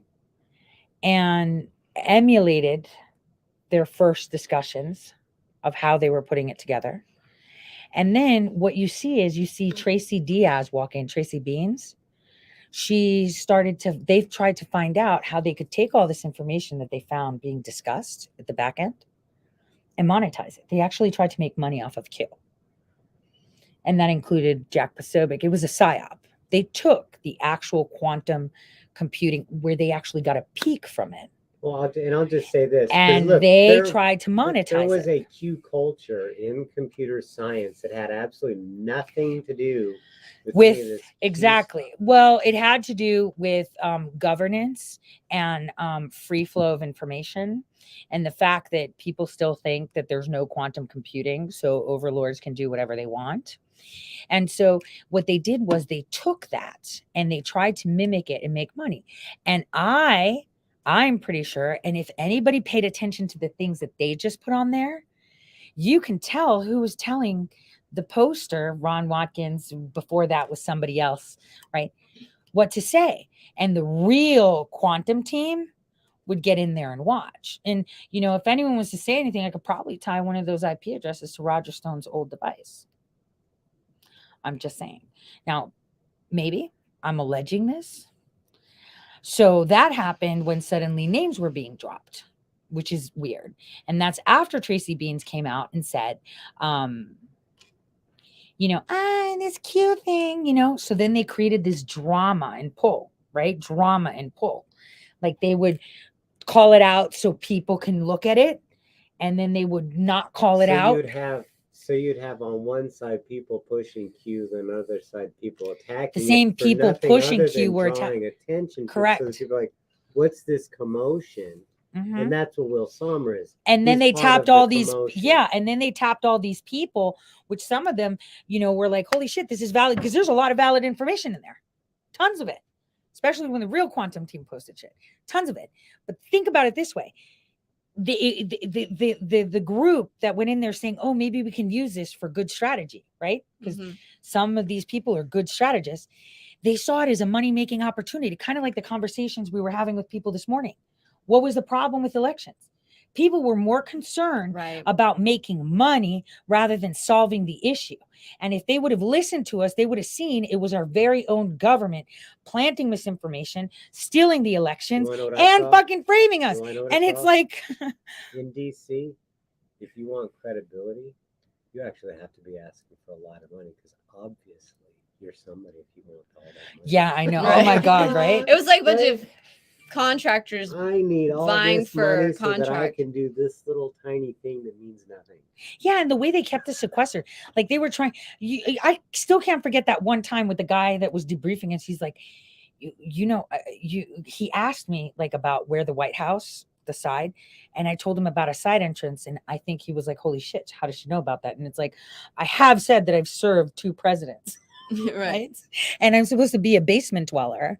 So obviously I know the You're a sides. Googler. Yeah, I know. I'm just a good Googler, according to Akbar, right? Right. But She has I knew the Google entrance. fatigue. Yeah, She's I have got Google Google fatigue. Google is CIA, so why not, right? You could say I'm a Googler, but I wasn't CIA. Anyway, let's move it along so we don't fib accidentally. Anyway, Move it along. But you remember when he asked me that and he turned around and he looked at Millie and you and he's like, let's go storm the White House and we'll get it to the president's hands. Do you remember that? He said that to my brother because my brother was there. He had brought my kids over temporarily to the hotel, and he said that to my brother in the hallway because my brother said he was like, no, he said it to us in the room. Yeah, but he was going around saying it to a bunch of people. Really? Yeah, because my brother comes up to us like, yeah, this guy just came and said some crazy shit, man. Like, you know, Chuck is. Yeah. He's like, he says this about Some national treasure some national treasure sounding shit. It's like, I was like, what the hell are you talking about?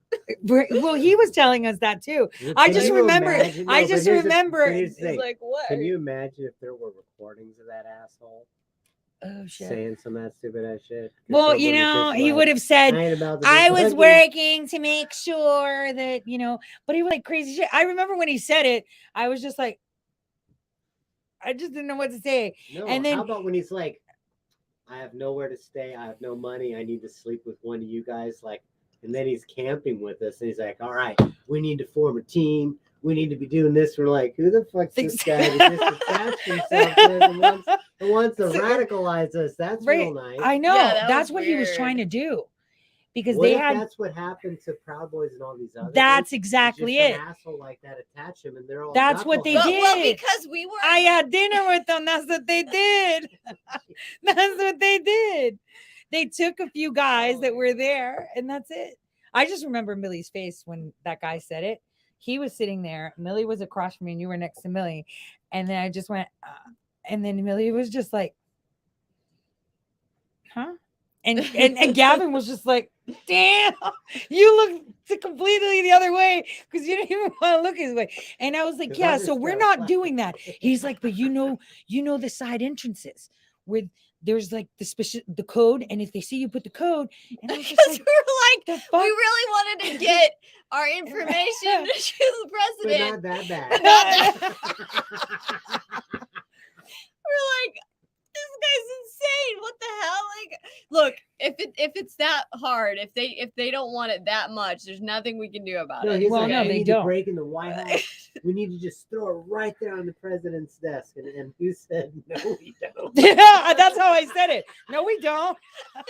But you know how to get. And I was like, no, Oh we my don't. God. Oh my It was like, God. that's where I realized, damn, Yeah. like it was game over. They were going to sequester us in this basement. So we don't tell No, anyone they the truth. want to remember. They're like, and he's like, yeah, we all need to. What state you want to go to? North Dakota? or some Yeah. shit? Oh my Let's God, go you Minnesota, remember when he let's said go- that? Oh yeah, let's all go to North Dakota. You know where Tory's enemies are. That's a great idea. Yeah. Right? Let's do that. You remember when he said that? Yeah. He was like, we could all go to North Dakota and set up a shop and Yeah. we will investigate all of this. And then I was thinking, is he fucking crazy? Like in North Dakota, where the state literally went up me, right? And then when an actual crime was committed against me, bring they us all- they went a wait. second pass. So I was investigated by the feds and a whole state twice. And they came up fucking empty, but they want me to go there. Just because that sounds like a logical place to go. Bring us into their jurisdiction. So we could set up shop. Yeah. You remember when he And said will that? you carry this pound of cocaine across the street for me real quick? You No. know, that kind of shit. You're like, oh, yeah, okay. sure, I'll do it. No, he didn't say that. No, but he might yeah, as it's well he have might said as well no. have. Yeah. Like when he That's said, "Let's stupid. go break in," like I was like, "No." Yeah, He was like, break "We're gonna in get and- no, we don't." No, you're not. First of all. I was like, "Damn, is this guy like what?"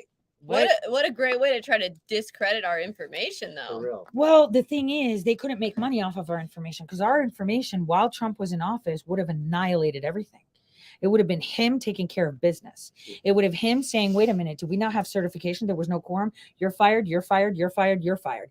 Right. This election is null and void since 2016. Because when I told them that, And you then saw them all shut up. and They then all shut the fuck charging- up when I said it. And they said, "Tori, that would mean chaos." And I was like, "You have no idea what's coming. This is the only way we can undo it all."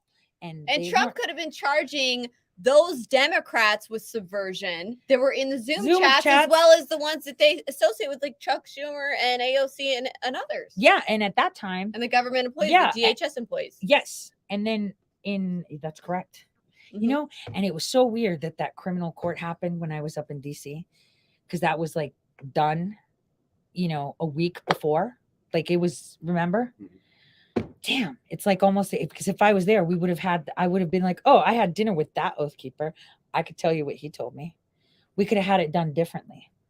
But the way things go, it's good that it went this way because now the people can see it. had to be this way. Or It did. You think it's funny. It did have to be this way.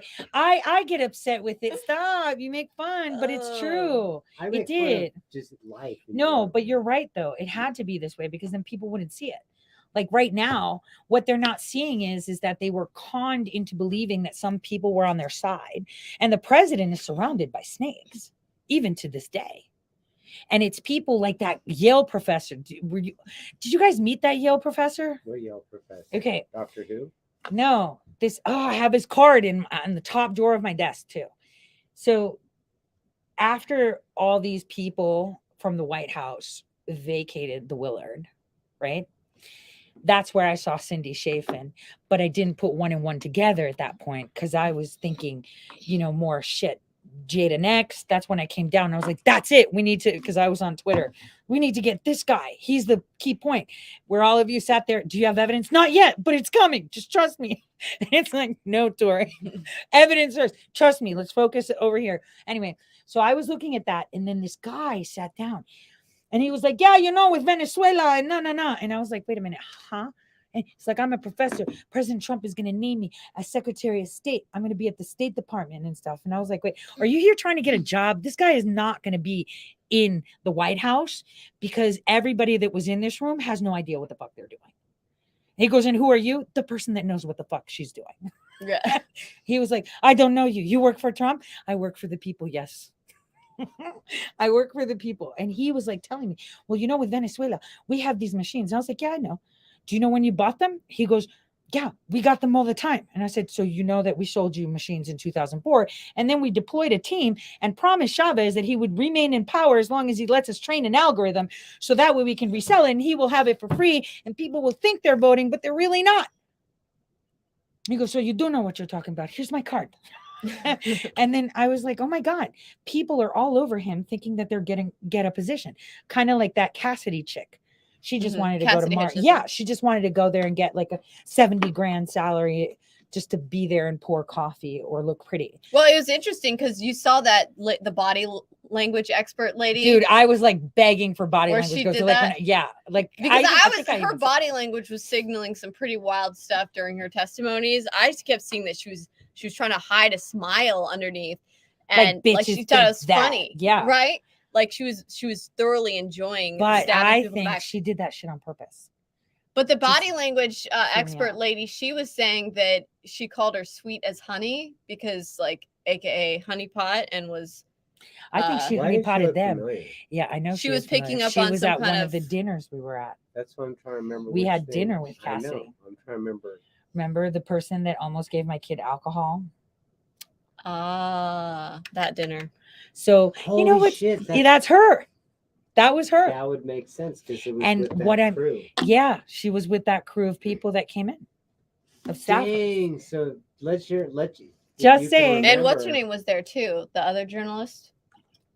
Yeah, you're right. You're Um, right. You know, yeah, The popular one with her Yes, DOD correct. husband. correct. Yeah. She wasn't there. She came afterwards. Or was No, it she another was party? there. Yeah, no, she was there. Yeah, she was, there. Because Phoebe was, with her too. Yeah. She was there. That's interesting. I wonder if she I'm was, all, like, where is swinging she? this around. I haven't seen her. I know. I haven't seen her in a while, by the way. She's around. I haven't seen her. Well, Yeah, I mean, she's not in posting person, stuff. but yeah, I haven't seen her. Probably because I'm not on Twitter. Oh, so that's weird. So, the girl that almost gave alcohol to my kid. See, we can't say that she lied to the J6 because then she could get done in, right? But I think that she was Secret smiling because Service. she was like, bitches, take that. Not to Meadows and them, but to Congress. This is my take. Because the body language ghost is right. I think she honeypotted them. With bullshit. I would have done that. I would have taken one for the team. And then just get like a perjury charge or something later. No, 'Cause the- like how 'cause are they here's going to the know thing. it's perjury if she doesn't admit Because it? her shit was. No, So I'm saying I would salacious. let the people hate me. You know what it is? Since It's I'm a like the naked nobody. Pictures of Trump. Yeah, I saw Trump play against the wall. With ketchup on the Yeah, wall but she and could then, totally change her name and her hair because she's got a malleable face. I'm just saying, thinking like an expert in that field of, Disguise. she would be able to, I saw it as more like she was someone that was kind of scared and maybe she was trying to get revenge because she felt like she didn't get something she no, wanted. she did from- all the right signs. Like, how do you get textbook signs? The fiddling with the fingers, the recalling, the smirk that she's trying to hide when she said the beast, when everybody knew we knew he wasn't in the beast because we saw the fucking cars. The beast wasn't the one he left with. He was supposed to, he came in with the SUV. Because it was right next door. Why would he take the beast? Remember in the back, I was having a cigarette. So I'm just saying, it's like at first you're like, oh yeah, fucking, No, you're because lying, here's you're what it lying. And is. then the more I think about it, So the Pincer move is the Secret Service saying we want to testify that she's full of shit. So do they let the Secret Service come in and debunk her? It's a catch-22. If she lied and they don't correct the record, they look like idiots. If she's not lying, the Secret Service, I don't know, I could see your angle. no, I would totally, if I was her, I would throw myself under the bus for my country like that. I don't see how she threw herself under the bus though. Well, now everybody hates her because Right. she lied. Right, but She knew she was going in there to do that. So fair enough. Now, Because their lies were shit. Yeah. Come on. it He was, went for the steering wheel. That's so insane. yeah, and he choked the person. Trump is big, but he first of all, he's a germaphobe. Let's get that straight. So he doesn't even touch people easily. Well, why would you do that when you could just fire the son of a bitch and have someone else? To be like, get the fuck out. That's what I mean. That's what he You're would fired. do. Why He would would you do totally it? do that. I could picture Trump saying, "You're not taking me there. Get out. Fine, you're out, Next, yeah. you get the steering wheel. Go." Exactly. Yeah. That's exactly what he would do. He would not be like, "Yeah, you're gonna drive me." So that's what I'm saying. The more I think about it, because the more I think about it, I think she threw herself under the bus because misinformation and disinformation and lies in certain settings are very important to drive home a thing. It's I'm just saying, what's more realistic? That was really the plate thing and tables pounding his fist. Yep, I'm with him. Imagine if you were President Trump, I'd be fucking tossing tables every day. There would be nothing left of the wall. they say that Jesus turned over the tables, right? I know we needed So- memes of Trump doing this and Jesus right under Yeah, it. turning the tables. That's what we need. But so having said that, today's testimony, right, revealed to everyone what Twitter did with their data, which is very important. In this class action, I've got to file my case and then I'll focus on that. Because then the people will raise it. We don't need any fucking fancy companies or lawyers well, we do need a lawyer to file it. We'll figure. I think we should file it in like Alabama or Arkansas. Are you talking about the thing you said we weren't going to talk about today? No, I'm talking about the Twitter class action. Oh, okay. What thing we weren't going to talk about? You can't talk about it. Duh. Because if you could talk, it's like this. Do you want to know how I finally figured out? Do you want to know how you know cancel culture does not exist? Because if someone were canceled, to what are you referring to? Or if you can refer to them, they still must exist in some capacity. Oh, come on. Here comes the philosopher. Well, people like me don't exist, so. The philosopher over here. Okay. So I think we should file it in like Clarence Thomas district.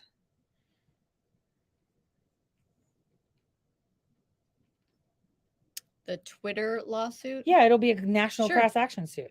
I think that sounds would be great. fantastic. We'll put it together and then we'll file it there. Now, speaking of this, now let's go back to today. So aside from Twitter having stolen our data to people that they don't have outstanding warrants, like you, because you were arrested 6 months prior by a grand jury subpoena. So they had you, so they already monitored you for specific things in regards to that. But what they did was, that means, listen, if they removed a sitting president, the agency, right? Because people still think that Twitter's a private company. Maybe just realize why they sat on the indictment for so long. Yeah. So they could listen to our phone calls. During Twitter, during the whole thing too. See, during the indictment, they were waiting. Well, I remember during that time period, Alex Jones was under federal investigation, wasn't he? And and they probably thought that I did and give we you, were because like- Bergie asked me. We were like, He was having like, you calls gave with him all the time. DNC server. I was like, if I did, I wouldn't tell you, but no, I didn't. And he thought I did, because I think when he spoke with Nathaniel, like Nathaniel may have inferred, I may have seen it at her place. And it's like, I don't have it physically. Have seen what? The DNC server. And let's just be clear. We do not have that in our physical possession. But anyway, people walk into my house. Do you know what's so dumb? I have Ring doorbells and Alexas and hidden cameras. And I have hidden cameras that have no footprint. So, but I'm saving that. Cameras that don't give off footprint. Mm-hmm. They check with EMF signals, right? Okay. Well, what if you have your camera housed in a certain thing where it's just taping, but it doesn't really emit? It's really low, maybe like in a coffee machine that will have a low signal EMF. Wait a minute. You gave us a coffee machine for Christmas. Oh, shut up. No. No. I'm gonna go check that motherfucker right now. No. Holy shit, it was sorry. No. Espresso machine. No, it's not. I didn't put it in that one. Surveillance Express. No. Right? Would you like a cappuccino with that eavesdrop, sir? No, it has a capacity drive. It caps out on capacity. You have to go there. A side of eavesdrop. No, it's like one of those baby cams. But what you do is you obfuscate it with Faraday material. So that way they can't detect it and they can't see that it's a camera. Like a coffee filter? No, I noticed it. No. Like I noticed that my Ring doorbell camera at certain times would videotape this person, and it's always a different person, so it's not a neighbor walking around and reading a book. Moonlighting. Now, why would someone might want to get their steps in my building, right? So they walk around and they read, which is weird. But it's always a different person. It's not the same neighbor. And my Ring doorbell camera's right there. So I'm looking at different people on my floor, which has 36 apartments, right? And I've seen way more than 36 people with books parked. I mean, I saw the whole affair thing next door, the side chicks, even though it's just at my door. So if you come in front, it's going to go. And the thing is, and then my camera will go offline and it'll be dead. And then it's back on. You're laughing. I'm serious. My Alexa's offline. They take it all offline. I had to get crafty. Yeah, these fuckers checked everything. Like they've been in there. They know that I don't have the server. They've been in there. And I like the fact that they've been in there. Because then that, what are they going to say? Because then that means you can accuse them of being in there. You've got it. Yeah, well, they have to substantiate their thing. So I know they're watching now. And they know I know. So It's an iteration. yeah. Oh Hello, no. Yeah. hello. They Well, know that's the I thing, know, you I have to be know, they know, I smarter. know. Yeah. I know. It's like you do You know remember. I know? Wait, did Berkey ever tell you that time? So we were at a hotel in Did I share DC. that box I found on the ground? No. What? Never mind. What box? What box? Some shit he bought and he left the packaging here. He did? Does it have any materials? It's got an MAC number on it. Dude, he saw me putting tape on my doors, right? And he was like, "Where'd you learn that?" And I was like, "Nowhere." Fucking X-Files, duh. Yeah. You know. Did they do that there? Why not? Sounds Oh, good.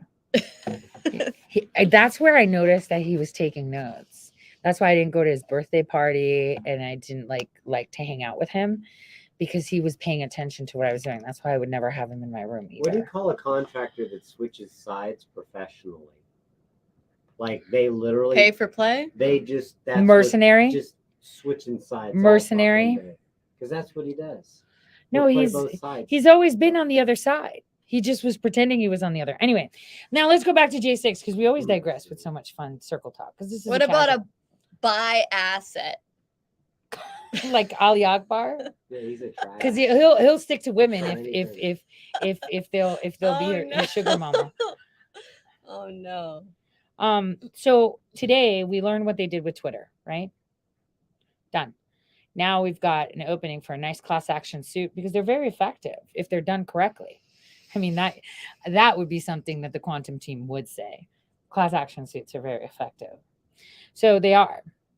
And I think that, we should do this and find out. They had the draft tweet of President Trump, which means that they have all his private messages from Twitter, all his tweets and his draft tweets. Are you paying attention?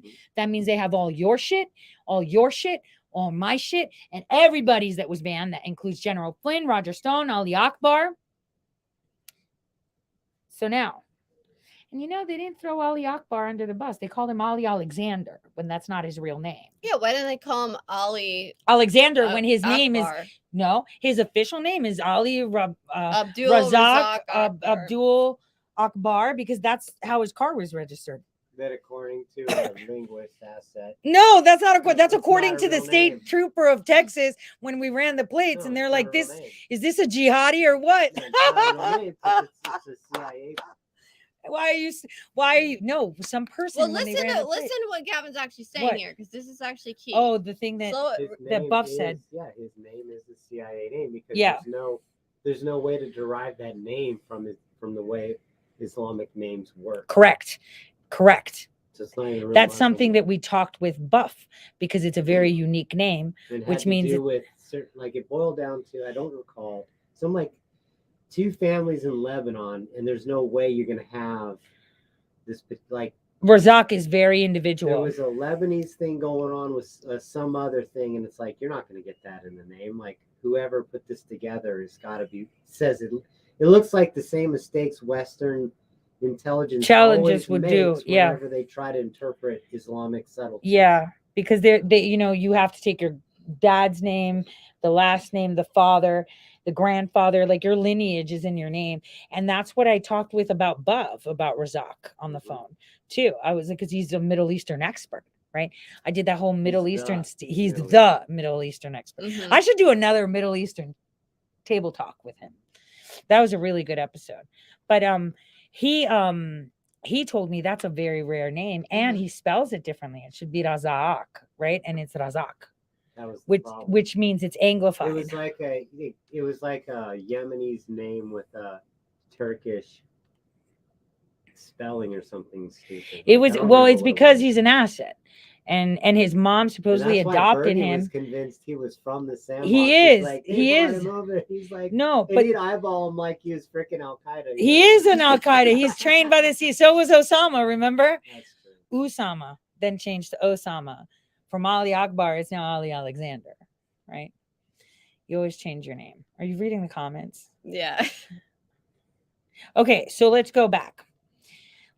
So we found Twitter and we got that piece of juicy detail. They showed a draft of President so what you're Trump's saying Twitter. Is when they showed a draft tweet, that actually was a tell, is what you're getting at. Oh no, that's like that's like flat tell. Like if I was President Trump, I would be upset. How did they get presidential communications? Did they get them from NARA? And why is NARA giving Trump shit and not answering to the Obama thing? And isn't NARA privatized now? So can President Trump not do it? Like, how did the chain of custody of those tweets is important, right? For me. Did they get it from the National Archives or did they get it straight from Twitter, considering they had a former Twitter employee? Or they buy it.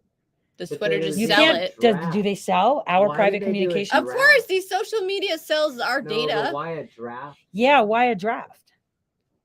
because it's going to be No, cached. that's steganography. Yep. They're telling him something. They're letting him know we've seen every single thing in your Twitter. But more than that, that means some asshole could write horse shit with Mhm. his Twitter account, hit delete, save his draft. Trump never fucking see it. Yeah. Right. If they could actually, Think about it. Mhm. if they can access your account through that means, they could do that. But a draft is an unintended statement. That's what's even more fucked up. It's like, think about it. A draft is, have you ever said, oh, you know what, I'm not going to put this public. Do you understand what I'm telling you? They had a Twitter guy on and they showed a draft Twitter that you're right. President Trump didn't always tweet. I mean, he liked tweeting, but sometimes he would dictate, right? Or have some, there were public people on the knowledge. team. He had a- Right. Yeah. He had a team and he could have had someone like Cassidy. He'd be like, yeah, I wrote that draft. I'll put that out for you. Yeah. He told me that. I'll put it out. He'd be like, I never told her that. She's crazy. It could have been Twitter's internal people too. That's Well, what that's I'm what I'm saying. trying to say. What if that person that was a former employee of Twitter was the one that How provided hard all would the that data? Right. That's what I'm saying. Can Twitter bypass that and just provide private information? Now, obviously, this is with the premise that people think that Twitter is a private company, but the more Elon digs into it, the more people are going to see. I was right years ago when I said Twitter's CIA, it's DARPA, it's everything. It's your government, dude. It's a government agency. Literally, if you go on my Tory said site and you put Twitter's government or whatever, it'll come up something like Twitter is the government. Facebook is the government. Like, I don't see how people don't understand that. Like, I'm just not getting it. And I think Elon's, because think about it. How is Twitter making their money? Think about it. Bots. And Wait, no, not bots. How are they making money? Correct. They're selling data and they're also they're selling access to bot farms to psychologically sway and impact the Right, people. right. That's what they're doing. But Right. let's think of the business model. I'm Elon. Well, how much did I'm Twitter- one of the Elons of Mars, Right. okay?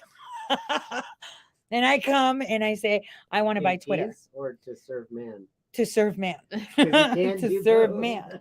To serve man. On a platform. So I Okay. am Elon, one of the 12 Elons of Mars, and I come and I say I want to buy Twitter. Twitter shows me their books. I'm like, fuck, look at all these bots. Yeah, but these are all contracts. These are projects that we're doing with DARPA and shit like that. Yeah, I don't want that. This is a government product. Right. This is the government. Well, you can't say that. You signed the NDA. Then I'm not buying it. Then we're going to sue you. Then everyone's going to know you're part of the government. Catch 22 right there. So we'll see how that goes. See his meme he put Yeah, out? I saw it. Yeah, I'll buy it. No, all the bots. I don't want to buy it. We'll see. Everyone will know you have bots, right? That was really smart. And you'll have to disclose Checkmate. it in court. Checkmate. But I'm The just bot saying, bait. yeah. But people are going to see that it is a government-run product. These are products. Which means this is worse than the Soviet Union. Well, the CIA had Google run their search features. The Boolean that they created was a CIA contract. I mean, I don't see why people don't see that everything is run by the government. And when people realize, sorry, that was like a Tools for floating regime thing. change by proxy. Yeah. I had a Right? dog No, hair flying. But that's what they are, tools for regime change by proxy. Well, right now, think about it. Who was in DHS? Was it people that Trump appointed? Who were the SCSs? It's Obama peeps. Obama people, and they're the ones that run our elections from start to fucking finish. And now they have the government running So question, operations. How much do SCSs play in the COG? Woo. So what we actually have on them Zoom chats is some COG people. Yep. That's why that's such a hot Yeah. potato. Right. That's why they nobody's can't touching do it. Continuity of That's why because no they one will report actually it. Can't. They don't know what to do with it because Yeah. here's the catch-22. We already got rolled up, so they can't do that again. And the problem is, what do you do with it? Because You got to watch the second one where 50 of them are sitting around. They're talking about us having done the story with the first one, and she's Right. just not saying shit because she's looking like we're fucked. And that's when they're literally like, well, we're still going forward with basically the Are we still going forward with our plan regardless of the election outcome? So if scorched earth right. plan. Yeah. And they're like, yeah, Yeah, we're they are. I mean, they're out there on Twitter right now, a government agency, right, saying, "Hey, we'll pay you money if you tell us where the SCOTUSes are," and then they cite him, and then they're like, "Harass the restaurant person for letting Kavanaugh be there. Here's some Venmo money," and I'm like, those motherfuckers can use Venmo, PayPal, but we can't. What it is we're actually having an actual coup happening In our country, and we can't and we- believe it because usually we just do it to other people. not Yeah, ourselves. now, that's it. For real. There's a government coup, and then You know what there's it is? go. It's, what do you call someone when someone's carrying out the coup? What are they called? They are the what? The damned ones. No, but what are they called? The coup. We have coup supremacy, so we're blind to the fact that we had a coup happen on us. We can't accept it. No, I think people are seeing it now. Well, I was going to say, is it really a coup if our own government staged and faked a coup? Because we're the fucking Government. We're the government, not them. The election's Right. how you overturn Our government. not by just, Right. And so if And the that's why- government, that's what the Zoom chats, they're always saying, we're going to call it a coup. We're going to call it a coup. Because call what you want. It's not right, because what they're going unconstitutional to what they're going to do is they were going to call Trump trying to contest it a coup, But how and did then they know? exactly do how you did they know? know? how would before they the know? election? Because they have people like Katrina Pearson. Oh, wait. And then did you see the stuff about Brad Pascal? So let me get you on this. All right. Riddle me this, right? Brad Pascal said all this shit. He talked a lot of shit, right? And he got so gassed up in his head with money and shit. And, that he got into fight, domestic violence. He was fucking Katrina Pearson, right? Suddenly that's all out. People fuck up, whatever, right? Mhm. But now he's like literally handling Don Jr. and he's back at Mar-a-Lago. And I'm thinking either President Trump is insane or he's keeping them as close as possible or he doesn't even know they're around. There's got to be one of the two, 3, 4 options because they've got this man so sequestered that he really has not much knowledge of what's going on. Do you concur?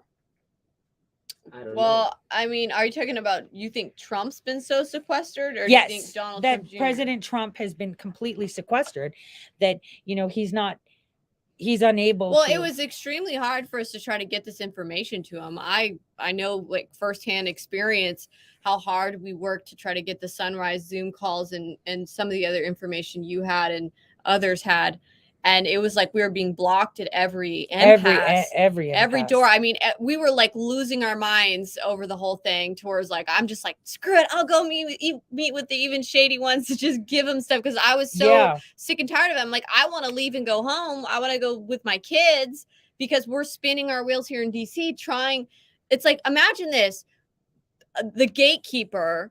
And right behind the door is the person you need to warn. And you're just meeting all these gatekeepers. And you're like, please, will you just hand them this piece of paper so they can know that they're about to be set up, please? And every single gatekeeper's like, no. And then no. one of the gatekeepers hooks you up with this guy who says, let's just break Break into the into the window. window. We'll just put it right on his desk. It's like, kind of bullshit Let's is just break that? out into the Oval Office.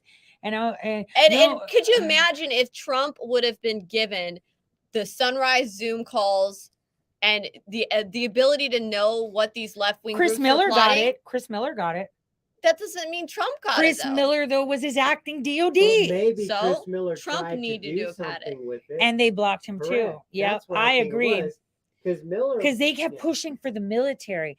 And the thing is, I was like, it would be good to have like a good like martial law, but it's being done the wrong way. Oh, here's the real Because they problem. had that other They operation of predictably- people. They predictively But- modeled this, and the problem is what had to have gone into the predictive modeling was to make it impossible to find out how to find a remedy.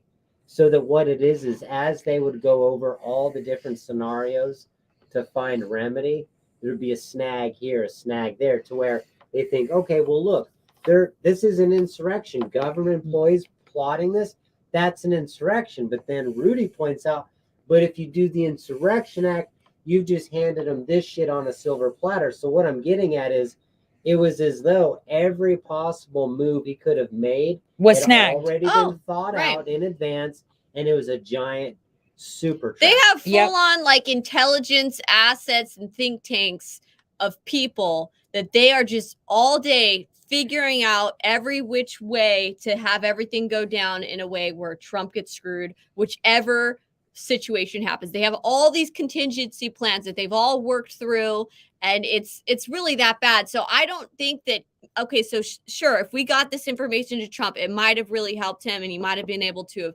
evaded a good bit of what's coming. But at the same time, Trump did ask Christopher Wray to have National Guard troops there, to have 10,000. Christopher Miller to have the National Guard troops there. But Christopher Miller, he didn't even have the authority. He had to have had it requested. And that all boiled down to Nancy Pelosi and Mitch McConnell and the Sergeant of Arms of the House and the Senate. So one of whom is now dead. One of whom's dead, of course. And the Capitol Police Chief later, he resigned after January 6th, and he came out and he spoke out about this. He did a really long affidavit on the whole matter. And he pretty much pointed out that they were supposed to have done it. And he even had the National Guard sitting there and waiting for the order, and they never gave him an order. And you could ask the question, why did even the city of DC and the mayor of DC, they actually knew it was going to be wild. They knew it was going to be wild. They were boarding up windows of buildings. They had the National Guard deployed in the city of DC. Places to go eat, remember? Well, remember we had this conversation this morning. How many people were in DC? Some people say 10,000. Some people say 3 million. What did I say? Off the surface, just by counting hotels and Airbnbs from the numbers that I pulled, and then considering the eateries that were there, we had about 1.5 million Americans within DC. Now, could you imagine if we could capture all that cell phone data, which we can't? And which, by the way, people, this group thing, fuck everybody. We don't need anybody. Okay. We don't need, some loser on TV. We don't need some, former this, former that to help us. We, the people, can fix this. Right. We can get to the bottom of this. We can get to the bottom of this. Right. We don't need these people because they all sell out. Because now people are factioning off saying this is it. Because we all know they're going to indict Trump right as they're going to fire Biden and state Kamala. So everyone looks at the Trump, you've been arrested and indicted and we've raided your bitch at fucking Mar-a-Lago. Watch that shit happen. Right. They're going to do it. Right. And they want protests and civil unrest. They do to want happen that. Yeah. So that they can further demonize the conservatives and Trump supporters and continue this narrative of going after right-wing extremism in America. Yeah. And then you're going to see all the sellouts tell you how outraged they are. Right. But they've been sitting on their thumbs. We need to take arms. Yeah. They're already starting to do it. And that's what they want. An actual shooting. Yes, they will. Which I guarantee you, there are multi-million-dollar contracts out there already. Whoever can kick off a shooting, whatever you want to call it. Right. But civil unrest with guns. Fucking gets paid fast. I'm telling you, but right now, because that's setting up, we've got camps trying to run other people for president, and people are jumping off the Trump ship and jumping onto that ship. And it's like, but that ship may have been the one that orchestrated the whole fucking coup in the first place, because it was an operation. So people need to be looking at it from a kinetic perspective, which means as there well. Has to be a common operational picture. Yep. Which means that if you've got one group on the left and one group on the right, you better believe there's some group in the middle that's working with both thing. And trying to use it. No one's going to let that opportunity slip. Yeah. What is it? Don't leave a crisis go to waste. Especially our military. Right. And that's why it's important that our military remember their oath. So is COG using Trump as a way to set precedent that permanent COG control over the United States? Right? Because then they can say, look, we tried to have an actual president and they were able to be infiltrated by foreign influence, yada, yada. Well, I think that what they're trying to do is they're trying to figure out another way to justify kicking off another emergency order before the midterms. Yeah. So if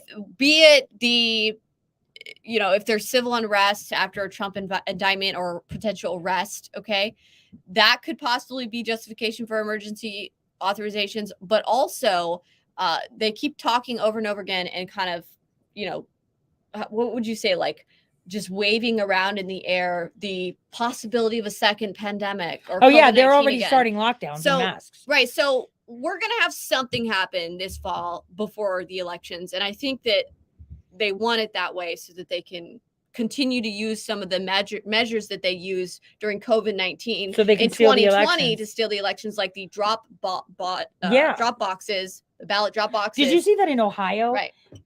People were not allowed to vote in person during the primary because of the lockdown. Yeah, March 9th, the wine gave the go ahead for the lockdown. March 17th was the primary, and our own, get this, our own Ohio Senate and House passed a law. Wait, listen to this.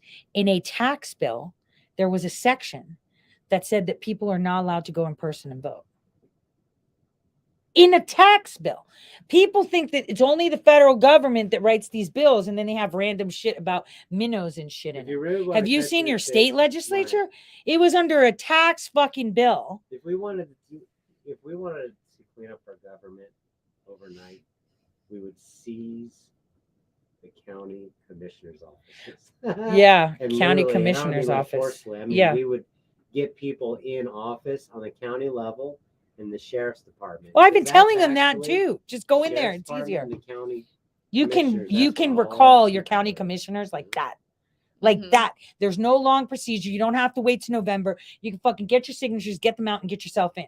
And then it starts county. Because I've that's- been saying that for But years. that's where all the Agenda 2030 Right, stuff is. And right. look, we're all The caught smart up with cities. J6 and all this Uh-huh. stuff. And they're deploying that shit. Meanwhile, the 2030 stuff is moving full Fast. speed ahead. Yeah, and they're that's ready to what's- tank our economy. And that's They the- are and already. that's Yeah. actually really Yeah. the problem with all this shenaniganry is it's a distraction from the real thing.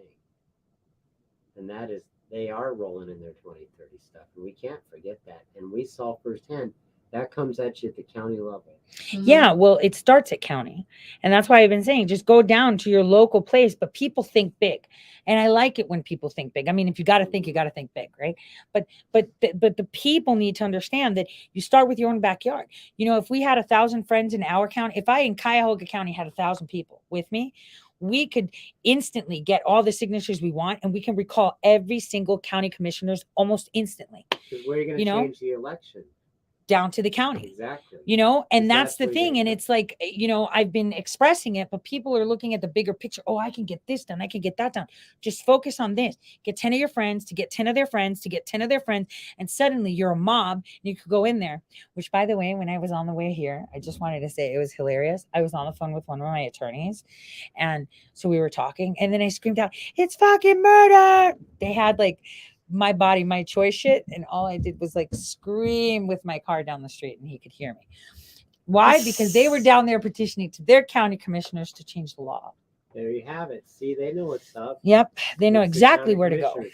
Everyone's like, Trump, Trump, Trump, Trump. And the left knows they go to the county. Yeah. They're more organized by far. Well, I no, would because say. they know the law that they're trying to dismantle Exactly. and they're telling them how to do it. And no matter how many times you tell someone, well, this is the process, this is the procedure, people don't want to hear it because they want a quick fix. They think they can fix this. And it's like, how can you undo? It's like, dude, this is an authoritarian, totalitarian, communist hegemony right now that we're living in. And people are so dumb. They still, lots of people think they're in the land of the free. You're not free. They just haven't taken away the last bit They of just rights. haven't pulled The trigger. Yeah. They already passed the red flag laws. They're not in effect yet. But now all of us can have our guns taken away. All of us. And what did they do? They traded off abortion so they could pacify the conservatives. Oh, red flag law. Don't worry. It's only if you're crazy. Sorry, could you say that again? No, Sorry. real, see? Yeah. It's only Again. if you're crazy. Right? Who's crazy? Oh, someone that calls Yeah, in and the says it. future, it's going to be like, bing, you've lost one of your social credit score points. No, for Your real. I already have. I'm like in the negative. Do you know that I have an account on fucking your Reddit? ESG rating just Guess dipped, what my Tori. karma rating on Reddit is? What?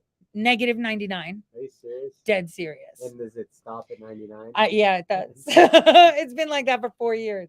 on Karma Yeah, it's called karma points that you get.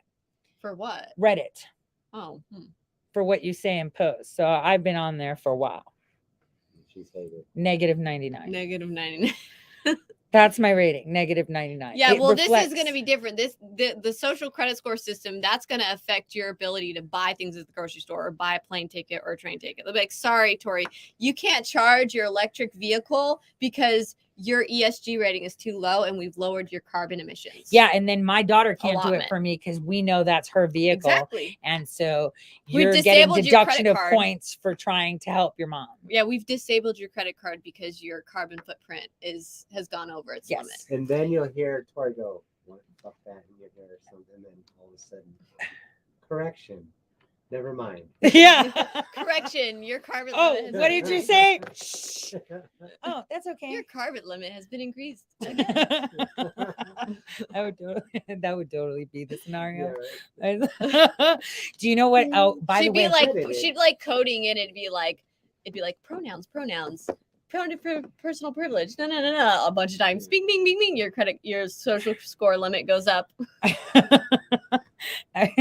Or maybe we could find like an Easter egg hack. They, them. Yeah. Do. It's all increasing your score. So now what do we foresee happening? Seriously. So we know President Trump is going to get indicted regardless. And a lot of people, are reluctant to see that, right? They're gonna do it because it's gonna be ridiculous. But here's if you really think the best way for Trump to get help is to do this. If we could get them to want to indict him sooner than later so that the charges get dropped in October, that shit would be fun. Or would they delay See, it? here's the problem that I have with Or this. would they So, just delay it? well, no. So they're going to pop the indictment. Yeah, they're delaying the indictment because they're trying to figure out how to replace, Joe. But they have a problem with Pelosi. Pelosi, they don't want anymore. They don't want Pelosi. So she would be second in command. So they need to find replacements. And Pete's not cutting the cheese for them. Buttigieg? Yeah. I still see that meme with him breastfeeding. I know, like what I the just fuck? can't. I can't. That's like my favorite meme. Like, Man boobs. all I remember him is saying, "I'm running for president. I'm gay," and it's like, all right, what do you have to offer? I'm totally My gay. kid. Look at my husband, and it's like, what are you offering? Totally gay, and it's like, no, that's what do you got? I'm gay. Well, that was like Hillary Clinton was It's just like running on fucking the vegans. fact I'm that she vegan. had a vagina. It was like, I'm a Her woman. vagina was I'm a running. woman, and that's all it took for most First people. vagina president. A lot of liberals out there were like, I'm just voting for her because I want a woman president. Yeah, they You did know? say that. So most people, I mean, Where's the your vagina rockets? average lemming out there is just that doesn't pay attention to politics or anything that's going on in the world. They're just consuming and they're watching mindless entertainment all day. To them, that's a good enough reason, right? I just really wish we were organized, though. Yeah, the people on the Patriot side need to get very organized. But they're not. They all think they have great ideas and they're lazy. Like if I was unethical and I ran my own IIA op, right? Which I don't do, obviously, because I'm being monitored and recorded always, but it's unethical. I would have run an op where I would have had the whole internet flooded with Joan Rivers videos saying, "Oh, we already have a gay president. He's in the White House. Everybody knows Michelle's a tranny." And then it would be like, then she died. I would have like daily viral, things going out. Hunter Biden being released on 4chan was genius. Why? Because it made it seem like we gave them the tools to, unlock and unleash. The password was in there. It was Julia's 26. It was like right in there, right? In the list of passwords that were in the laptop. Right. Right. I've been having the phone, right? I was able to get the WhatsApp app up, which is even crazier. And we're live, Josh. Yeah, Josh, go back upstairs, okay, buddy? Okay. Don't worry. Not in the scene. We don't want children in the picture. So what I would be doing is, continuing that effort. I'm just gonna leave it there. releasing the Kraken. I'm just saying, like, that's how you got people excited. You made them feel like they had it all, and you did let them crack it. Now, even people on the left, yeah, but even people on the left are seeing here's it. the thing. So why don't we give people these things where people can see it? Like on Twitter, That's not the organization I'm talking about. I Tori. am. That's how you get I'm not talking information about across. running the information wars. I'm saying people in general need to start being organized to where Run they for have office and meetings. participate They in have elections. literally They don't let them run for participating in office. meetings, having game plans, going out and deciding, okay, we're going to work towards a goal, or we're going to do this. And these group of people are going to go canvas in that area. They're going to go canvas that area, or we're all going to sign these Canvassing is stupid. petitions. It doesn't help us. I know, but I'm just using an Yeah, example. yeah. Or signing petitions to get so-and-so removed from this thing, or, you know, like people need to be, and I do think that your groups, the Tory Says groups, have done a good amount of this, They've and done a they've lot. been very organized, but it's nothing compared to what I've seen inside of these affinity groups with Yeah, Sunrise. they Stuff. are so nothing. organized. They're to the point where literally every single person, these high school kids, they're calling and recruiting. They have Excel spreadsheets with their reading off scripts to them. They have every single answer to the question that the person answered Yeah. written down in log. And it's I mean, being it bumped is up to Yeah. Pentagon level. it is Yeah. beyond Yeah. like the most OCD organization you could ever imagine. But- and this but is the- what but- we're up against. But the okay? thing is, they have them coming to altars to sacrifice shit, right? That's how they recruit them. And then they have them obedient. Unfortunately, people that are, you know, all about America also have egos. And there's always people that think they know better. So rather than be organized, they're like, well, my idea is better. Why is yours better? Well, all of us agree that this is good. Why don't we just keep it organized? We should just go do this. And then they split off because they think they know better. And then it all gets fucked up. Like even in Right. Ohio, the group that was there was these two people that were like literally racist. Like they said really racist shit. And I was just like, maybe that was just a euphemism, you know, let it slide kind of thing, right? And then they were getting upset because they weren't getting attention. You know, there are people out there. I know someone that I'm not going to mention name. I know someone that I know has 0 contacts. Any contact they have is facilitated through me. They've been telling people that they could get them on like Tucker and shit like that. And it's like, that's not true. Like, what are you saying? Like, who do you think you are? There's people that are such fame whores because it's like a demon that eats at you. It's like this greedy thing. It could be fame, it could be money, it could Right. be, right? That's a greedy demon to have, right? Mhm. And unfortunately, a lot of people are infected with that. You know, they Right. think, oh, look, I got this kind of car. You know, I don't care if it's a 1999, but I got a BMW. And it's like, Right. It says like brands and brands, and- right? Yeah, And right, they're right. just like, you know what I'm saying?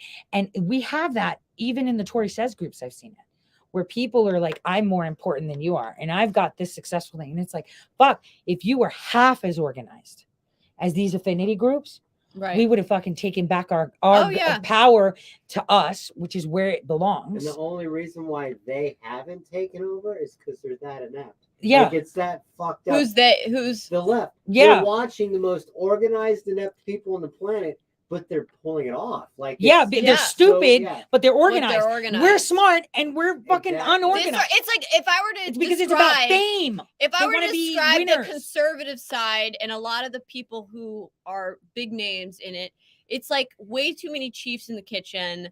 People all just want Yeah. to do their own thing. No one wants to work together. It's extremely disorganized. Whereas the left, they almost operate like an insect hive or something. where Yeah, they're like a hive mind. Yeah. They're super like organized to redundancy. I mean, it's to Mm-hmm. where they literally have before they do a protest, they've got lawyers there at the protest on Doctors, standby. snacks. They've already raised the funds for bailout funds. They have people who are designated, and I'm not saying to do this, they're designated potential people that are going to be arrested, designated people that are going to be peaceful for the media photo ops. I mean, Uh-huh. they have it so organized, Mhm, guys. mhm. It is just insane. And President Trump said it on day one. I'm going to give you the government back to you, the people, because we don't have it.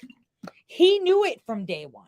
He's been trying to do it, and now they've armored him. But the thing is, in the middle, in the core, we've got Trump. He already knows. So it doesn't matter how much shit they throw at him.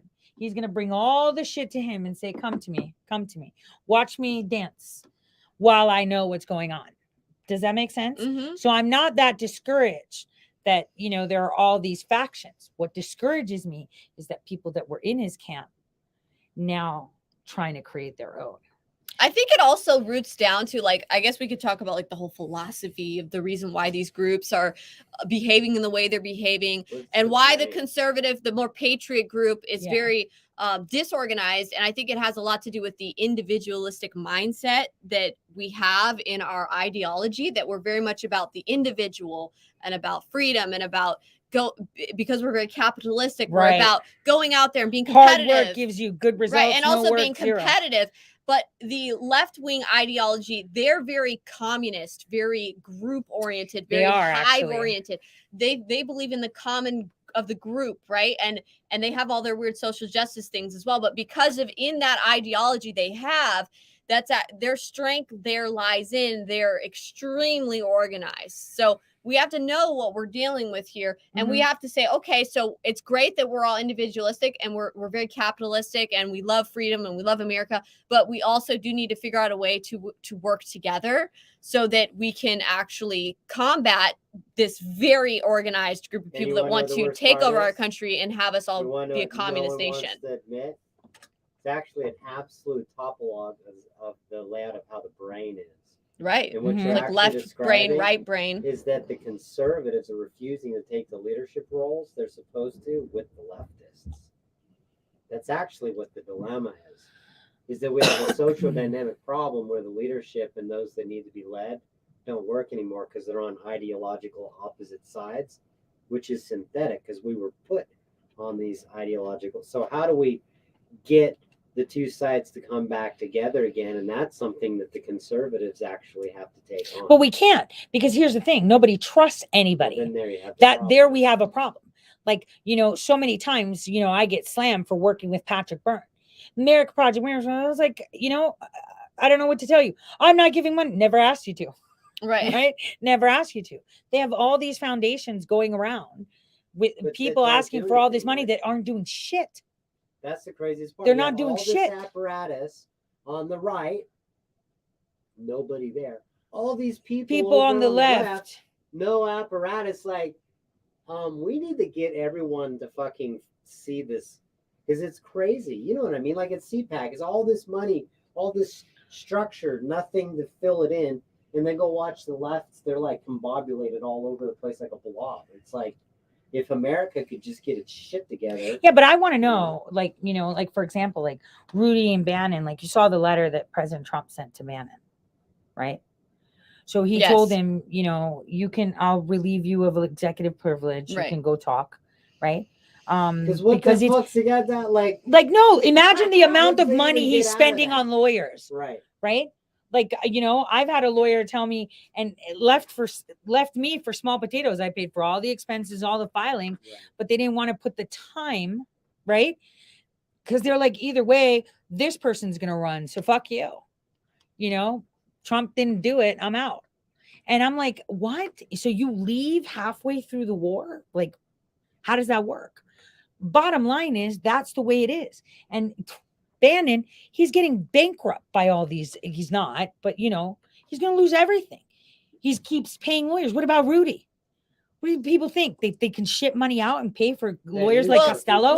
Costello has partners too. He can't just say, oh, we're just doing it for free. This is investigations. These are depositions. These are, you know, this is hardcore shit. I know from filing lawsuits, it's not cheap. Subpoenas cost me over $3-4 grand. Just subpoenas. And they were a handful. Imagine how much for them. And it's like, so where'd that money go? Where's all that money? Well, that I know all of these people got? Sidney Powell's sitting on a whole lot of it, isn't But she? she's doing a lot of stuff with J6 from what I hear. Well, that money was raised for election integrity, though. I don't know what's going on with that. So, I mean, it's one of those things where there's a lot of infighting and grievances going on. It's because everybody wants money. That's all they want is fucking money. And it's insane. And this is why people can't trust me. What are you going to go to Turning Point to solve your problem? What are we going to do? Which is great and all, but again, where's the, like, no one's, you know, it's crazy. No one's doing things. Lots of talking. There is a lot of talking. And then the things that they're doing are very superficial. That's what it Like is. they'll put their friends to do some work there and then they'll do all these speeches and fucking events. And you're like, okay, so you're doing an event. How does that help me? Brings awareness to what? I have the internet. What are we doing tangible that works? Did that just open by itself? Yeah. We have an invisible guest that likes to join. It's just the door is Tori's all freaked out. it always just naturally wants to open. It's not a ghost. Tickle the back of your neck. It's Stop. because Josh came in earlier. The door just No, but opens I'm just sometimes. saying, like, the people are frustrated. Now we've got J6. We're watching them trying to build the case because, like, this is a grand jury. You can't sue the grand jury. They can indict anything they want. And Ollie Alexander and Roger Stone. They can even change the charges retroactively with the same stamp. Yeah. Right. And Roger Like they Stone's did free to make go up charges because out of thin air on the spot. wait, Roger Stone got a commutation, but then he got a pardon, right? He didn't get a pardon. They commuted his sentence, and that was that. Are you sure? I thought that they gave him a pardon. So Bannon doesn't give a shit. He's got a pardon. And Flynn got a pardon. Is it just for a specific thing or is it for everything? I don't know. Gavin, you have to stay by the thing and speak up That's what I'm trying to figure out. because no one Because can hear you. because Roger Stone can actually go to jail now if they want. Right? Bannon, you know, he's not. Bannon enjoyed getting swatted, you know. Yeah, he was snickering. Yeah, he enjoyed it. I don't know if I would enjoy it because I'd probably be in pajamas, petting my cat, smoking. It's never Would make fun me to very be upset. bombarded by any type of law enforcement In agency. your home, because they've always got their damn shoes on your car. And they always come at the most inconvenient time too. Yeah. Oh my right, God. Yeah. Tori? Like they I was do. totally like getting changed in my room and I was like looking busted as all get out and I just, you know, it's one of those things where they always come at the worst times. Well, the Right? thing, yeah, they never do. come at the right time. So where what you- did we? So aside from that, so I know I've told my listeners that 6 months ago that I wanted to create kind of like a union, like an organization that's empowered by the people. Well, they know all of that money is just being used for something. There's not going to be an elaborate board, right? I guess the only person that would be taking a salary is whatever accountant we find, right? And then What the are lawyer you filing talking it. about? Well, we're making the organization regarding everything. Oh, okay. And so that way we can actually fight and that the people can be part of it. No big fucking names attached to it and shit. Fucking getting paid. Well, let's have Drives it. me insane. Just the conversations we had this morning on that conference call makes my skin crawl. Do you know what I'm saying? So much fucking money and nothing's been done. And everyone's running around. It looks like everyone's like a dog chasing their tail while, Obama's presidential transition team is like, Pretty much. Well, I would say that what you've done with the Tory Says groups is probably one of the most organized things I've seen so far on the Patriot side of the fence. So, I mean, where you guys have come it's really a long way, but it's still not quite as organized as what the left has. Yeah, and that's because you can't. But it's force obviously people. you can't do stuff overnight like that. No, either. no. It's gonna See, the let me- group's gonna have to grow and Yeah, a friend of mine copied my thing. Actually, people that were in the groups, they tried to replicate it and spent money on it. And even admitted to me that they talked with, like, I think it was Patrick Byrne that said, I talked with General Flynn that we should replicate your thing. But I told him we can't because we need at least $3-5 million in about 4 years They don't know to do they're what I did. replicating. Right. They can't replicate it because it's not something that was organized. It organically grew. Therefore, it is going to sustain itself because it wasn't created out of the, oh yeah, let's operate this way. Let's deploy this way. Let's do this operation and this. This is what everyone's doing is influence operations. That's why I don't take, heed into those rooms and say, you got to do this. I'm like, look, I highly suggest you go to your county and you do this shit. I'm looking at Texas. Like I met with the Texas group. We totally had fun. That's where I had dinner with Stuart Rhodes too. Just saying. And a few of them actually saw him because he came by where I was. right? Yeah, but see, that's coming just from saying. your individualistic mindset of like, I'm not telling people what to do. Yeah. Because you're very individualistic. But there are some people out there who might actually want a little bit of Right, instruction. I know, Who might and want that's- guidance and like, And there hey, may be what can some I who do to wanna help? Tell others what to do. Yeah, Like, and that's I'm the just saying. problem. So that's the thing. Since we're individualistic, you have to take a hands-off approach, because people that are usually conservative are actually leaders within their own life, Right. either in their home, their community, Yeah. their business, right? Because they understand things and they have what we call common sense Right. that other people don't. And so this is where you can find a way to just be hands-off and say, just grow. So since it's organically grown, nobody can replicate that shit. These people have bonded, they meet in person, they know each other, and that's the way it should be. Now, people that are like, you know what, I actually do better with direction, they should self-acknowledge that, because that's not a bad thing. Because sometimes with direction, it's like people that are more in better, that work in institutionalized environments. Well, all I know than is free even thing. just me, like I've had people reaching out to me all the time through my website and other things like, what can we do? Like people wanting instruction. And I'm just like, well, I don't know what to, because it's one thing for me to manage all these other things I've got going in my life, but we need to figure out a way that when all these people are coming and saying, what can I do? How can I get involved? What, I want to help, or I want, people want to participate. They aren't being given guidance, if that makes sense. So I think it's more about helping give guidance and not telling people what to do. Yeah, because the left tells them what to do and they Right. have to do it. But there's a lot of people, like Gavin said, that want to be leaders. And there's Right. people that aren't good leaders because they're empowered from a place of vanity, right? Right. Good leaders are not empowered from a place of vanity, or I know best, or I'm important, or I have these businesses. Look what someone So said, this is an me. unorganized large group will always be, it was a good comment. Go back up there. I said an unorganized large group without leadership will always be defeated by a smaller, well-trained, highly organized group with superior Yes, leadership. the Marine Corps has proven, well, it was a Marine that jumped ship. So Right. anyway, but yeah, that's true. That is true. But start a tour talk. Is this a Tory talk? Like what? Yeah. So that's what the president is for. Yeah, well, that's what the president is for. But each state is individual. States have states have their own nuances, right? It's like in Ohio, right? I was talking to someone about press for my campaign, and I was like, I have not meddled in your local press to my campaign team. So you guys know that better than me. It's like me going into Missouri and be like, yo, Missouri, you got to do this. And it's like, listen, girl, I've lived in Missouri. This is how we operate here. Right. Or at Kansas. I can't go in there and say it. But what I tell them is file your FOIAs. I do calls to action. Like get your FOIAs and find out how many of them are using Seidel machines. Get your FOIAs and find out how many of them have actual certifications for the machines, right? Right. Find out if they had CISA's help with all their elections, right? Find out what role the DHS plays in your elections. Like these are things people can do, and then they pull back in their community and say, all right, what do we do with that? They're more than happy to reach out to someone. Okay, we got all this, now what?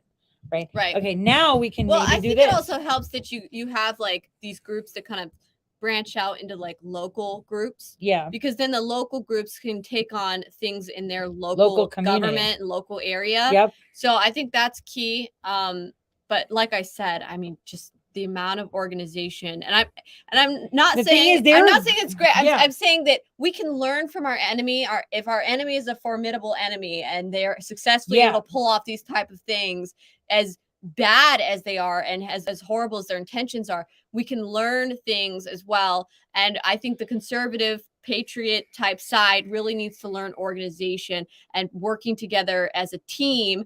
When you see all these other people out there, I mean, come on, you've seen the leadership. I'm mostly not happy with the conservative leadership. The conservative At all. people, the patriots show up. They're leadership is- donating even like millions and millions of dollars here and there to help save investigate election integrity. But then you see these conservative leaders that they take all that money and it's a bunch of lawyers and they just pocket it. And money's not being put to teams to actually And work. investigate and work. Yeah, around we the were clock. having a conversation You know? about buying some data today. Not going to say what, right? Right. And we were like, and we were told it's going to be about 350,000. Now we're not sure if that's a correct number or not, right? But we were looking into it, and we're like, all right, we buy this. It's a home run. It's right? a home run. It is. Yeah, if we can Wait, yeah, line we up. don't want to say what, yeah, but the thing is, it's like, how come people with deep pockets that we've presented this? I've presented some, not that specific thing we talked about. The people with the deep They don't pockets wanna don't fix ever it. show up. I don't think they want to Okay, fix it's it. the people that show They don't up. want to fix it. All right, it's the people that show up. That's who shows up. That's why. And that's why I want to make this union Exactly. thing, this group, That was the whole reason for, okay, we need to create some kind of a group or an organization so they that- can also have standing, and they Yeah. could be in charge of these things. Right. And they can say, yep, this, where we can actually have like biannual meetings and come in, or tap them and say, hey, are you an engineer and you're, part of Because this someone said membership? those with the money are hoarding and not helping. around. Correct. That's Thank exactly you. it. That's it. That's it. That is it. Yeah, there was a whole lot of infighting going on in the conservative type world because certain people got their hands on all the money piles regarding the election integrity efforts, and then they just sat on it. And there was a ton of people who could have been doing even more that were not able to. But then there was people who did a ton of work and they just got left with Nothing. a huge bill and nothing. People footed the bill like Rudy on a lot of things. Yeah, Rudy paid a lot. And so it's one of those things where that was really shady what happened. Those people, I think they need to be called out. And I Yeah. think we need to create some kind of like crowdsourcing the truth or truth sourcing or something, some kind of organization where it's like, we're a group of people that are dedicated to finding and getting to the bottom of the truth on issues, on political issues, current political matters, and we hire literal teams of people that can forensically analyze like we were talking data, about today. We're like, we can get a team to do investigate, that. Yeah. research, get to the bottom of issues, and act as like a force that protects liberty. Yes. Well, that's the whole point of this Right. organization. Like when I came up with that last October, I was like, how do we put this into action? And every single time I went to So WikiLeaks, not quite a WikiLeaks. Not a WikiLeaks. WikiLeaks is just a place like a website for people to leak things onto. Yeah. So but the group, the organization that I wanted to create, I actually went to people to find out how to do this. Because remember, Crowdsourced intelligence. Yeah, that's from the movie. I showed them that. That's Okay, like- so it's yeah. like this would be the people's intelligence. Yeah, no, this would be Your this own would be- intelligence yeah, organization. This would be a bunch of us, a bunch of people with different. We have a shit ton of moms, a shit ton of dads, a ton of housewives. What is it? Stitching people, damn, seamstresses, freaking engineers, electricians, truck drivers. Like everybody's got talents and everyone's got something to contribute, and they just need somewhere to pool it and then give them standing to be able to sue and get things done, like we were saying. But the thing is, guys, I've actually went to people, right? I went to 3 people, 2 people I went to on my own. I'm not going to mention, well, all of them I'm not going to mention, but each and every one of them wanted me to make it that they sat on the board and made money. And it didn't make sense. And then one of them, I know even who created- those people yeah, are that I you know. told me. Yeah. And It's so what's shady as all upsetting get out. is it's like, it's all about making money. And, they'll turn to me and say, aren't you worried about yourself? Like they're cutting you off. And here's the everywhere. problem, it's like, Tori. Nobody cares. If we don't create a group or an organization, what's going to happen is these people who are just trying to make money or grift are going to continue to be out there doing that. People are going to continue to be throwing their money there, themselves thinking at them. that, Yeah, that they're thinking it's good. going to do something. And then people are going to be like, why is nothing being done? Why did nothing come of this? What's going on? What happened with all that? And it's like, well, those people probably shouldn't have been entrusted with Did that. Ann Venter It's- still get arrested? I don't know. Do you guys know if she got arrested for the laptop from Pelosi? I'm just asking a question. Does anybody know? I'm just asking a question. Right. That Because is she an like interesting disappeared question. with no notice. It takes a 30-second delay to look at this chat. You know, because I think the laptop Pelosi steal theft thing was part of the actual planned insurrection to create the revolution and actually have a war. Because someone thought that was a good idea. Do you guys know? Yeah, maybe you guys can tell me if you find out. Yeah, the J6 laptop. I mean, she shut it off really quick and Right, like supposedly there was a team that was sent in to go extract yeah, I don't know a any laptop. I don't know anything about that. Hmm. I don't know anything about that. So, let's see. Oh, this is yeah, Ann Vandersteel shut her stuff down, and the J6 thing that happened. Someone you said know, she was charged when she came back. I don't know. I don't know much I about don't know. that. That's that why I'm situation. asking. Maybe you guys can tell me.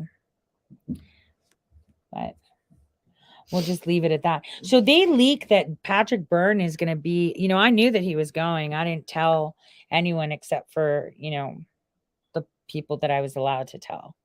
So that was leaked that he's going on Friday. That who is? Patrick Byrne. Oh yeah.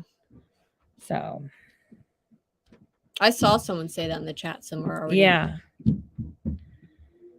She was on Bannon. Allie Alexander's trending on Twitter. Yeah. Of course. We should have inbred trending. So Twitter took our data. We need to get this You know, you can make with a bot farm, you can make anything trend on Twitter. Yep. So all you have to do is have a bunch of bots out there posting about someone, and you get enough bots posting all at once, you can set it into a trend. So well, you know what's funny?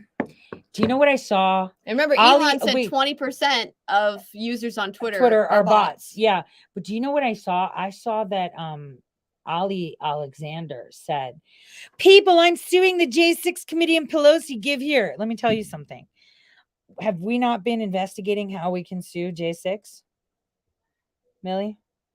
Did we not try to find an avenue to sue J6? Yeah, we did, and we And were that's told from impossible. the high up High, people, high, it's high not up. possible. It's not possible. And there's no way to stop a coming indictment because they can indict a ham sandwich, as And I that- found out yeah, the hard way yeah. with why, you know, how they were able to arrest me on a dime, and then just oh well, who cares that we, you know, facilitated the media to go on a big character assassination campaign on you over nothing, and then we could just drop the charges later.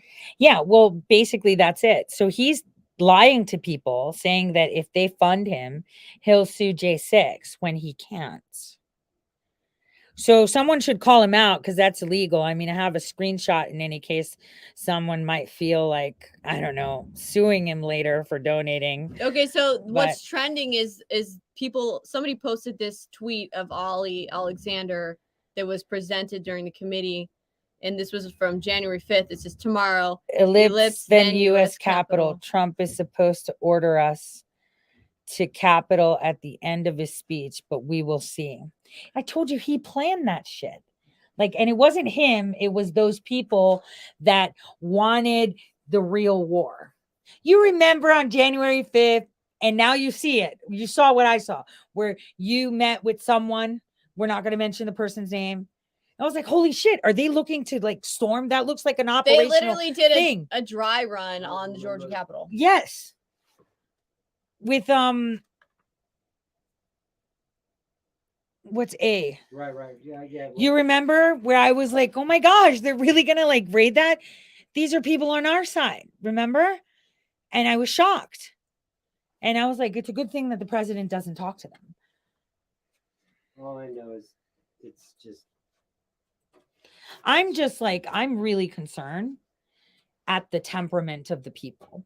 We have a lot of agitators, you know, the Alex Jones crazies, like crazy. We're talking the people that will wear the tinfoil hat, right? Like literally, and think it helps. Faraday hats help. So not tinfoil, but we have people that are armed and they will take our guns away because of this. of course. And this is a problem. Oh, did I tell you how I dropped off my daughter at the airport walking in with my gun concealed? Didn't even think about it until after I left, but I was like, it's okay. It's open carry, right? I did that by accident. Anyway, they will take away our guns because someone is going to do something very stupid. And then there's the Republicans that are like, fuck it. He's a dead in the water. This is the conversation. We have people, there's a guy running for governor in our state, a pastor. For some reason, he's saying, yeah, we should keep the machines. And I'm thinking, why are we keeping electronic voting when it's not good or correct? Right. It's supposed to make things efficient and it's making things more complicated. Problem, it'll go away. Right. Right. Well, when you have these machines that can be accessed with the internet, Wi-Fi. Why are we using that when we can have paper ballots where it's safe? Because this is the 21st century. They just wanted to become more sophisticated Gavin, with their let me- rigging. They didn't want to have to physically Well, fill yeah, out they all that- do. those ballots. But Gavin, I'm just thinking out loud here. Like, okay, so they're indicting him either August or September because they Yeah, need they're to get gonna- rid of Biden. Yeah. Right? They have to get rid of him. They're already getting rid of him. That 4chan stunt was fantastic, making people think that 4chan did it when it was already cracked. So it went everywhere. Like everyone's looking at it because it created noise. So it's like, how do you make noise? Hey, your government's running your election. You're actually a slave. You're a slave. But I'm a did slave. it make any noise? Huh? But did it? How It much did. noise did the Hunter Biden thing make? Now it did. Well, now it's finally the mainstream media is finally talking covering about it. it. They're But forced they to did cover a it. slow burn on it. But you so know now why they it's- did it, it's right? Because it old was to get news. rid of Biden. But what I'm getting at is they did it just right that it's old news now. It's not going to have any impact. To the conservatives. It ain't going to have But any we've impact got on Sky them. Australia, we've got, the 'Cause I Daily was Mail, the watching- Guardian, I was watching it. They're so caught up with the hookers and blow. that they're not looking at the real contracts. crimes. Yeah. That's why I think it's that. I don't See, think it's gonna that's do what I anything. keep saying. They keep talking about the hookers. And then someone's like, oh, Secret Service, they're looking into it. Secret Service can kiss my ass. That shit was on the computer, right? I'm gonna bet Fuck $1,000 nothing comes of any of it. What, with the Oh, Hunter of course Biden? No, not, no, no. he's actually, no. They- Wait. I have to say something, but without saying something. So there are pending charges for trafficking. Remember, I paid one of the hookers. How much? Not much. They do shit for cheap. For a Latin. No, She no. was like, How she was much? good. No. But yeah, but there's stuff. There's stuff. I have the phone with me if you guys want to see it. No. Yeah, but are they actually going to What? go after Joe They're gonna get Biden? rated again. You're not gonna get rated again. I've What been about having Joe it. Biden for making false statements? Are they going to Can we impeach just him? put a fair to Or gauge remove him? Or around just you? Well, 25th Amendment They're him gonna and bring remove him because Kamala he's in? getting sick. They're already starting the Okay. narrative slowly. They're trickling it in. Like New York Times, like, oh, his health doesn't look so good. He's falling down. He's saying stupid shit. They're grooming Kamala now. It's like they're putting her in a machine to fine tune her. Is that why Seriously? she keeps repeating herself? Seriously? Taking it seriously? Yeah, Seriously? seriously. But you have to be Seriously. serious to seriously take it serious. You have to be Seriously, serious, seriously, serious seriously, to take it serious. Do you Seriously. know how? Look, I'll just be straight up. Do you know how many marijuana growers I know in California that would all come clean that they all had that bitch's phone number? Yeah. So that whenever they got in the shit, Tupac. they would literally just freaking They- call her with a and boombox. she would They freaking can volley let the them out. call. Yeah. Yes. So Yeah. how the hell is she going to get anywhere near? Well, that's probably how she's. That's gonna how get- she's getting never mind, anywhere that's near what- the drug cartels. There you go. Right? Damn, so It's they're kind of like bringing- how North Dakota got away with it with all the fucking. But So by the way, basically- they arrested a cartel members group in North Dakota. So I think maybe Durham's really working hard. That would be the That's best thing we could crazy. ever do for this country would be to get rid of that particular influence because it's really got them. Well, marginalized. after the AG killed himself, they arrested some cartel members, right, from the Sinaloa. And then they raided another cartel recently. So maybe Durham's doing something. Only because, and I'm not talking about, it's not like the child portion of it, You want to right? know how you know? It was the Chinese paper trail. Because if you It remember depends Jeff on how Sessions, far up Pelosi's eyebrows go. Right. If her eyebrows actually Which set of they use the eyebrows? bad clone. It depends on which set of her eyebrows. Yeah, they She's use the got bad multiple clone, the sets. really quick. We need to get this one out, and it's all fucked up clone. But no, North Dakota, if you pay attention, Jeff Sessions went there and they apparently worked together on a fentanyl bust, right? But the fentanyl wasn't in North Dakota, but they tapped the state, which means they wanted access to it. You see how that works? And while Jeff Sessions, the day I went to see him, they fingerprinted my friend's car, by the way, that I was driving in. Was a square. The only time I didn't take a picture, we both walked out. She's the lieutenant colonel that's fighting, right? We both came out of the place and there was like a square with the shit, for lifting prints on the driver's side, on the passenger side where I was at, because I was in her truck. And I was like, shit, somebody came here to lift my prints. And she's like, damn. And I was like, did you know about this? She was like, look, I don't, but if I did, OPSEC and shit. And I was like, on your friend, right? So I just wiped the dust away. It was the first time I didn't even think of taking a picture, but we both saw it and we're like, what the fuck? It was like right there letting me know, hey, we just took these fingerprints. But the funny thing is I was wearing gloves and I didn't use the window. But anyway, regardless, those are the only sets of prints. Jeff Sessions went there that day. And that's the day that the ball went rolling. It was a week after I sent him evidentiary things. So I'm really thinking that John Durham, that was tasked by Sessions, remember? Because everyone's like, Bill Barr, Bill Barr. Yeah, it was. Because Bill Barr didn't do it. Because if you remember, in the testimony that they had in Congress in 2017, right? And 2018 about this Russia shit. They did show Akbar then during the committee. Oh my gosh, are they sharing that? The committee shows Was that in chilling case the footage video of an taking that- enraged Chilling footage. Alexander. How could the only footage I can think of Akbar that'd be chilling would be him in a freezer. They should show the one where he's like, I can feel the earth. Yeah, right. Oh, but my point is that Sessions actually appointed Durham. Sorry, could you say that I don't know- incriminating I don't know if information again? Siri, can you stop spying on us? Sorry, could you say that to the FBI and CIA again? Thank you. It's not probably them anyway. They're rank and file. It's- FBI and it's the CIA are no CCP, longer right? in charge. It's friggin' CCP. Like the CCP. I think the CCP want competition. Do you know why? Yeah. Because They don't want to take over white man. No, that's insanity. They don't. Why are No. people so dumb? They just want to be dominant. Like, we have more business. We have more money. We more in charge. We round eye make everything. Look, they don't want to be in charge of us. Fuck Americans. We'll be look like second-rate citizens. Fuck Europeans. We'll be looked at second-rate citizens. How's my phone ringing down here when there's no connection? That's a phone? Oh yeah, it's Signal. That's why. Yeah. Call him back. Michael Jackson. He is still alive. Oh, No. fuck. Sorry. Gavin's such a troll. You're such a troll. But yeah, no, thinking about it, right? This is all moving along the way it should be. Why am I okay? Now I feel relaxed. I just had like this thing. So all these facts. I It love was President Magic- Trump. It was Now Magic Johnson. no, yeah, he still has AIDS, but we're not telling anyone. That's so where the hydrochloroquine really comes into play. I think this is perfect. Yeah, right. Oh God, let's not go there yet.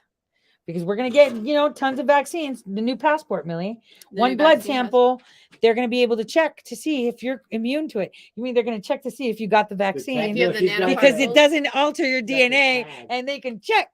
Right. If your DNA's been altered, but also isn't there like nanoparticles in the protein? It can't be so much of a COVID metabolite. proteins. Because let's pretend you go in 4 years, unless they want you to have the boosters. That would be illegal to not provide you identification or access to things.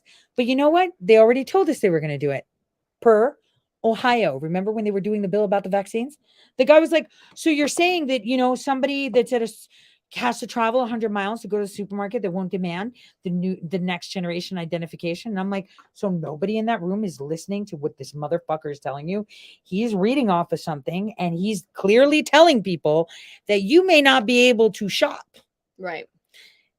for 100 miles. And everyone's like, yeah, let's like make them totally like this. And it's like, while the business org is like, they all have to have it. And Walmart's deployed the QR scanning codes, Target's putting them in, and we have them at checkpoints now. Right. They're not going to say, give me a drop of your blood at every place you go. It's more like Well, it's one just going to be time. a passport, Yep. a one-time thing. And then you have to go get it renewed and show proof of your renewed vaccine. And Yeah. And if things you're like that. red, you can't enter.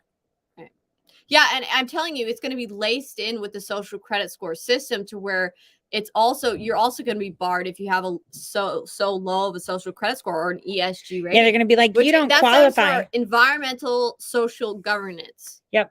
Okay, so if you are not a social justice warrior enough and you have gotten an ESG rating And low, you're selfish and want to make money and not just give it away to everybody else. right, or if you buy too much gasoline or you do things that puts you at a higher Carbon footprint, then you're going to have a lower ESG rating. And they're talking about having an ESG rating alongside like FICO when it comes to getting credit approved- scored. See, that's what I was approved on thinking a mortgage too. or a car loan. Yep. I mean, they're talking about having MasterCard and other these credit card companies are working to they're monitoring every single swipe, every single transaction, everything you buy. That's all being collected, and you're going to be putting it into this new social credit score system, and they can actually start to fine you based on things you purchased if it goes over your carbon emissions or carbon footprint, and they can actually reject you and say, sorry, no, you can't buy that. You met your quota for video games. Or this your month. credit It's score off. is low. Yeah. Like you have a low ESG rating, and it might be stuff you said online on social media. Then all of a sudden you go on a rant on social media, and then it affects your ESG rating, and you can't get the car sticker is loan you that? wanted to get. That's what they're wanting to do. It's really They already frightening. did it. They've already Well, done it. they Oh, haven't wait, did you rolled see it that? out. Wait. The credit score. Did you see that Biden is going to federalize credit agencies? Yes. All right. I'm just saying, Right. because people are busy with stuff. This is why I need to make this organization. Why is it so hard? Like I let have me to get a ask you good this. Let me attorney. ask you Hopefully next week we'll have some news on that. Fully on record, know, but yeah. off record, but Yeah. on record, right? Yeah. Leaving in a bit. Like we'll eat and go. Because we need to have a meeting. Yeah, I know we do. Yeah, so we have to go. Oh yeah, and by the way, that's why I'm telling you the QUX So we need to have boxes, a meeting about. which we're gonna have a meeting about. Okay. Because you need to be read on. Okay. Okay. Because we know what's coming with the social credit score systems and tracking everyone's purchases, all that stuff. This thing, the marketplace is about to launch, and we're gonna have the encrypted transactions and whatnot. So right. Well, I haven't. Okay, remind me that. Say the word encrypted transactions just later after I have a cigarette. Right. Because I wanted to tell you something on that. Right. So we'll have that conversation. Today I was supposed to do a quantum show, kind of just to tell people, but I kind of did. Nah, I don't want to do it now because I'm a little bit spent. Because this was like tomorrow we could do it. But the whole premise is I kind of said it right. Akbar had a shit up there, right? And everyone thinks that RSA encryption is valid. It's totally invalid. I can hack that shit in like that. There and is no Akbar such. is trending in like a bad way. Yeah. Not a good way. Well, it's the left. Akbar, for some reason, whatever. But I'll do that show tomorrow, I guess. He's the one that's being used to destroy Destroy Trump. That's, I mean, exactly what you've I been said. saying. Everyone's been saying, how did Akbar know that Trump was planning to call upon a mob to march to the Capitol? I mean, they're literally, he's trending because they're saying that He's their guy. He's trending because he's their he's trending. guy. What because did I he's the- say? He's It's the one they're him? using to take out Trump. Here's the most It's him and frustrating Alex part. Jones. I said it, right? Here's the worst part. Watch it happen. With fucking Dick Cheney's daughter sitting up there, it's like, fuck you guys. This is McCain's revenge. But They should Akbar just was the Yeah, one leading. yeah, McCain's revenge. Akbar was the one leading Alex Jones there like a bull by the Yeah, nose. because Alex Jones is desperate because of the people that Ali Akbar works for. Because of the people Because that of the collect blackmail. blackmail and the Yeah, conservative well, you know. No, it's like Roger Stone dropped blackmail on fucking Alex Jones on Instagram. When they got in a fight, I still have that Instagram post. He dropped a picture of him and then he deleted it. And it's like captured. It was, I don't know how that was captured. Like that was some Let's autistic. let's just say that there's some disgruntled former workers that just sit around waiting for an I don't know, but that was weird, screen right? capture. Well, that happened way before he fired you guys. Oh yes. Yeah. So the thing is, we have this picture. So he's dropped the blackmail, and now people are like, Stone this, Stone that. And it's like he got fired, and now they're going to bring up the shit Stone did in 2016, which will seal the deal and say Trump, because Trump was named on that in 2016. So now we can't come back from that. They're going to indict him. Yeah. And it is the way it's going to be. And people need to come to terms with that and know that any given day, our president will be indicted. Will the charges? Yeah. But don't panic. Yeah. I was going to say We're Because working we can indict hard. a We're working hard, and we believe we have what we need to Yes. prove his innocence. Yes. Okay. And there's not much. I mean, like most lawyers will tell you, you can indict a ham sandwich. There's no way to stop that. We got indicted. I got indicted by a secret grand jury. I mean, 3 felonies. right. How do you? No, it was, yeah, three felonies, a and misdemeanor. All of it dropped, every single charge, because they didn't actually have any evidence. Right. So what I'm telling you here is we're going to see this happen. What you don't do is decide to go out and have a giant, massive protest so that Proud Boys With and some Oath Keepers feds, can go do right? With some J6 all feds over all again. with their khakis all Right. looking the same and With, shit. with Patriot Front out there marching get the along with fuck their outta Da here. da da da da da. their Right? tiki torches and their baseball helmets. That's what you don't do, okay? Right. Because that's what they want us to Patriot do. Front, They Fed want us to Front. knee-jerk react in that way, so then they can try to demonize and say we have a right-wing extremist problem. Who knows what other operations they're going to try to put in effect with the FBI? Yeah, but again, like Millie said, we got this. We literally got this. It's why we were so marginalized from the get-go. Look, I just say it. right. Yeah. Look who attacked us for making Shadowgate. Yes. The people that are being blamed for J6. That is not a A coincidence, coincidence. by any stretch. Yeah, because Manafort and Rick Gates and Stone were together. We fucking burnt our ability to have income to fucking do this shit. Yep, we because did. We put truth and what's right in front, front of of a paycheck. Well, Gavin and I did because we, you know, we lost our work. Same with here, dude. They InfoWars. banned me So- everywhere. The only And you lost your job over too, yeah. the only stable. At Red, yeah, what was it? Red Red State State. And Radio. then when yeah. they Well, that replaced was you with- nothing. My contracts. And then they replaced They you with replaced what? me with Q. The most The cute- the Q idiots who were like the reason why Q failed when they hijacked it, when the CIA came in, and it was just such a mess. It's so stupid. They put the fake ones up to talk. It's like, stop. But the thing is, we do have everything, and that's the reason they did attack us so hard. And Right. this is why no one will Yeah, we say my name, established- your and name. let's just say No it. one will say our We name. established a definitive, what do you want to call it, demarker between Trump and Roger Stone and his gang. Yeah, Period. Roger That's it. Stone is not connected to Trump. I don't No. care what anybody says. He doesn't talk to him. He doesn't talk to General Flynn either. They don't talk. And people could say, well, why doesn't Trump ever come out and address this? Because it's fucking complicated. This is politics is complicated. Because he just sends his You got it. character You assassination got it. guys like Akbar to do his dirty work. Exactly. Yeah. So this is why they attacked us, because we have all the evidence to show who You orchestrated. know what the funniest part is? We were You guys watching it. actually have the balls of the blackmail artists in your purses. Yeah, we do. You all actually their do. You have all their the balls of the in our blackmail purses. artists in your purses. Because Yeah. you know who's got blackmail on who, keeping them in check in what way. Yeah. Yeah, that's true. Man, that's some Could you imagine? I really hard wish candy. if Byrne went to J6, Byrne is going to talk about, oh my God, I don't even know what Patrick's going to talk about, but I'll talk to him. But if He if just J6 said- actually you had know the balls, Torre? yeah, You know no, J6 has my name all over No, shit but if already. he says that, Yeah. Burns like, well, you know, Tori, talk to her. She knows. Yeah, no, they won't. They have my name and they will not call me in. But if they did, I should march in there with like, Yeah, oh, I have this purse. sex video of Karl Rove right here. I'll just I can Have say a it. purse that just And says I will deny, everyone yeah. involved. And Madison, And I will deny doing a recorded one. I'm going to demand a live one. Madison Cawthorn kind of spilled the beans in essence after they took him out, Right. right? Of He took one for the team. drug-filled orgy parties, Yeah. and how they Yeah, yeah. invite them to it, and then they end up, oh, who knows if they slip them something. Next thing you know, they're waking up in a compromising position. Someone's taking a picture or video, and they're like, Yeah. what is this? It's like, oh, you stay in line, you do what we want you to do, and you're fine, right? And then the second you step outside of that, there comes the blackmail, trickles in, ruins you. It ruined him. And, this is how the game is played. And so some of these people who are like kings of the, dark arts or whatever they want to call themselves, they know how to play in that world, in that game. Right. Yep. And they it do. gets dirty. It gets very I dirty. was that world. Well, hence the. I what? was that As world. though all That's the the- thing. He used to dabble in the world. But I it's- was no, the no, fucking But world. come on, let's be honest. As though the Hunter Biden stuff isn't the same shit. Yeah, and you know what? Just A lot of lots of it. yeah.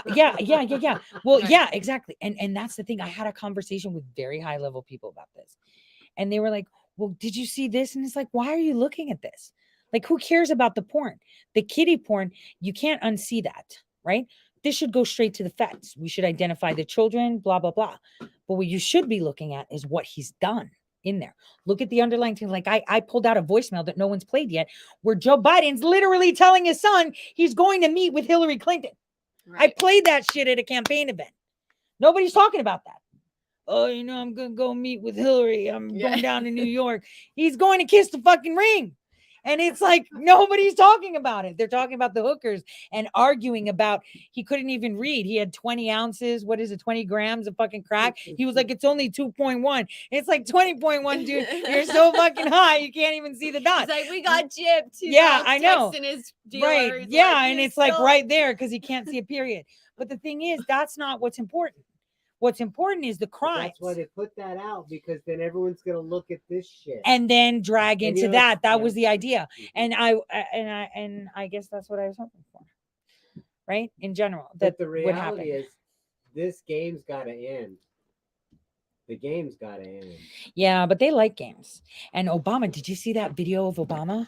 Let's just close with this. Hold on. Where's the short? There's a short. I want to play it. Yeah, he actually did one about games. Literally. And he looked pissed as fuck. And I'm like, yeah, bitch, you can't take me out. You could try. Hold on. Where is that? Look, not that one. You This like that one? one, With the hot dog. Nah. That shit's so funny. Where's the Obama short? Damn it. He was so, oh, that's me and Stuart Rhodes, by the way, when I had dinner with him. And that's what's funny. I met with all Tim these Pool people. is also trending, and You know he was what? also one of the ones that They threw me showed. under the bus. Yeah, after my he threw you arrest. under the bus too. Oh, a this is team. It's a hilarious! All the team. ones, All that the threw me people under that the threw bus. all of us. Well, you know, it is a team. There's a whole team fucking picture with So, Pocho, yes, Ali Akbar, all of them. There's a team picture. No one's paying attention. even the Proud Boys, Gavin McInnes came out and attacked me. There's a fucking Wearing team a hat that picture. said "Make cocaine great again." You know, you guys He can't said, play "Fuck well with Millie the enemy. Weaver." You guys don't like being around enemies. Me, I go out to dinner with them or I work with them. You know, because you guys are too good. You haven't been that tainted. A little bit, not that much. A little bit. Right. Where's the Obama short? Are you kidding? There was an Obama short where he's like, this game, da da da, and he looked pissed as fuck. I'm gonna have to find this. Is this it? Or you don't know who I've had dinner with. I know. You know what I mean? Like right now, I'm talking about this situation right now. I'm talking about this situation right now. This one right now. Where's that Obama short? Like I played the Obama short. I put it on my thing and I can't find it. Oh, shoot. Let me see if it's in the chat where he was all angry and shit. I know I shared it on my Got Telegram. Obama phone. Yeah. Remember the Yeah. Obama lady? Yeah. Got my Obama phone. The track phones that tracked everyone. Yeah, I'm trying to find the Obama short. Look at this. They're just putting Hunter naked and know, shit. lots of It's like Hunters nobody dingling, cares. swinging Yeah. around. Did anyone see the picture with the M&Ms? The only impressive photo of Hunter Biden naked is him with the stiff, you know, and he had lined up a lot of M&Ms on that bitch, spaced apart. And I was like, damn, is that really human? Did he?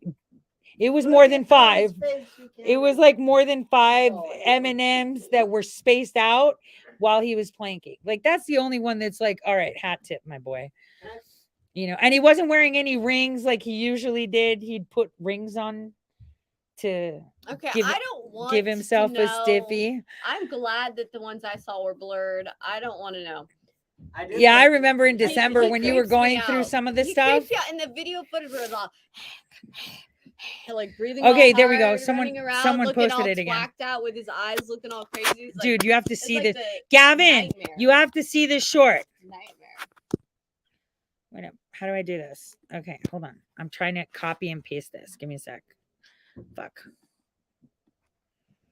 I'm probably looking all You can weird do with it, my Tori, mouth you can open. do it. Yeah, I got it.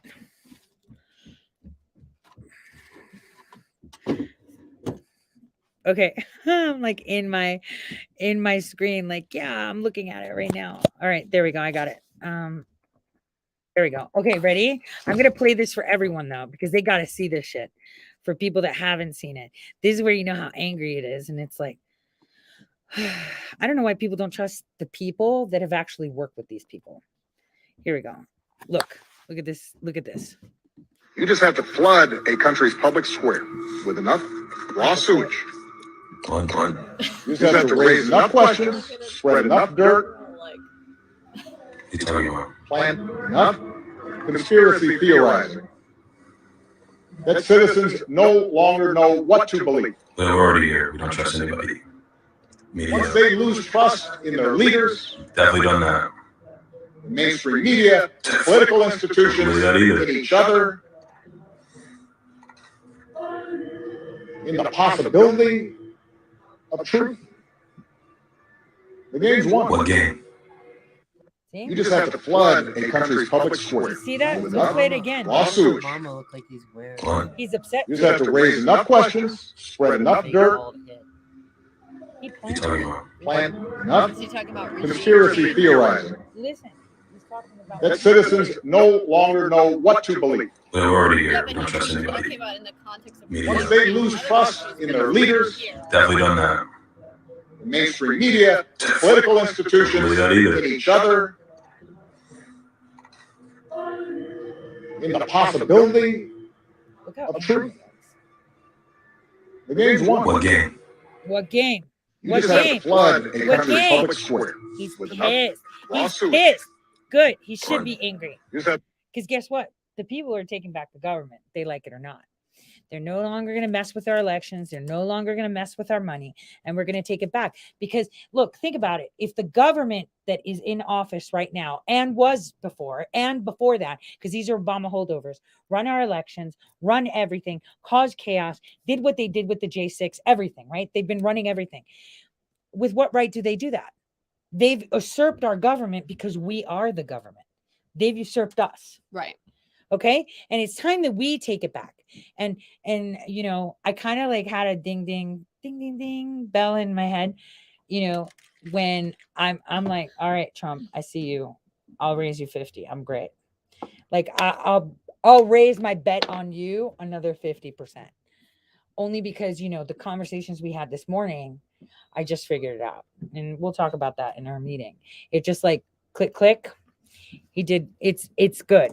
But this is the problem that other people are having. And I think part of that is the fog of war. Of course. I think that's the fog of war. Oh, is that down Nyx here? here? Yeah, put her down. Yeah. Is she down here? Mhm. Oh, let her in. You guys want to see Nyx? Nyx! Nixie! Come here, good girl. Come here. Oh, no. Wrong way. Okay. Come here. Come here. Come here. This is Nyx. Okay. She's a good girl. Yeah. That's Oh, my Nyx. Where'd she go? There's she going. She's just checking stuff out and sniffing. Good girl. The camera all goes. Yeah, she's a so good soft girl. and fluffy. Okay, so we're gonna go because Nyx, come here. You want to say goodbye? Come here. Come here. Come here, good girl. Come here. Oh, she's going to Millie. Okay. That's Nyx. That's Nyx. She had her first drive in Phoebe's car. And she gets car sick. So Yeah. poor Phoebe. She got sick too. Yeah, poor Phoebe. Poor Phoebe's Poor car. Phoebe's car. Yeah. She had to go But- get her car. Yeah, I going. know. She did. She cleaned it up. But all right, so I'm gonna let you guys go. Tomorrow we'll do quantum because she's looking at herself in the mirror and I don't know what she's doing there. J6 committee showed up. So we're gonna let you go because we have some work to do. Look at show Nick's in wait, the wait, studio. oh, wait, hold on. Nyx, Wait. where'd you go? Nyx. J6 coming again. J6 No, committee's you here. got like. Oh no, we can't see it. Oh, There's Nick's butt. See, it's delayed on Rumble. He's like following the car.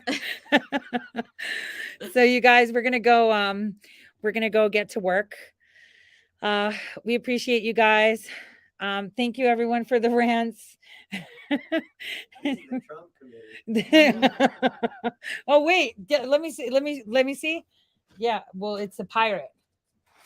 So are there good pirates? I don't know. This is about whether they give quarter or not. And I say no quarter. I say no deals either. Yeah. I say no deals. All of them should go down. Every single person that betrayed us should go down.